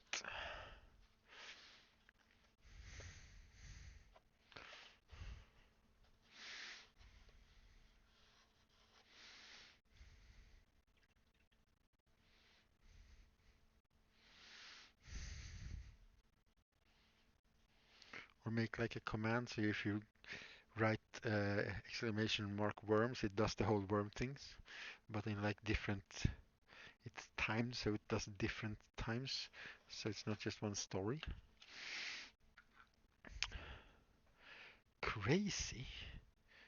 I was crazy once, and they locked me in a round room to die.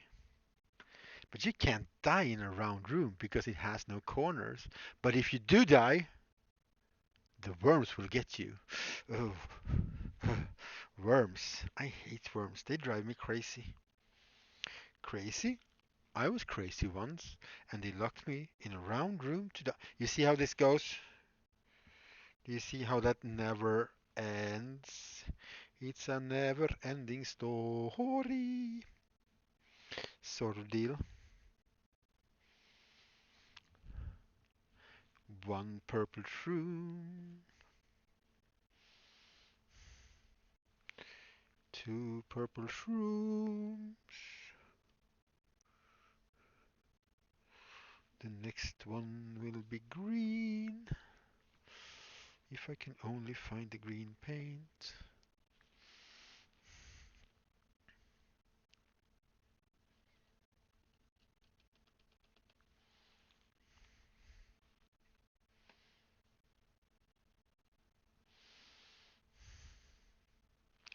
That was a really weird, disgusting green purpley color because I didn't clean my brush.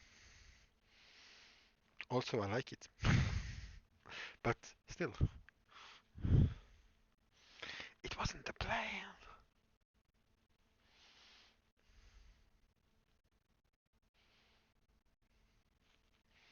The souffle is not the souffle.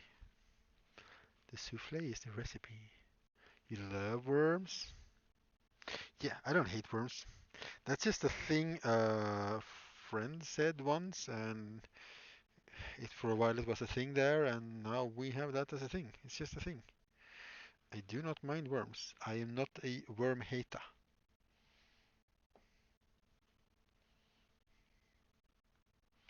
Though I am not like a, oh look, worms person either. But, you know.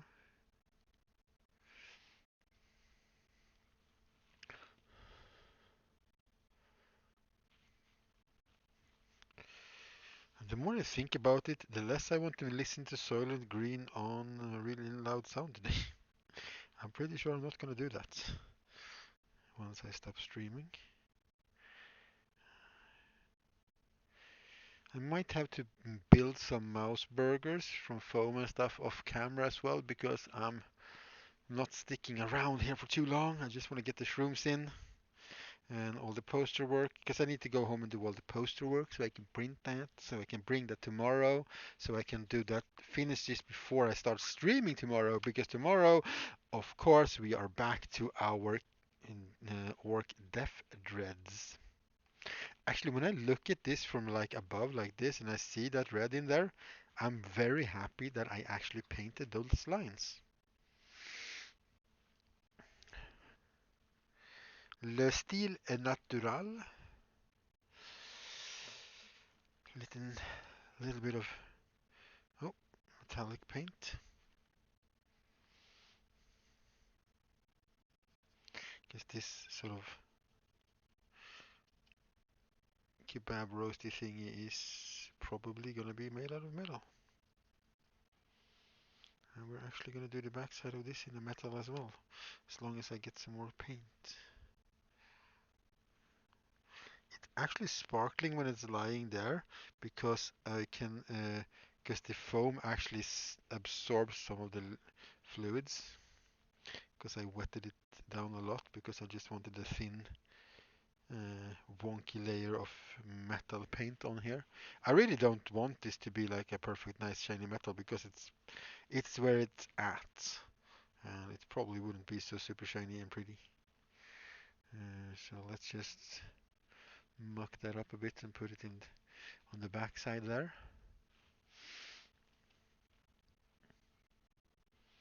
Let's do this also in metallic. We'll leave the inside black because of all the soot from cooking.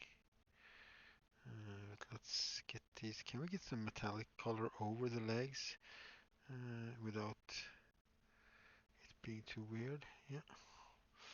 Have to paint the coals as well. But I also need to be able to hold on to it. Well, actually, I can hold it. I can probably hold it like that. Here we go. We'll put that away to dry. Then freedom!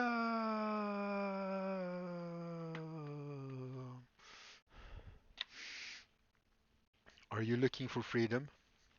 Is that what you're saying?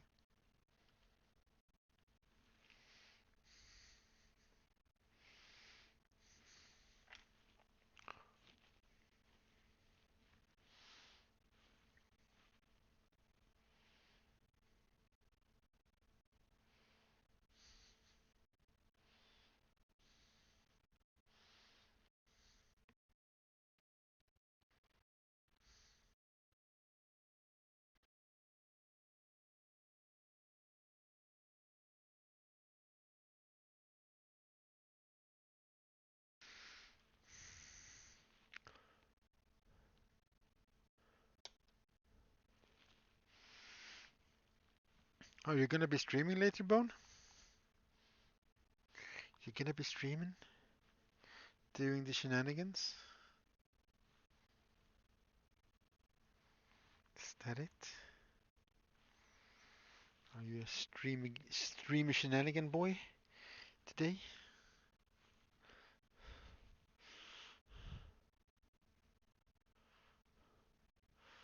I guess I'll have to sleep over and exercise your horses.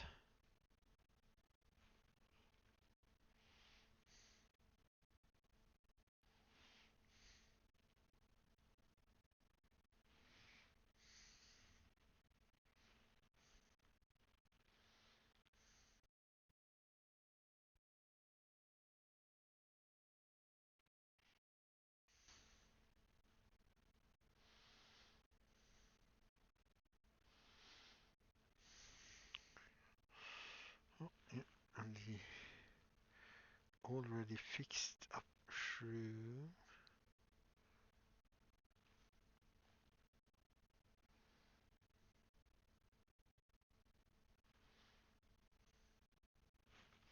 Shroomadooms.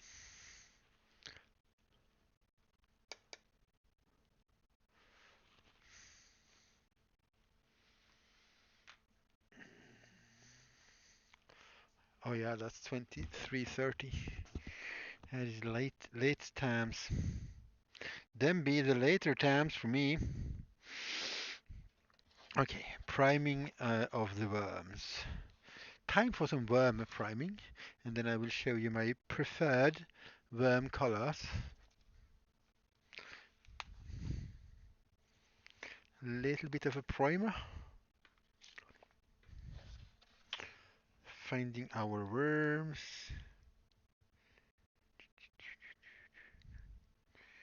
Pixel, try not to paint the ground with your primer. It's already been painted, bro. You don't need so do so. Seems I can't help myself. We will clean that up then.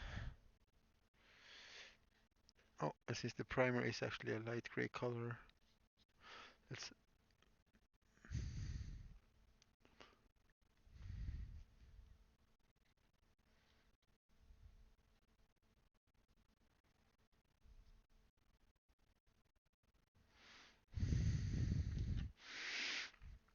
Okay, so once those are dried and this is dried, we need to wait for that to dry and then we can dry brush that with the light brown.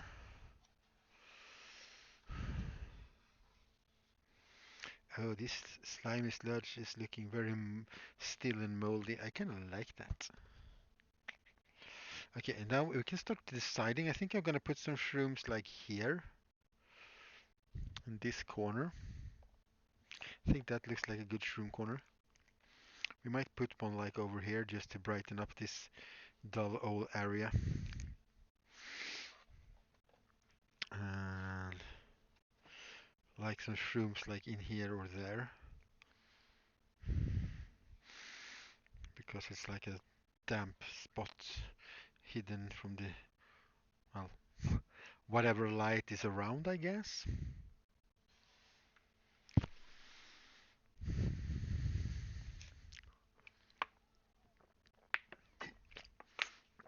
Back in a few meters, I will be able to natter away. Nat on. Natty nats. Yeah, this is not dry yet. So it's literally just down to the final detailings. This area, once the barbecue and everything is done, away. Uh, and some signs.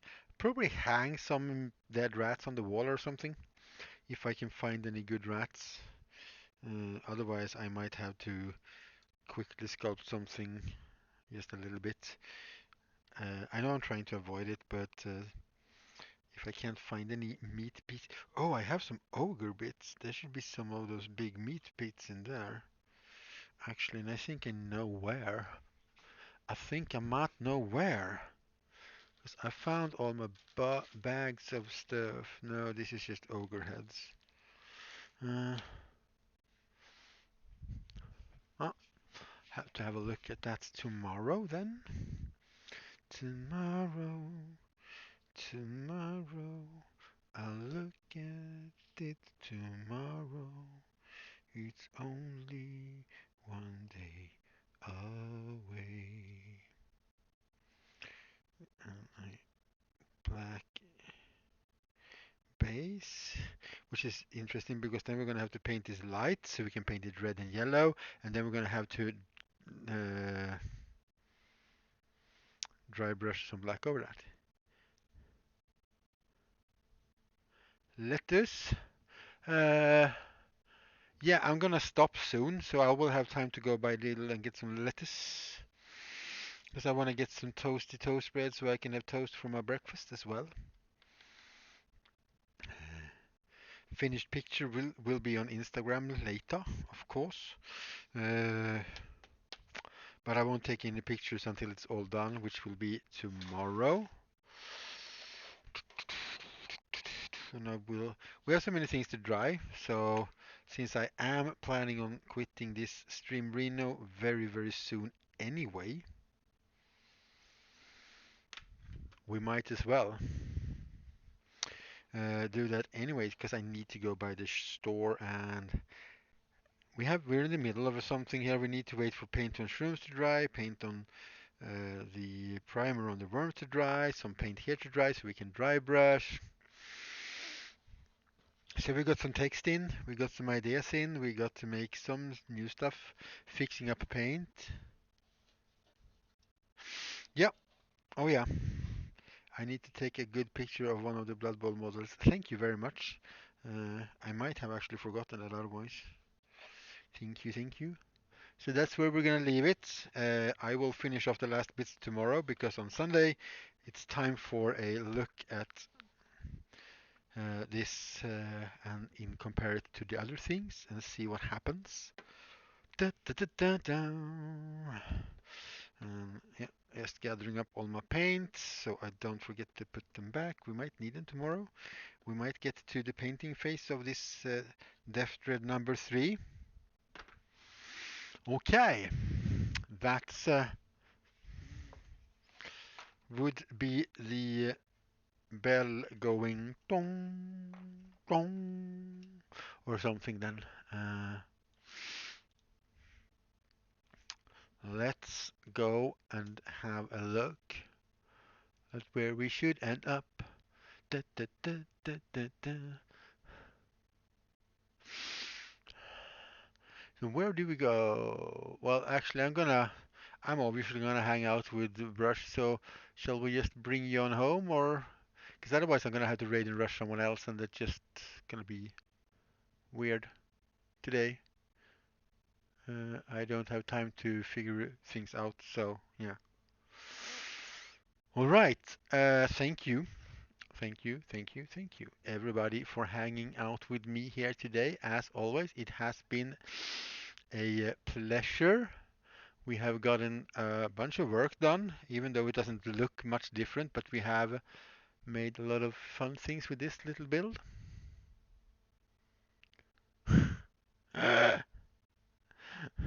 Well, I will accept people to do that as a raid call if they want to. Absolutely, I don't have a raid call. Oh my god, I'm such a noob. Little newbie pixel don't has a raid call. So I'm just loading things up here. Thank you everybody for today, for your continued hanging out here and shitting and chatting and doing all the funny stuff and making this stream fun. Uh, so, Brush for Hire it is. And if you are in the background and you have no idea who Brush for Hire is, he's a miniature painter. He's an awesome guy. The community and the chat there is awesome and fantastic. I mean, I know like four of you are from there anyway, but still, you never know. We might have a lurker who doesn't know. If you enjoyed this even a little bit, you are definitely gonna enjoy hanging out over at Brush for Hire, I think. So I'm clicking the raid now button. I will see you tomorrow, I hope, when we're doing a death thread again.